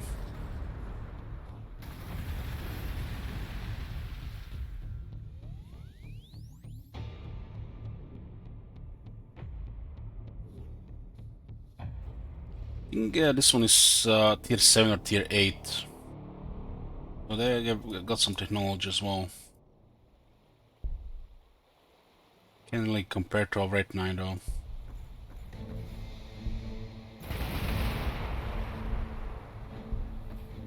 I'm gonna have to flee from it. It looks like we disrupted their movement here.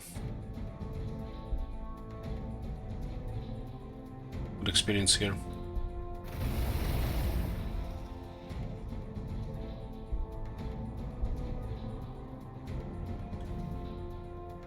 It's only when kills at Outark happen. Only one turn though.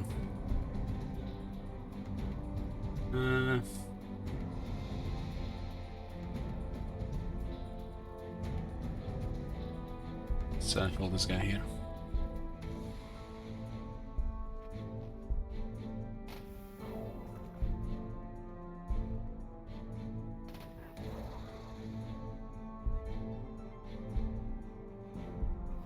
These things that are best firepower against this thing.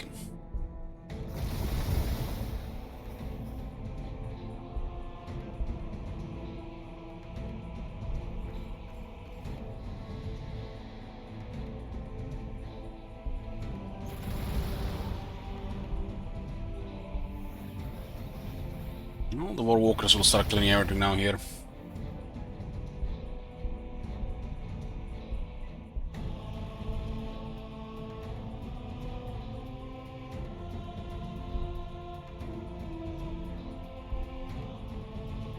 Oh, more stuff here.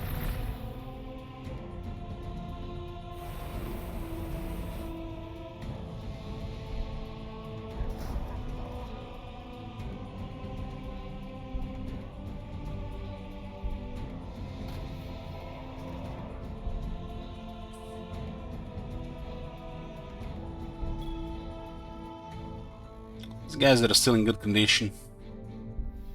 Just go aggro. Still 3 walking around with good health, level 7. We get a little bit of repairs. Need ore. 2 red knights and 3 war walkers cost a lot of ore. They all have 8 ore upkeep, I think. Yeah. This one costs energy and ore, but the other one is just ore. And then again, they're building.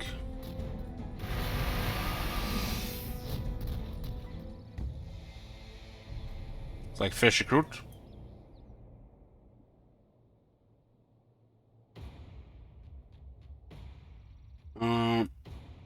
We're just running resources, we're gonna have to see the hero.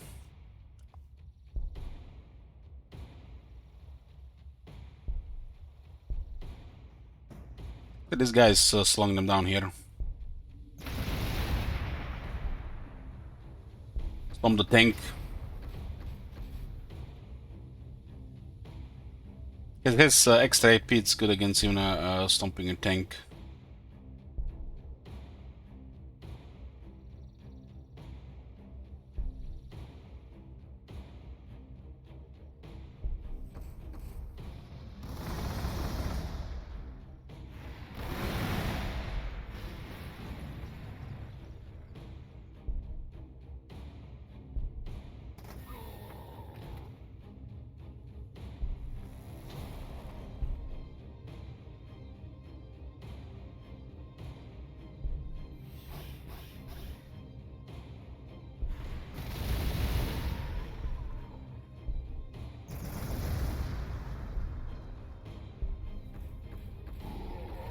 Guess done. Finished!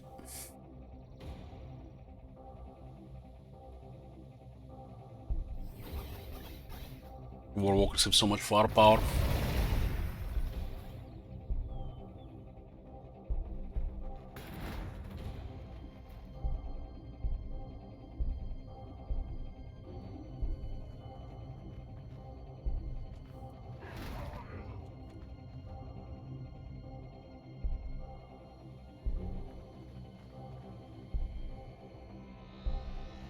If there's anything else here. Oh, hey there. Oh, it actually caused some damage there.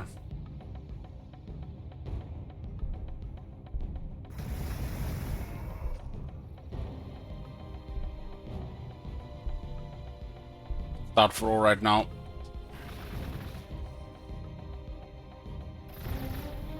Swordwalkers have 3 entities, so one of them dies, we'll lose 1/3 of the firepower. Trying to heal to get the firepower back.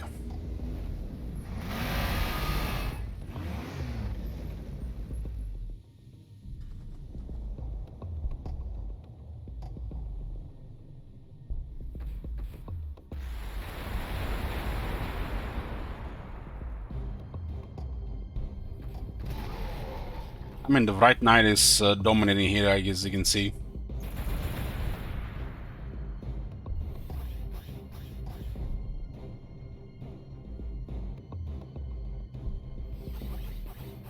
Then comes the big guns.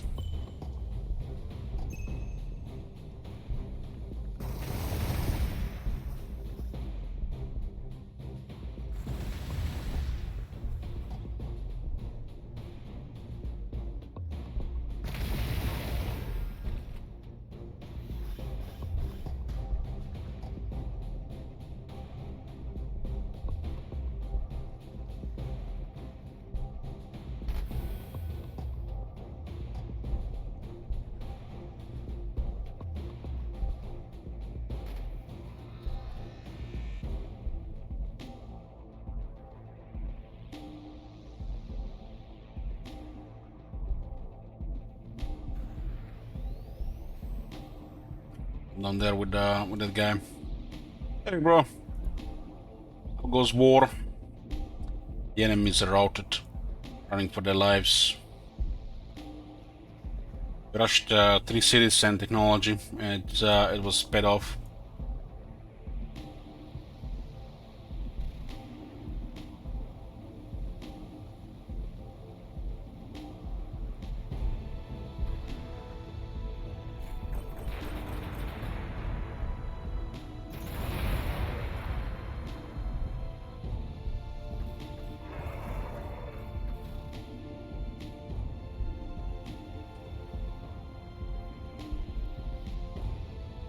Running out of ore. Ore.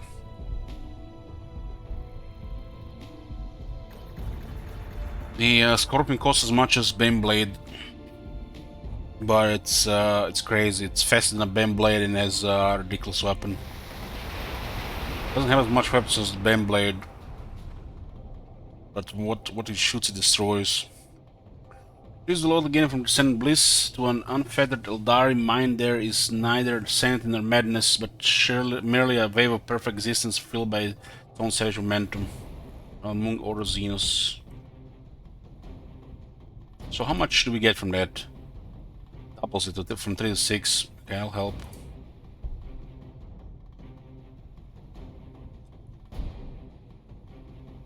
This Red Knight has been taking some damage, but been pushing on the enemy as well.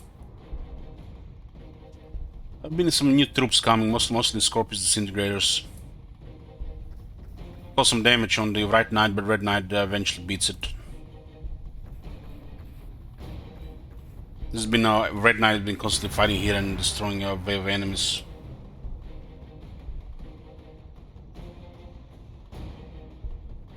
Looks like we totally destroyed their whole line.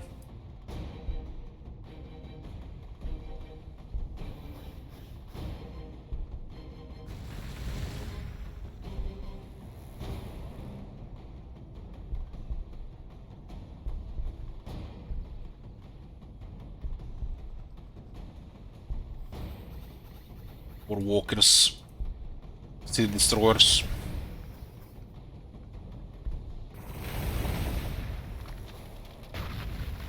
Secret red names, a pest extermined for now. Bears for you.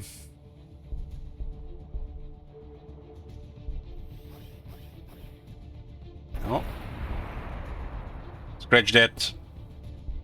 Move forward, those are mechs. Could just storm them as well. Left the kept the Overwatch.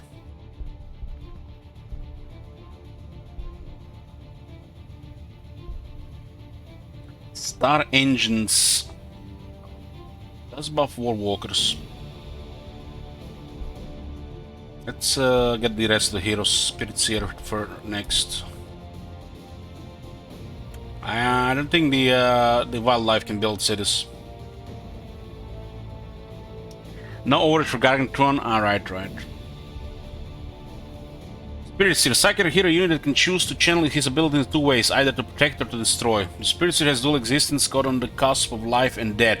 The power of life he delivers to the ghost warriors of the Craftworlds, not only by placing the spirit stones that animate them within their right bone shells, but by using his psychic powers to enhance and invigorate them during battle. The gift of death he brings to those who threaten the Craftworld. A simple gesture from a Spirit Seer can see his enemies assailed by light, powerful constructs that are all but indestructible, each immortal hero burning with a cold malevolence from beyond the grave. 6 hit points and 1 armor. There's 4 movement though. Battle Focus as Rune Armor and Hero Armor. I think this one can heal.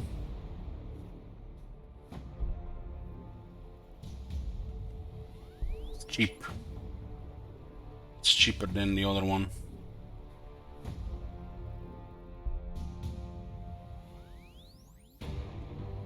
Any ore? Give me a Shining Spears for some exploration here.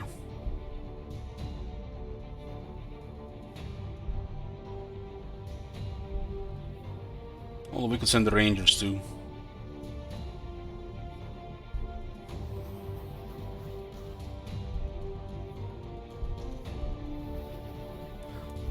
So I lost the rest of these outposts here.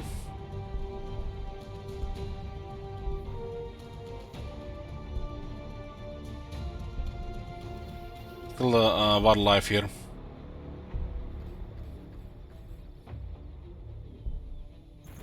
Well, the Red Knight's been doing good, but we're ahead on technology.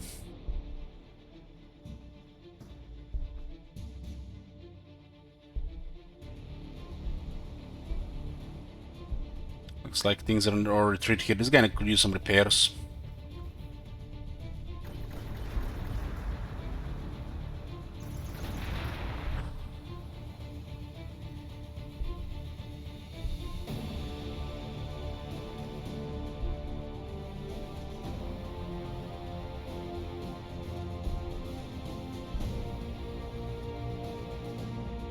This production of greater regresses.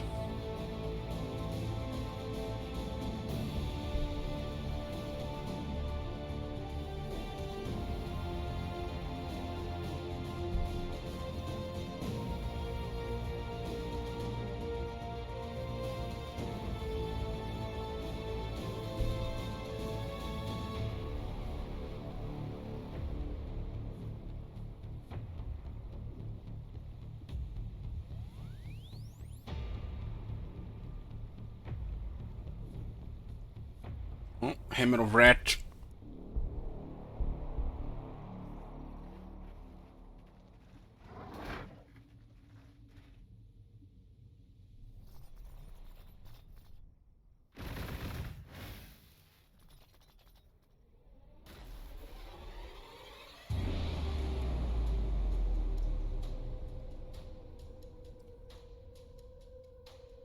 Thing needs repairs. Still a lot.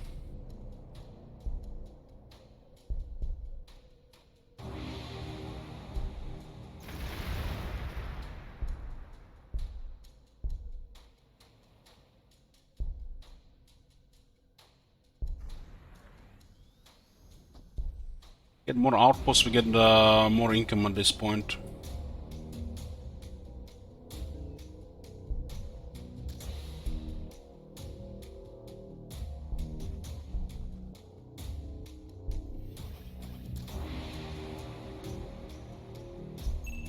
And also needs repairs.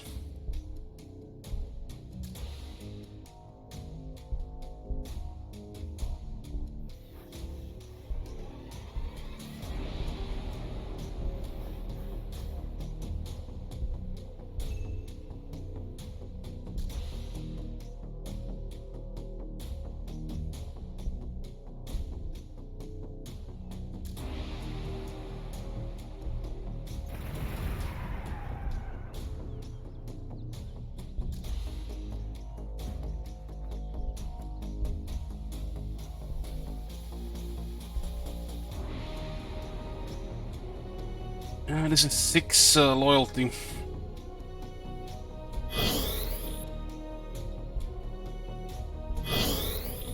This should be up all the time now.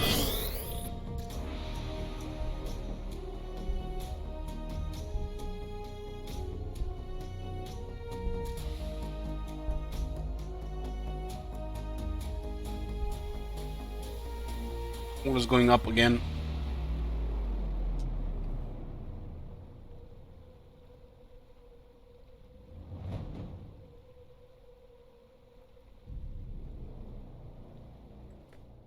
So the Shining Spears,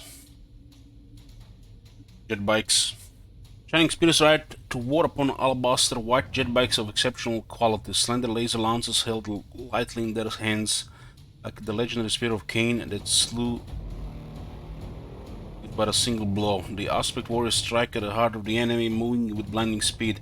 They wend and weave through tumbled ruins and broken war zones, effortlessly anticipating every twist and turn. They are completely at one with their soaring steeds. This thing has 5 movement. Also got turbo boost. Robotic Grace, 33% range damage reduction.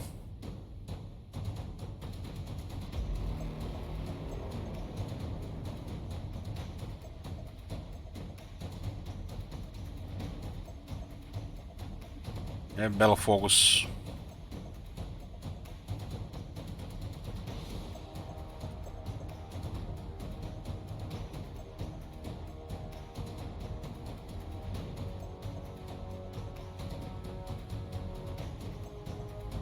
There's a +1 accuracy when adjacent to an allied unit. There are 2 of them and they do have multiple weapons.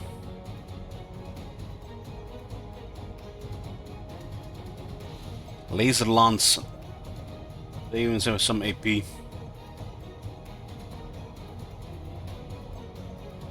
laser lances.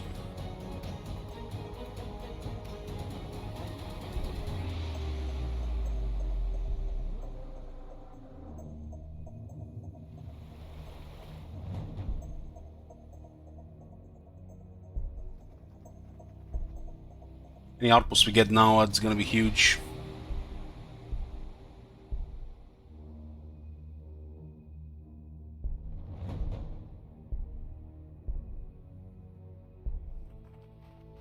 I think it's Necrons and Astronotarum left.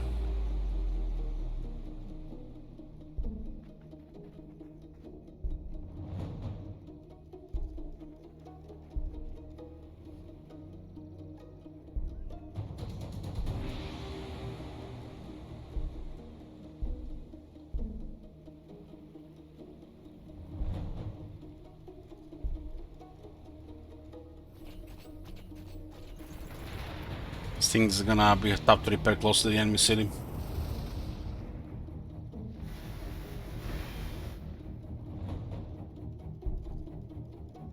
There was an option to turn off this auto naming.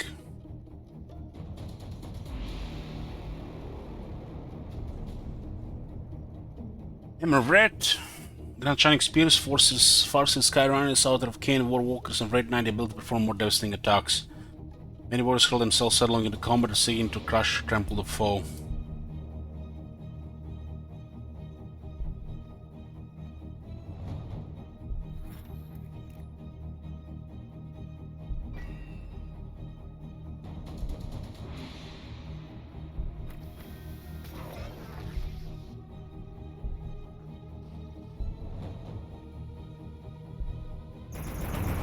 Cybernetic Data Smith.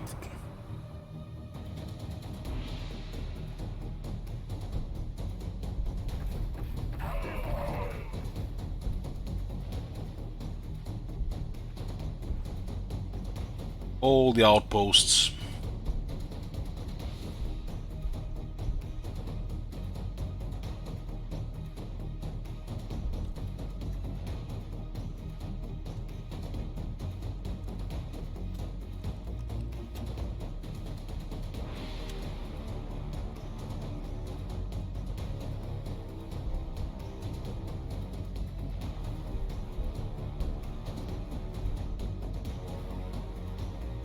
Influence.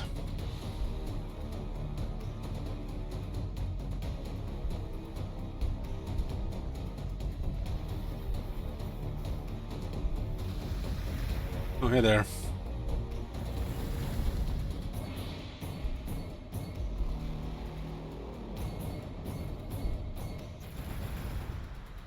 Not many big stuff can do that, right?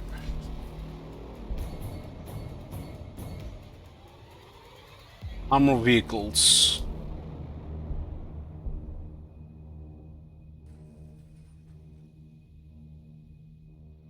We can get the Scorpion tech after that. I need a little bit of help here. Thing is slowly dying. Done an amazing job here though.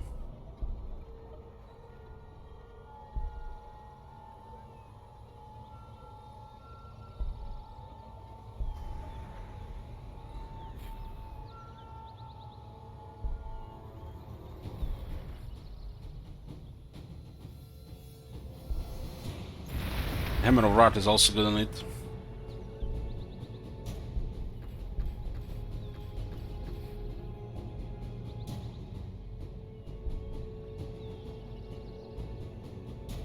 It's 3-point attack, so.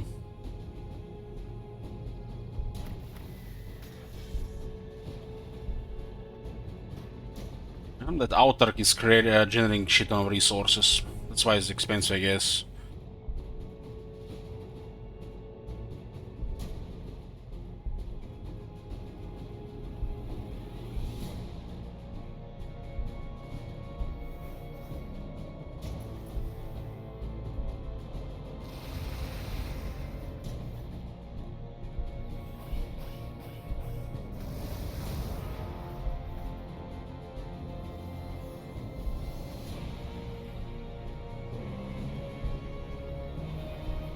And reflect will get here. And damage. Oh, look at that tiny Castellan robot getting stomped by a Red Knight.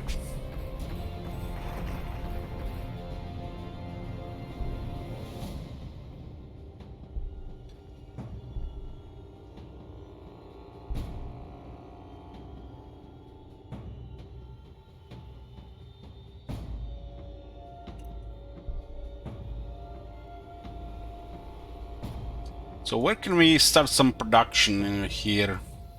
Ore, it's a lot of ore here. The gate here.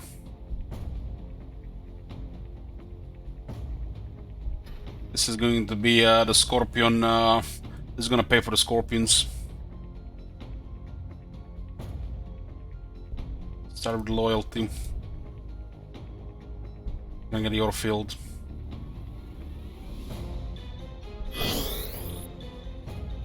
Seed number 4. Ore is increasing again. Should increase production of vehicles here as well a bit. To produce research and ore.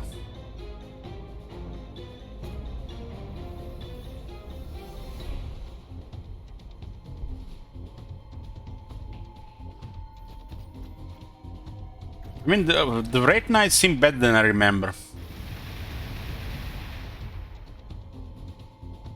Considering it has jump pack and this red damage reduction, seem better than I remember.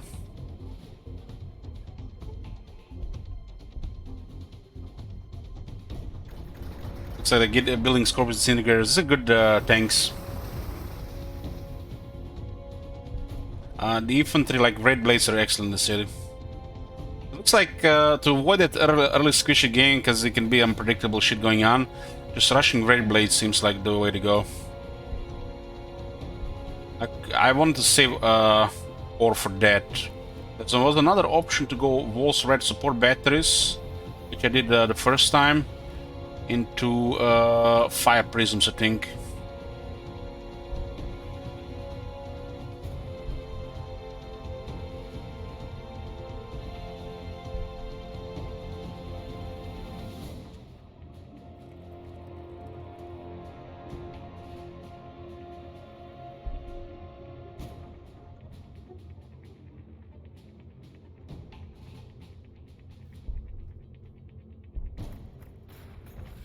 So really needs repairs. He's done an amazing job push these guys. Like one Red Knight pushed several things because they were just like sending units wave after wave. Get a really good benefit from all these outposts because of the out arc. Looks like Necrons and the Imperial Guard are fighting.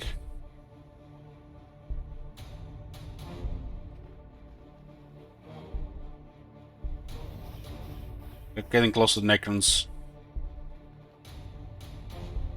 Guys, repair.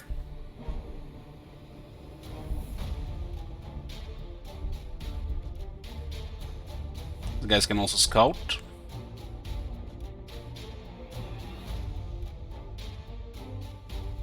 All the gates have been cleared.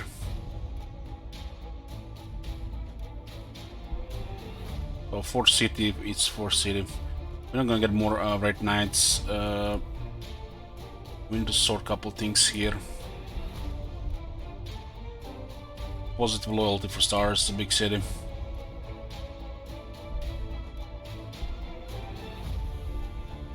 The city is falling behind.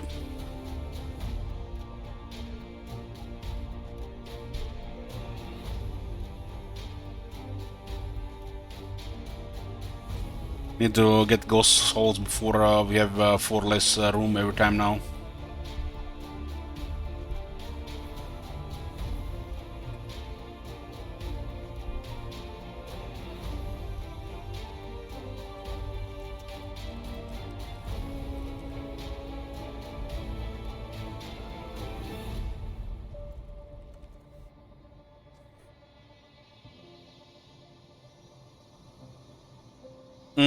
Yeah, the Red Knight will get stopped by the Wireweed, but it's not gonna be effective against it because there's good armor and damage reductions.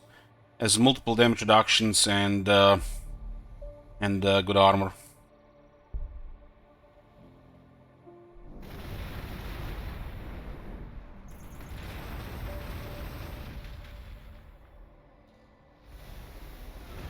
Their city looking good.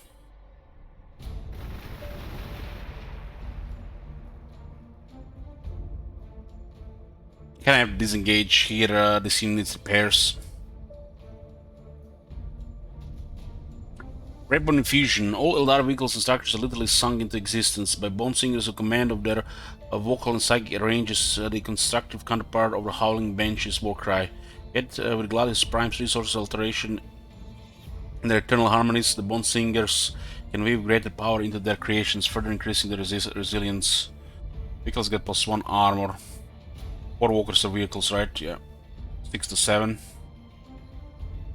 Not a very high armor on this vehicle, but does have a power field and good movement. It's actually really good movement because it's gonna get upgraded. So need repairs.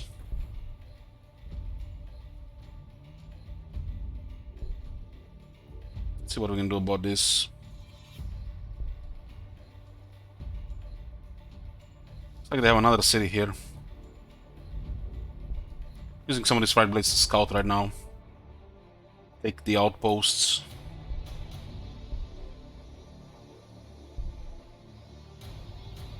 Right blades hit hard and good against armor. This is a light unit.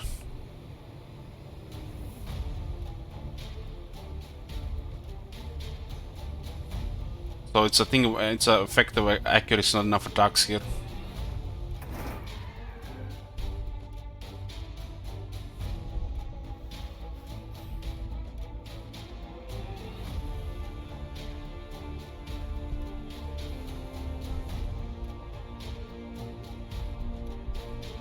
Okay, we're getting close to the Necron territories.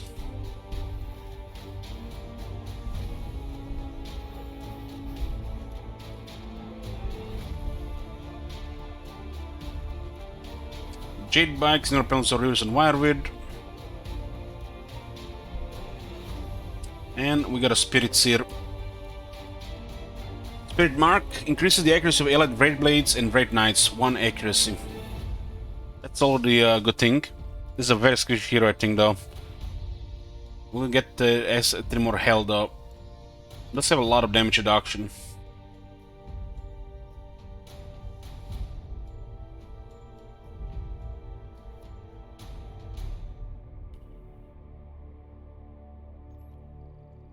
Is a close combat weapon and a witch staff. It's not even a power sword.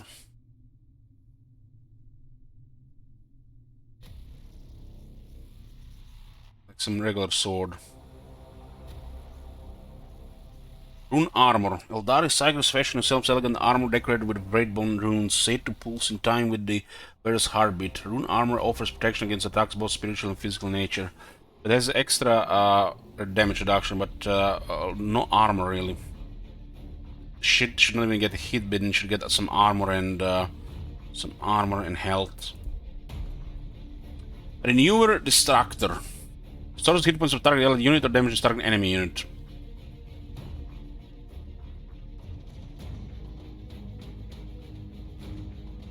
Nice, 2 range.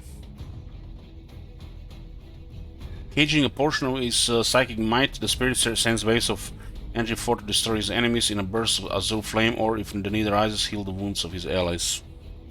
We'll get influence and sort the gears on these 2 heroes. Protect or Jinx. Increases the armor target allied unit or decreases the armor target enemy unit. Chained by runes of power, fate itself is bound to the spirit's will. Embolden, Horrify, buff morale, negative morale. Sorry, I something to remember all this.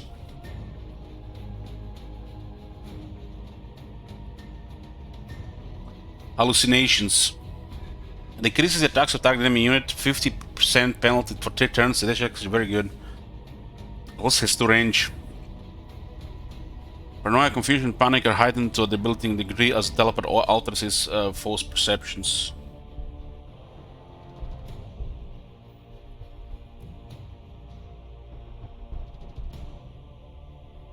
So 12 hit points and double damage. This new Distractor looks a very good thing, and then we have Spirit Mark. This thing just needs to get more armor and health.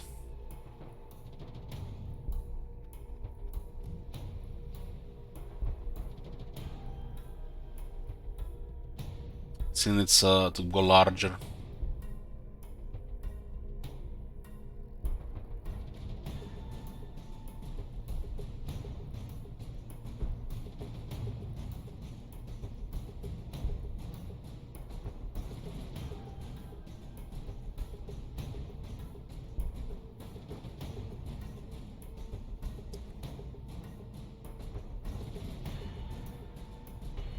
Vector engines grants wave serpents, fire prisms, war walkers, and scorpions the ability to temporarily increase their armor against enemy ranged weapons.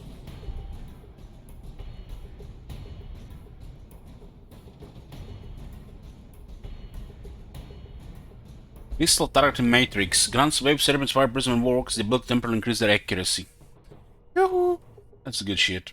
Tier 7 tech.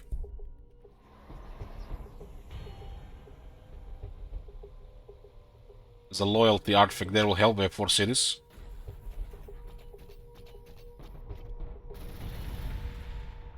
Two disintegrators, it's a lot of firepower. The hero cannot tank it. We've discovered Rome. Our pitiful successors, man. The empire has barely lasted 10 millennia and was almost destroyed by rebellion after only 1,000 years. Weak, slow, stupid, they were but fertile and still likely successors. Fear their war engines, primitive though they are.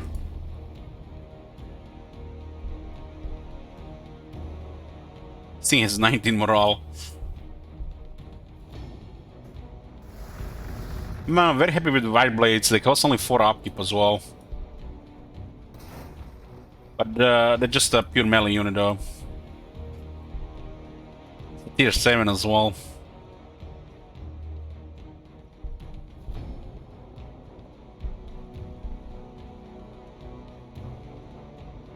We should go destroy Adeptus Mechanicus and get their damage artifact. It looks like they're fighting Necrons.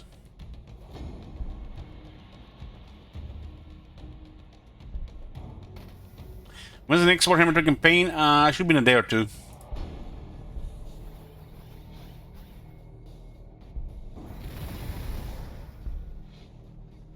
Walker there.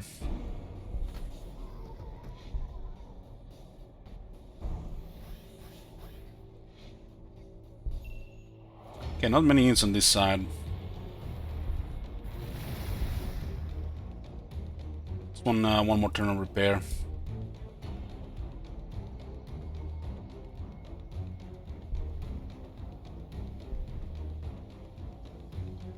This guy cannot survive here. I need to pull out.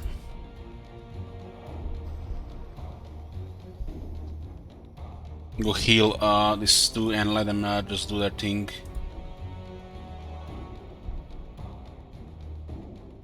First thing first, I'll get influence.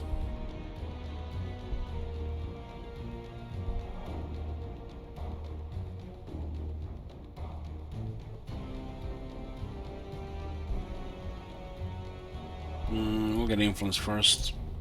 Every hero pays for itself and generates more influence.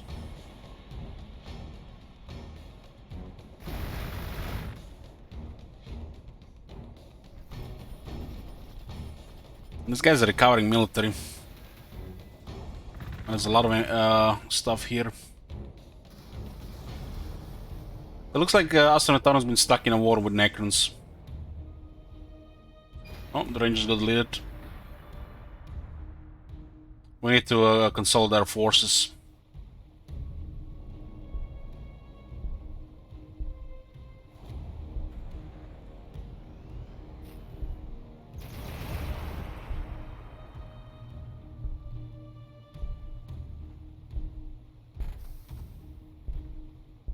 Still gonna start the Avenger here.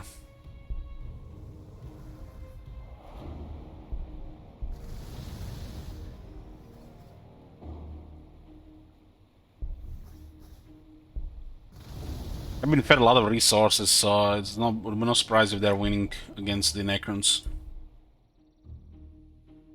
I don't think Necrons got any resources.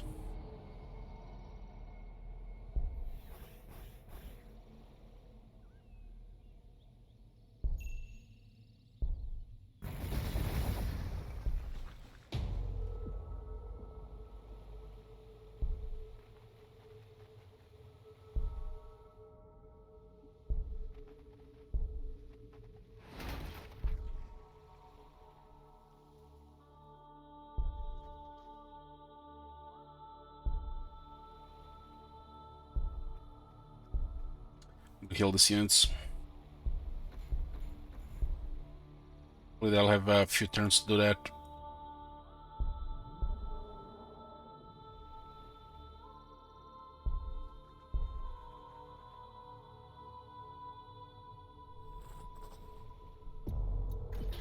Oh, no.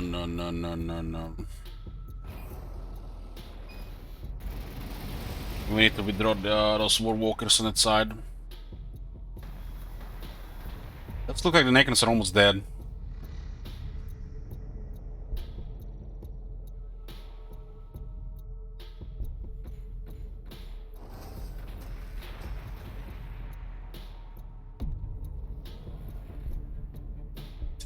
I wouldn't think that they survived the stomp, the Ratlings. Should destroy this lemon.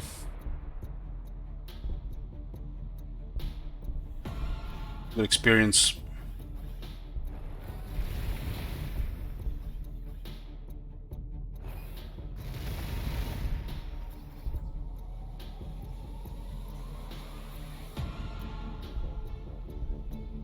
I need help east.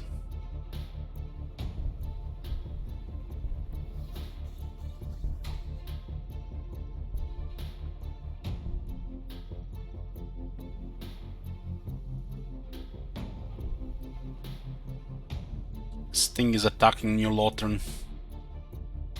There's 24 health left. I won't be able to handle 2 disintegrators.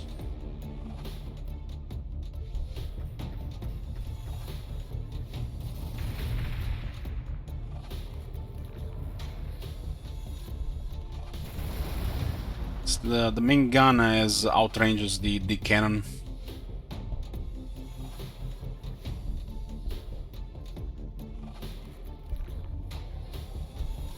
City's in a little bit trouble.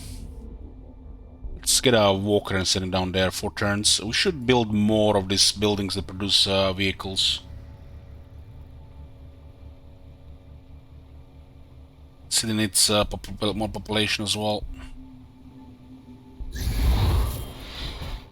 I'm gonna call more growth. Okay, I think I did hard and retreated.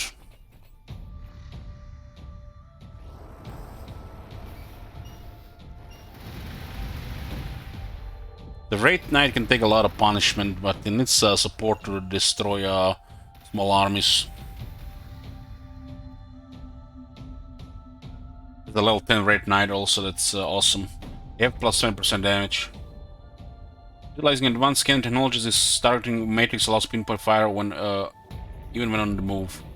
So we get an ability here, which has 5 turn cooldown. It requires an action to use.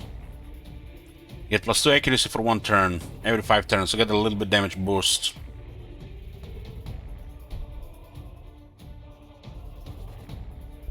These things have firepower to fight here.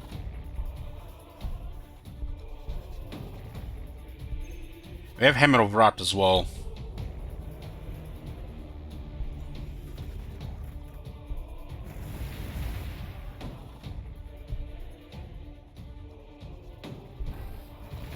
War Walkers at full firepower are really nasty.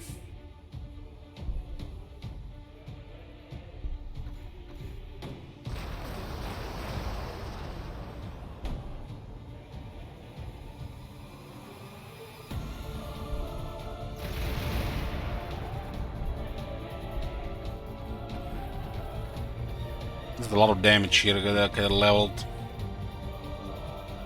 We're gonna destroy... these guys actually have a lot of stuff here. There's a damage artifact as well. There's a lot more units down there.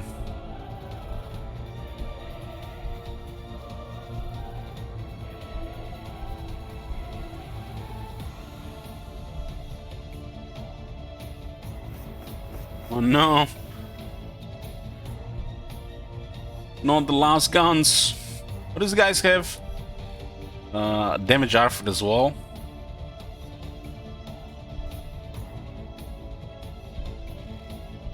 Repairs.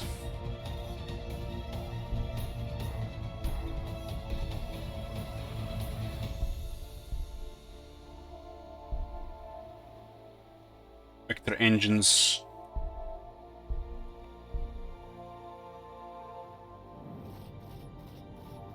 I don't like the city, but at least they're gonna get hit by the gun.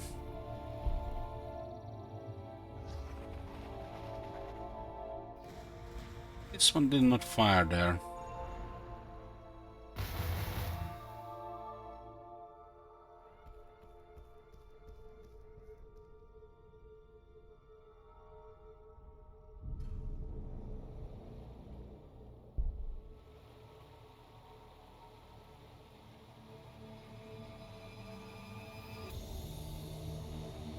Ah, it cannot overwatch because of barrage. Right. Looks like no rest for Bigus Dicus. It's not gonna last long here.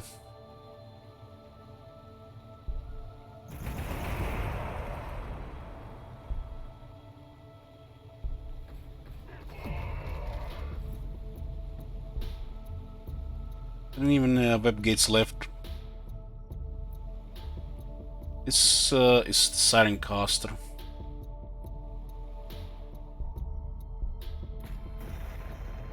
Oh, that was not enough to destroy it. Wow. Guess the scene has too much damage reduction in that area. This is not a good spot here. It might be very ugly here.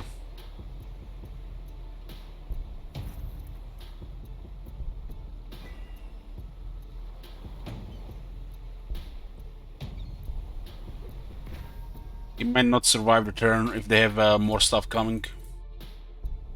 Gonna be shit ton of resources lost.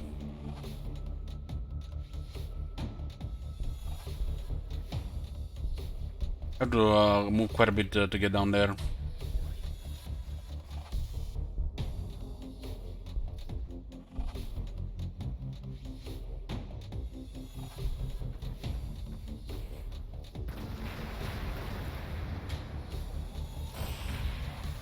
This Red Knight is single-handedly fucking up the Imperial Guard's army.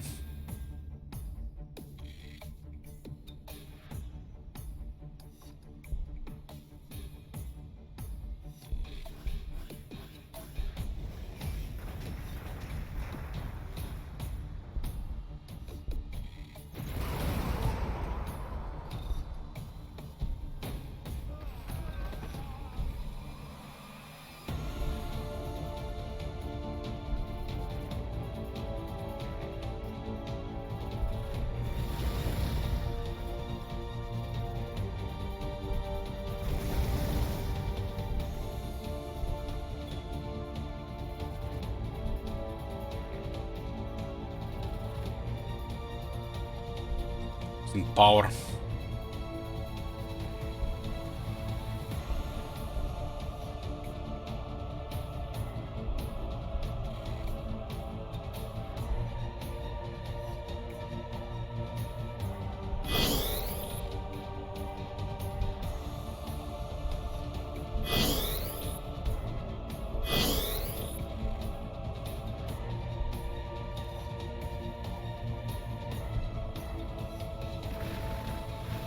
That one retreated, might live here. The Dominus though, if he gets... Oh, I think he's dead. Fog War OP. There's also shit ton of resources.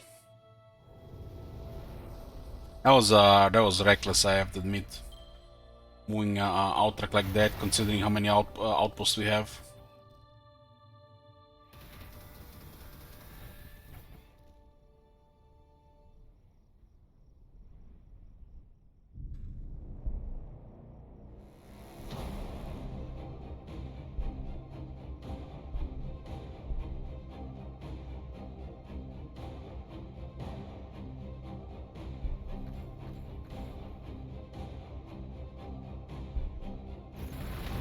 I love the Red Knight when he's doing stuff like this.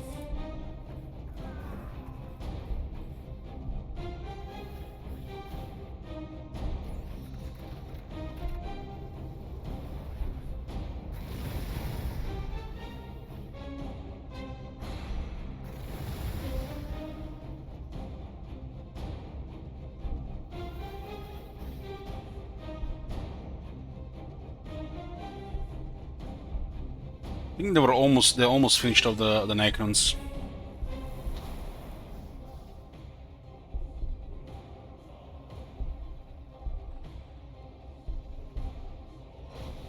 It's gonna be a miracle if we save the city at this point.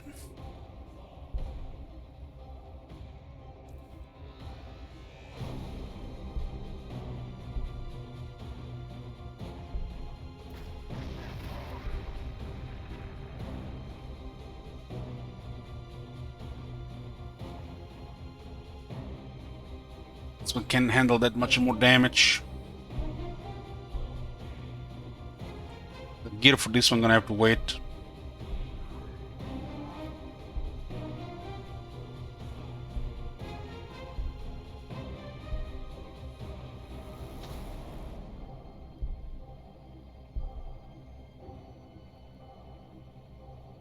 And this consumes the action, of course.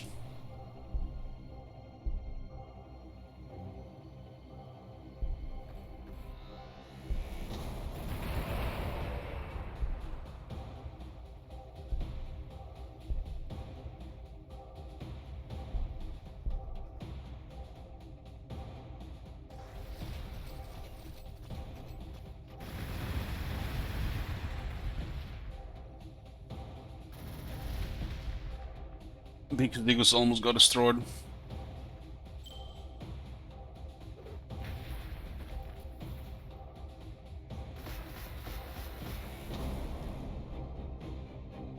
Amazing thing about the raid, I can kill 2 infantry units a turn. I think that's like its best roll.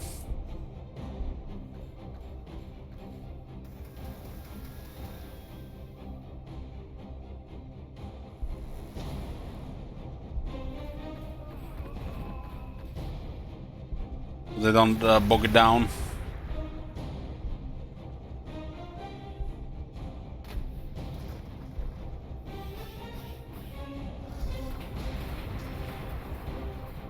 Lost 1/3 of firepower here.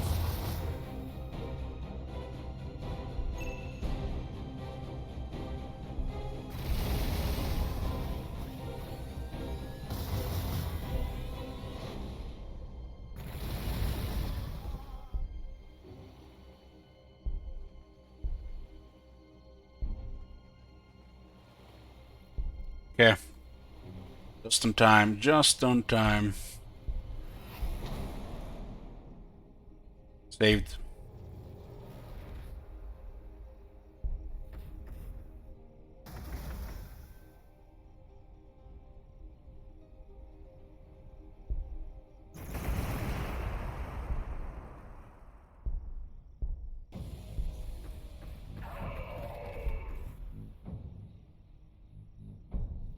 This thing can't overwatch on.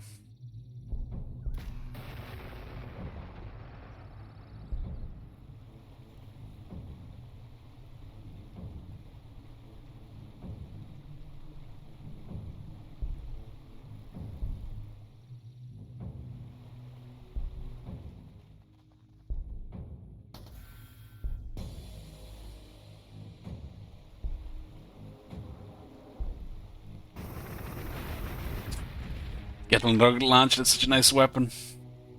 I don't know which side the city was. I'm gonna go hard on these guys before they recover all the military.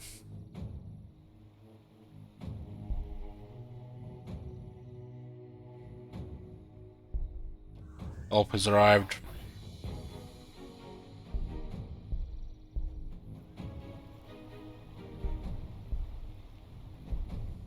The Gatling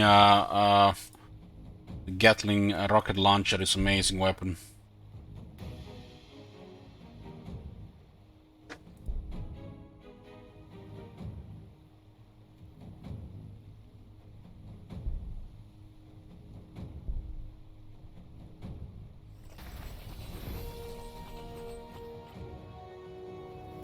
Action teleport tech, there might be.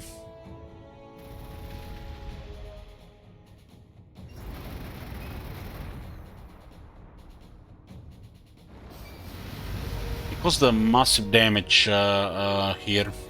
They got 2 lemons now. Oh man, it's a shit ton of more units out of nowhere. Oh, 1 more rocket got killed. Time to retreat here. Looks like this army was finishing off the Necrons. Grants Wave Serpents, Fire Prism, War Walkers, and Scorpions the ability to temporarily increase their armor against enemy ranged weapons. Vector engines. Vector engines allow the pilot of an Aeldari vehicle to rapidly alter its facing, placing deadly weapons or stronger armor to the fore. Often this can mean the difference between sustaining critical damage and taking an indirect blow that can soon be shrugged off.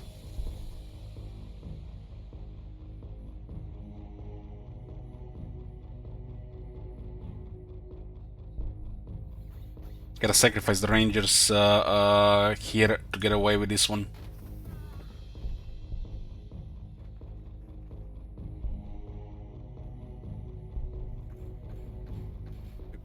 Pushed a lot here. These guys have ridiculous resources. Gonna need some big stuff against this shit. They give the Rome, I don't know how much resources.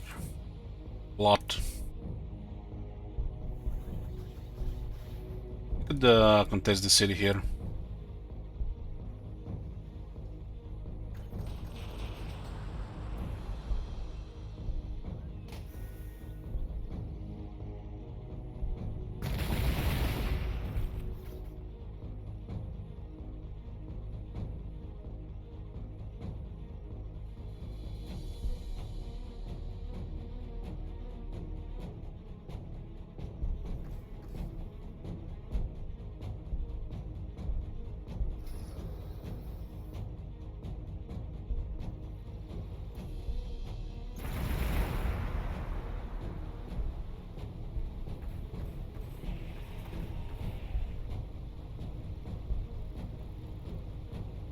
Removes the action cost for every trowel. That is tier 10 technology.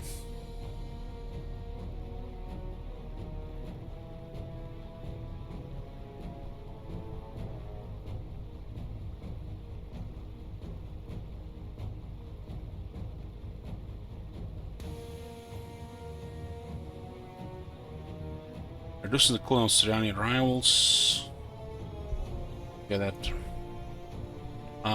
We have actually this for the Scorpion, so we'll get a Scorpion. One of the largest units in the game. It's also the strongest unit we have.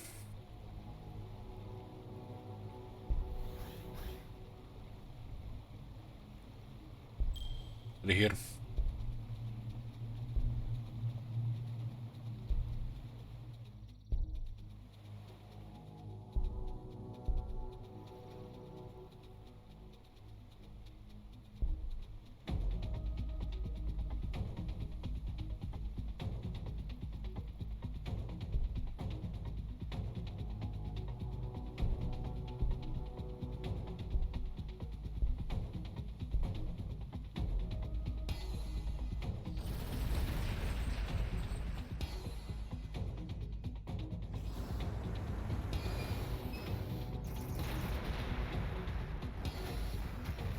These guys might have a massive army if they just push Negmus like that.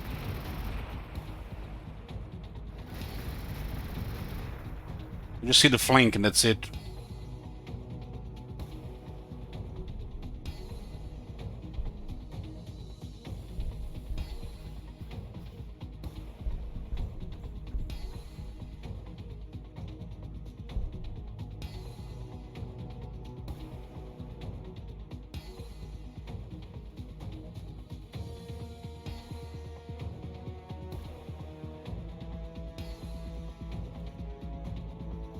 Why is this thing even highlighted? Because there's no gates on the map.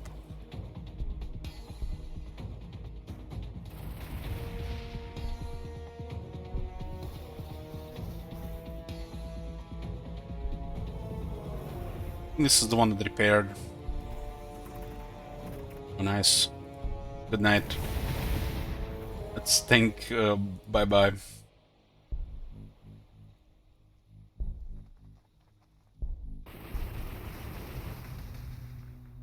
Okay, I think we can start sieging that.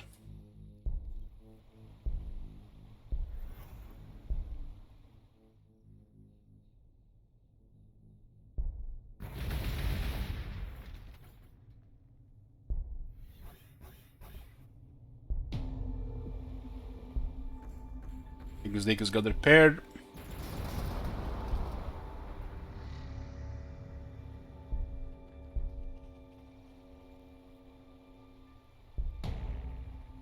Lower the downtime on the big stuff with some of the Spirit Seers.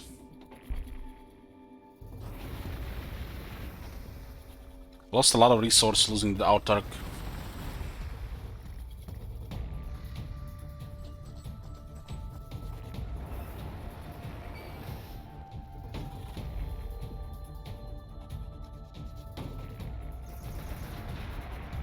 You can see it's kind of Overwatch. It was just fixed. They didn't change text.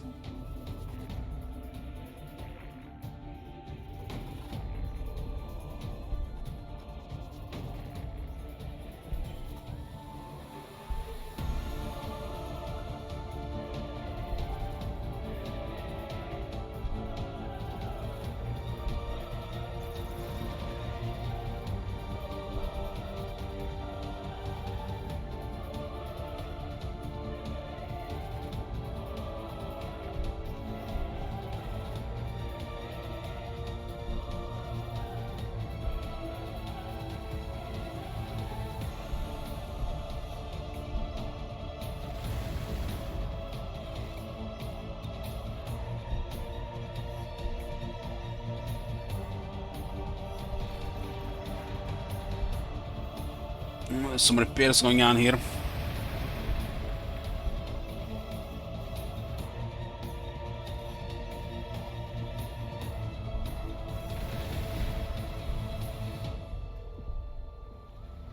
No repairs for you.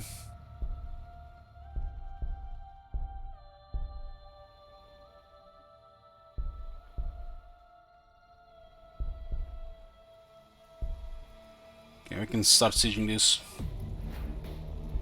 Doesn't look like it's gonna get defended.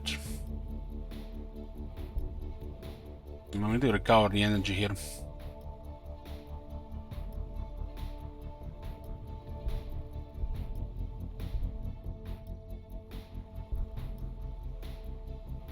It's just pure ore, we can get it.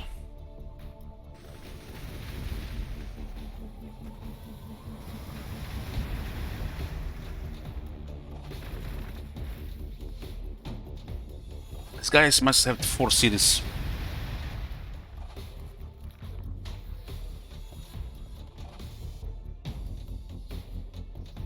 I think the Asamtar will finish off Necrons while we are pulling out.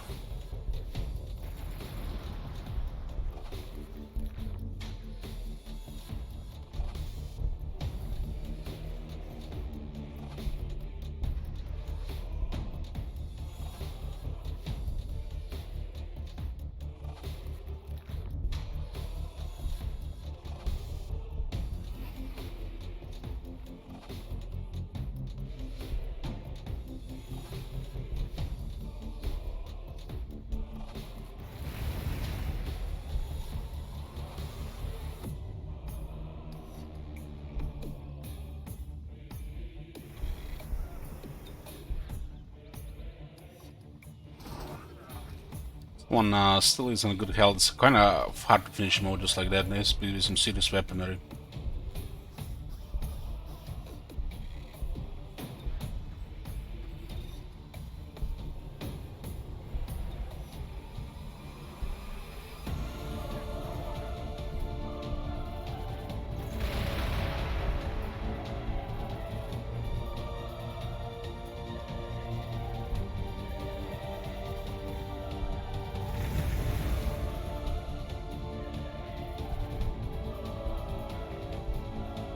It's a level 10 city.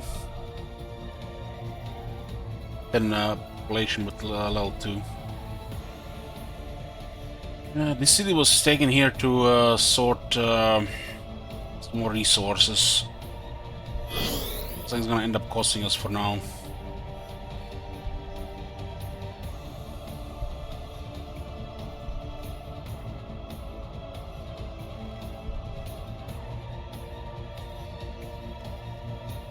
Legolad.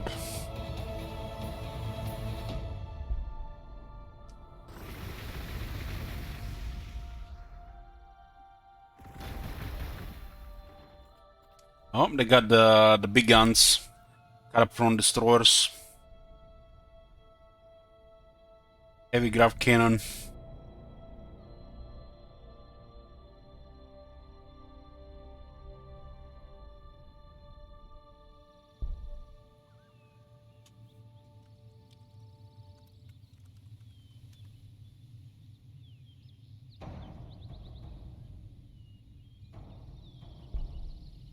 We get one shot.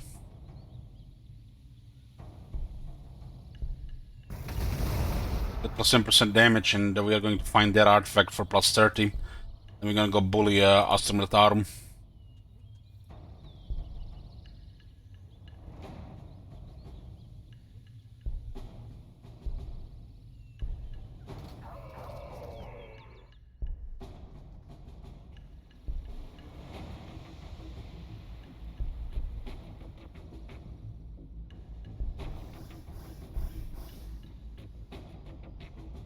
Like no more units down here. Oh, 2 Doom Crawlers waiting here. Below the cliffs.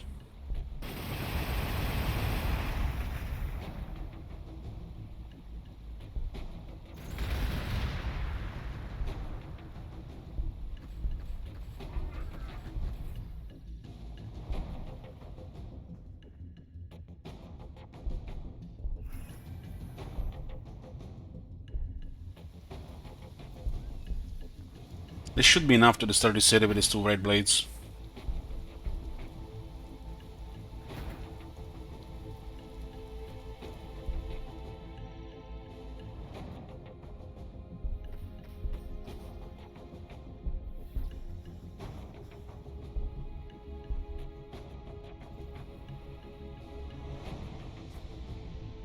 Power.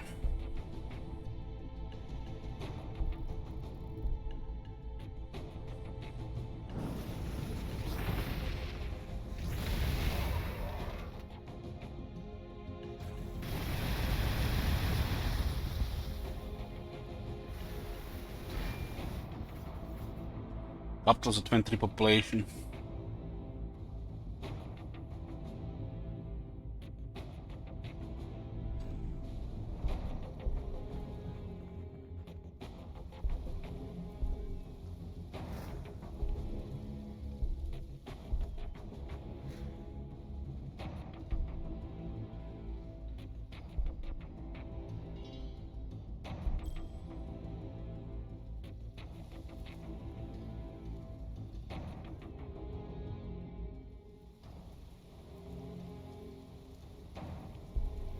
One is on 16. More reasonable.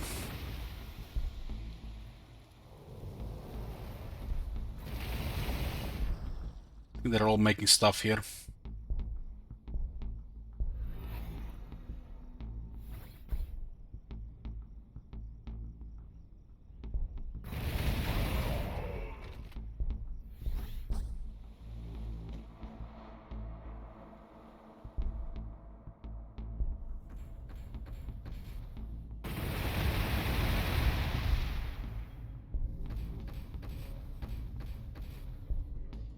All is low.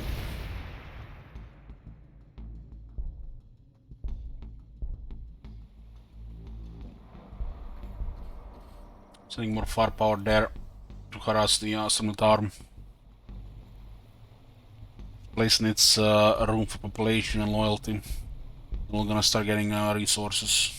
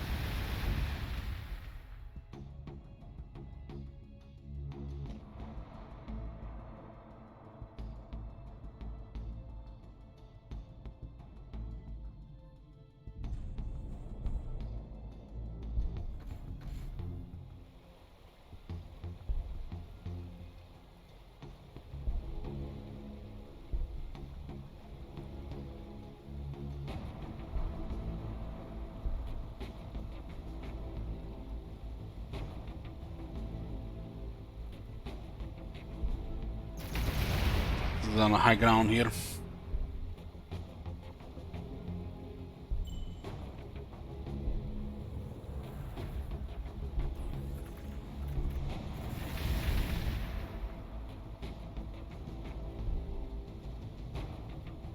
Might have destroyed with 3 armor debuff.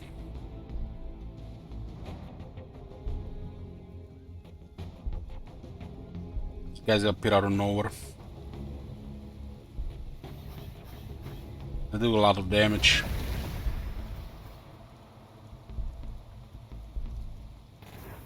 Kinda squishy. Nice corn.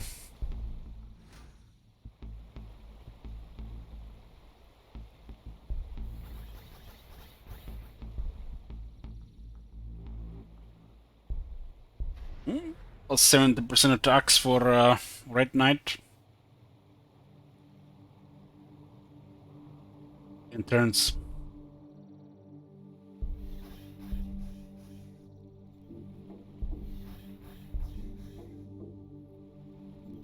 Energy. A lot more energy.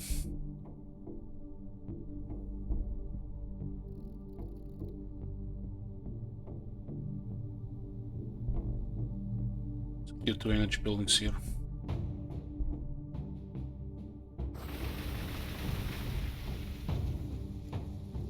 About to lose one of the cities. This, I think, is the latest expansion.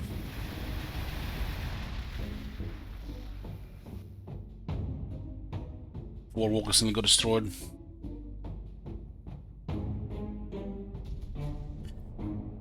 Oh shit! What do we have here? Scorpion technology has been researched.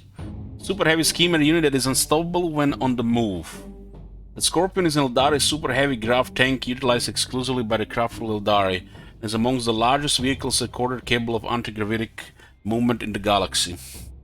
Known to the Aeldari as one of the engines of war, it combines sophisticated and powerful weaponry with the grace and speed that have come to be associated with the Aeldari's vehicles. Protected by the hollow field and armed with twin-linked pulsars. Twin-linked pulsars is like terrifying guns, weapons. The Scorpion has earned a nicknames like the Gravemaker and Death Sled from the Imperium of Man's veteran tank crews. The most of the technology, everything is already on him. Titan Hollow Field, 70% rollable damage reduction.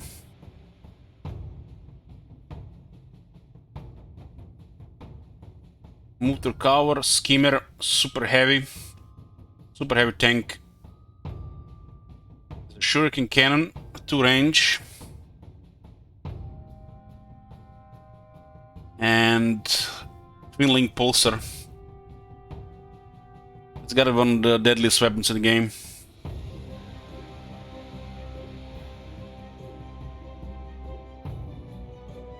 Twin Link Pulsar with level 10 and 3 damage artifacts. Let's go.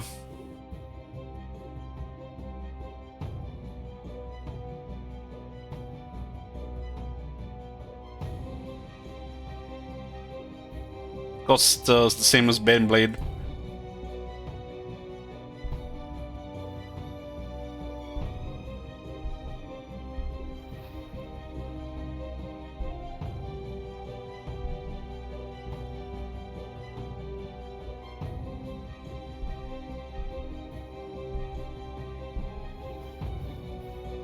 And this thing gonna live here. Get 2 armor for at least 1 turn.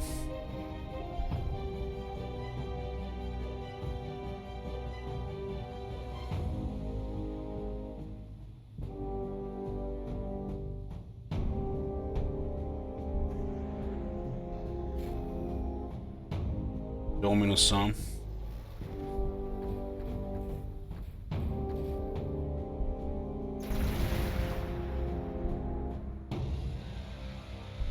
These guys have been pushing here. Snipers kill those guys.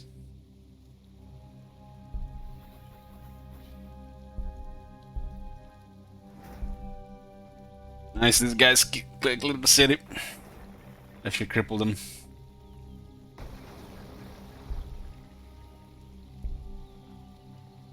One of the rangers is still up. And now with a blood blessing. I'm gonna go harass the Imperium there.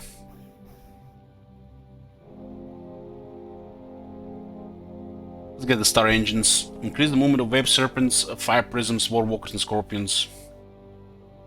That's impressive stuff. Especially in the big mob. I guess let's open the one scorpion into production. 320 ore to build, 16 to upkeep.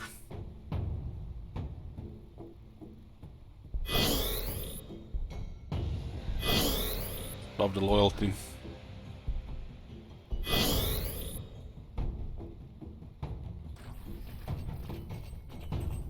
They just got fresh anti-armor unit.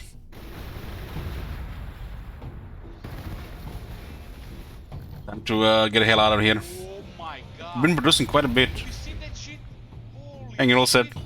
What the hell?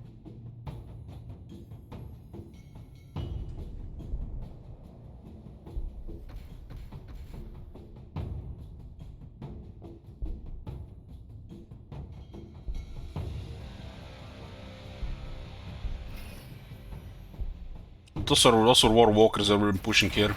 At least we pin them in the corner.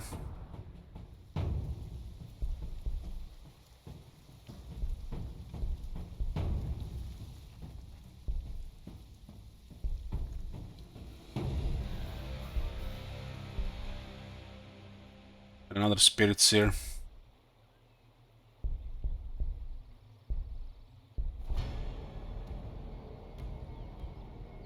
Much for the items though.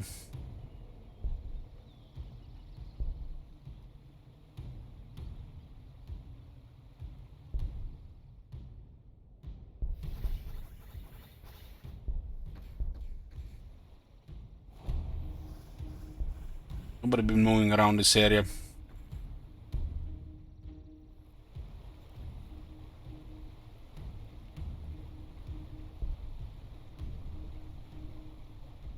Get energy here.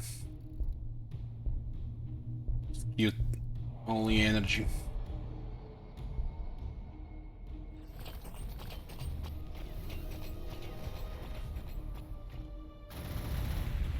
City must be producing a lot of resources next to your field. City right now is incredibly hard to kill. How many things still alive? Adeptus, Mechanicus, I think Necrons, and Astronotarum.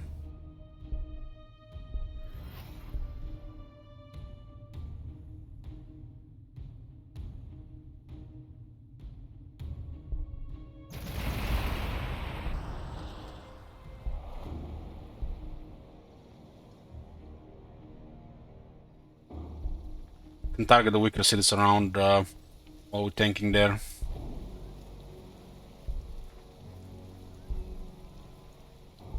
These things can easily destroy cities because they're infantry.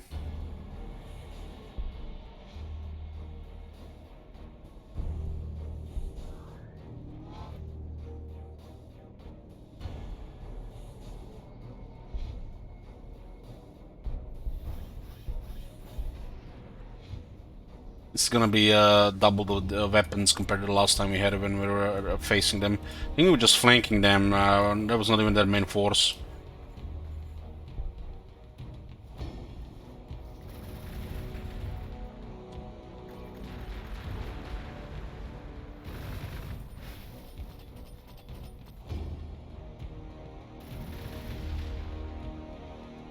Got morale, I think we're good here.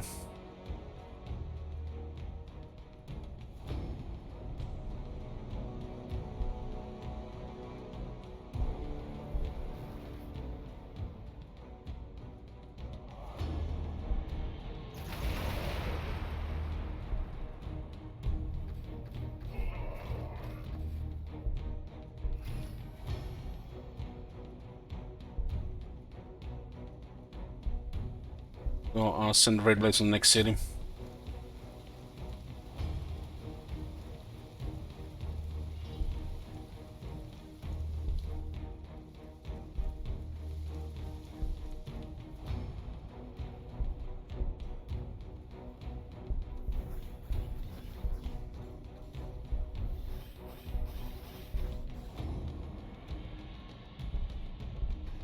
So this area has been cleared. Oh shit! How much is this gonna hit? Just appear out of nowhere.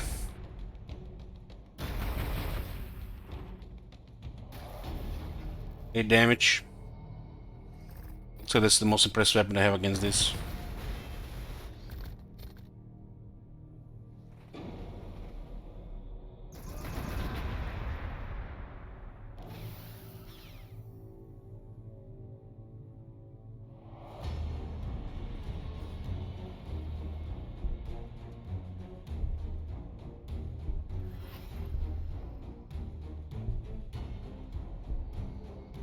This thing is so squishy, but there's okay damage. Demoralized here. I can't even deal with one Red Knight. I guess it's too tanky in this area. Spirit City is doing its job as well. Yeah, this city's gonna get fucked. Red Knights very tough in the side of the city. Red Blades, I mean.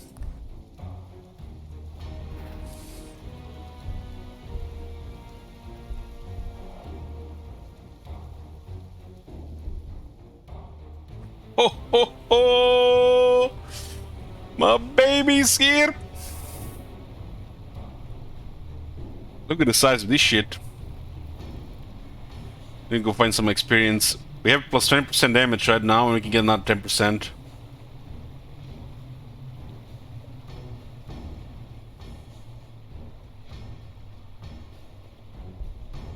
Let's go visit the Imperium. And it was constructed pretty fast there.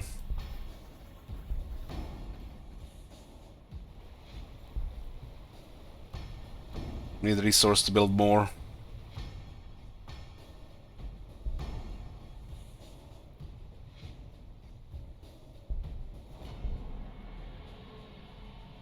Can we build in 3 turns? I guess we have enough shops.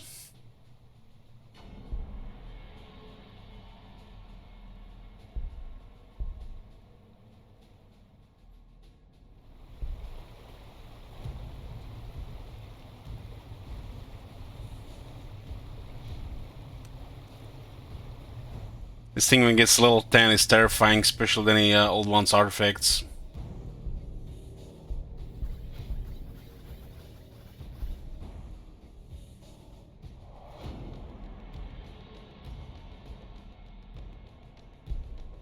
It's like a forward scout.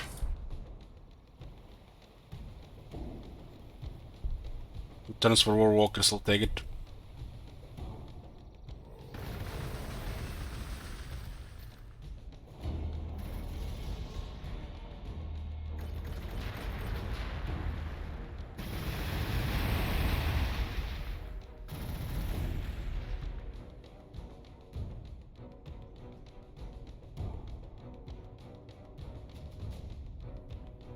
Wow.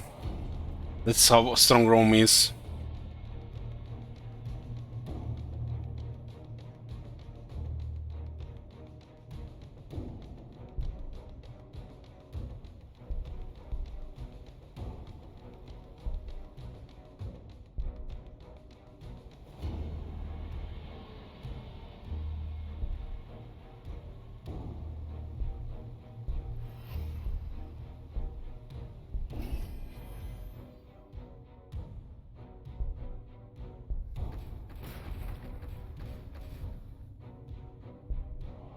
Need more firepower here, but we're sieging other cities with other stuff.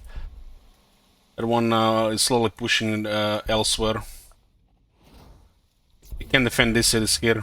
The ray blades are slow, destroying everything. One more turn for this guy.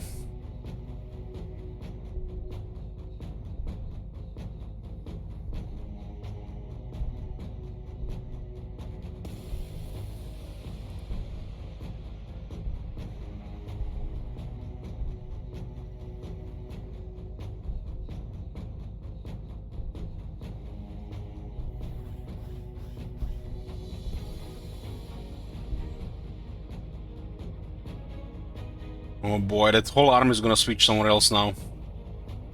Holy fuck.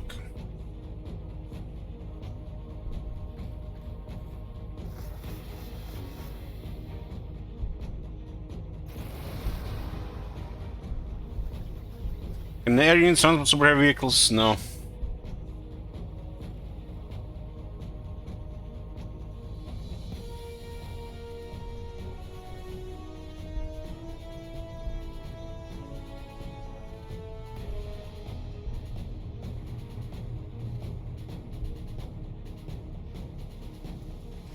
Went to clear these guys soon.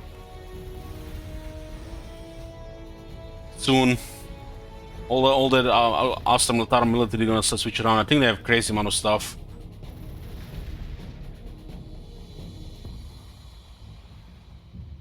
Oh boy, starting to move. You can shoot them while we are, fighting a retreat. This is the movement of wave serpents, fire prison, warwalkers, and scorpions. Whilst all Aeldari vehicles are swift and agile, those that mount star engines are often able to move faster than the eye can follow. Lesser races can only marvel at the phenomenal speed and maneuverability of our craft so equipped. +1 movement max. Look at the Warwalkers with 5 movement. Holy fuck. Like, excellent fire support. 4 movement on one of the largest tanks in the game.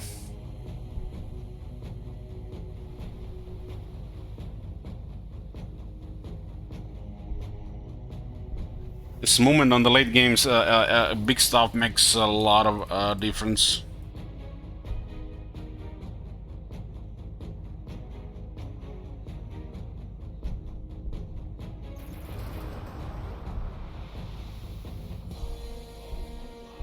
How much military is going to be here? I'm a little bit worried.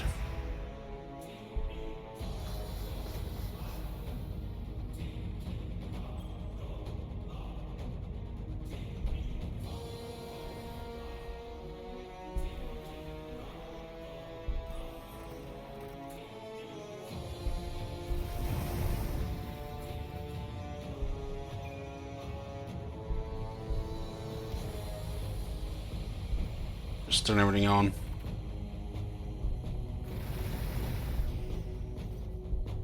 We have sending firepower here, they just need some experience. I'll get a 3rd damage artifact when I find it. Must be somewhere around here.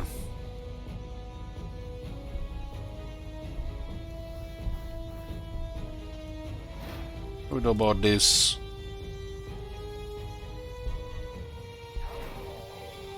Ignore.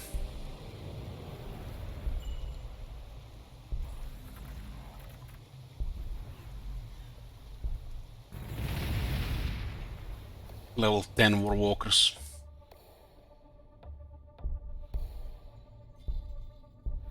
Need help here.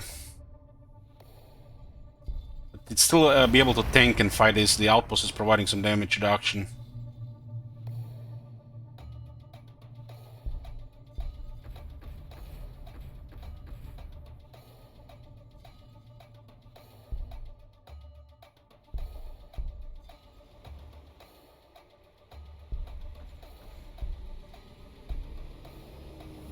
Okay, the second one is coming.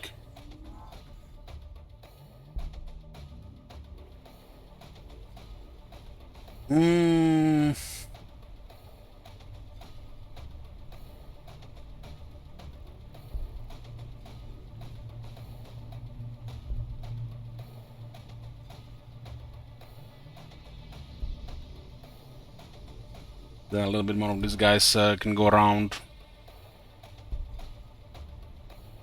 Running out of resource again. Scorpion was expensive.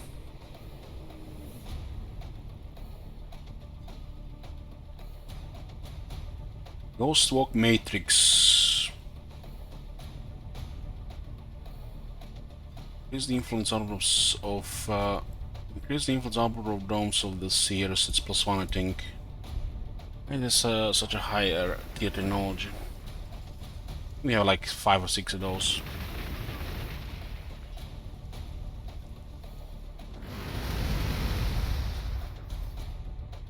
Lemon Raspberry tanks need to fire on Warwalkers to put a dent. Those. What do they even have? 10% damage. Looks like there's gonna be some experienced military as well. Probably outnumber like 5 times here at least. We just don't see it.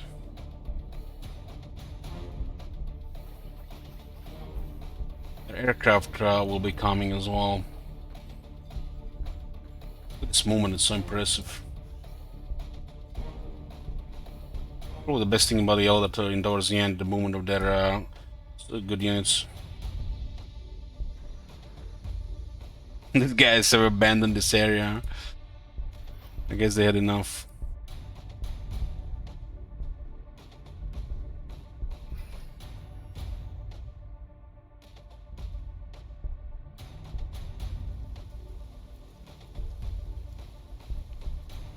It looks like that this, I think, looks like the second city.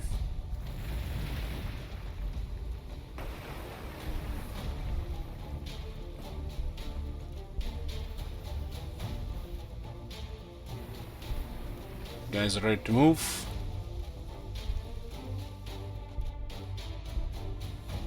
We can see Astra Militarum here, so This is all they have here. Anyways, boys, we're gonna save here and continue next time. Thank you for watching and good night.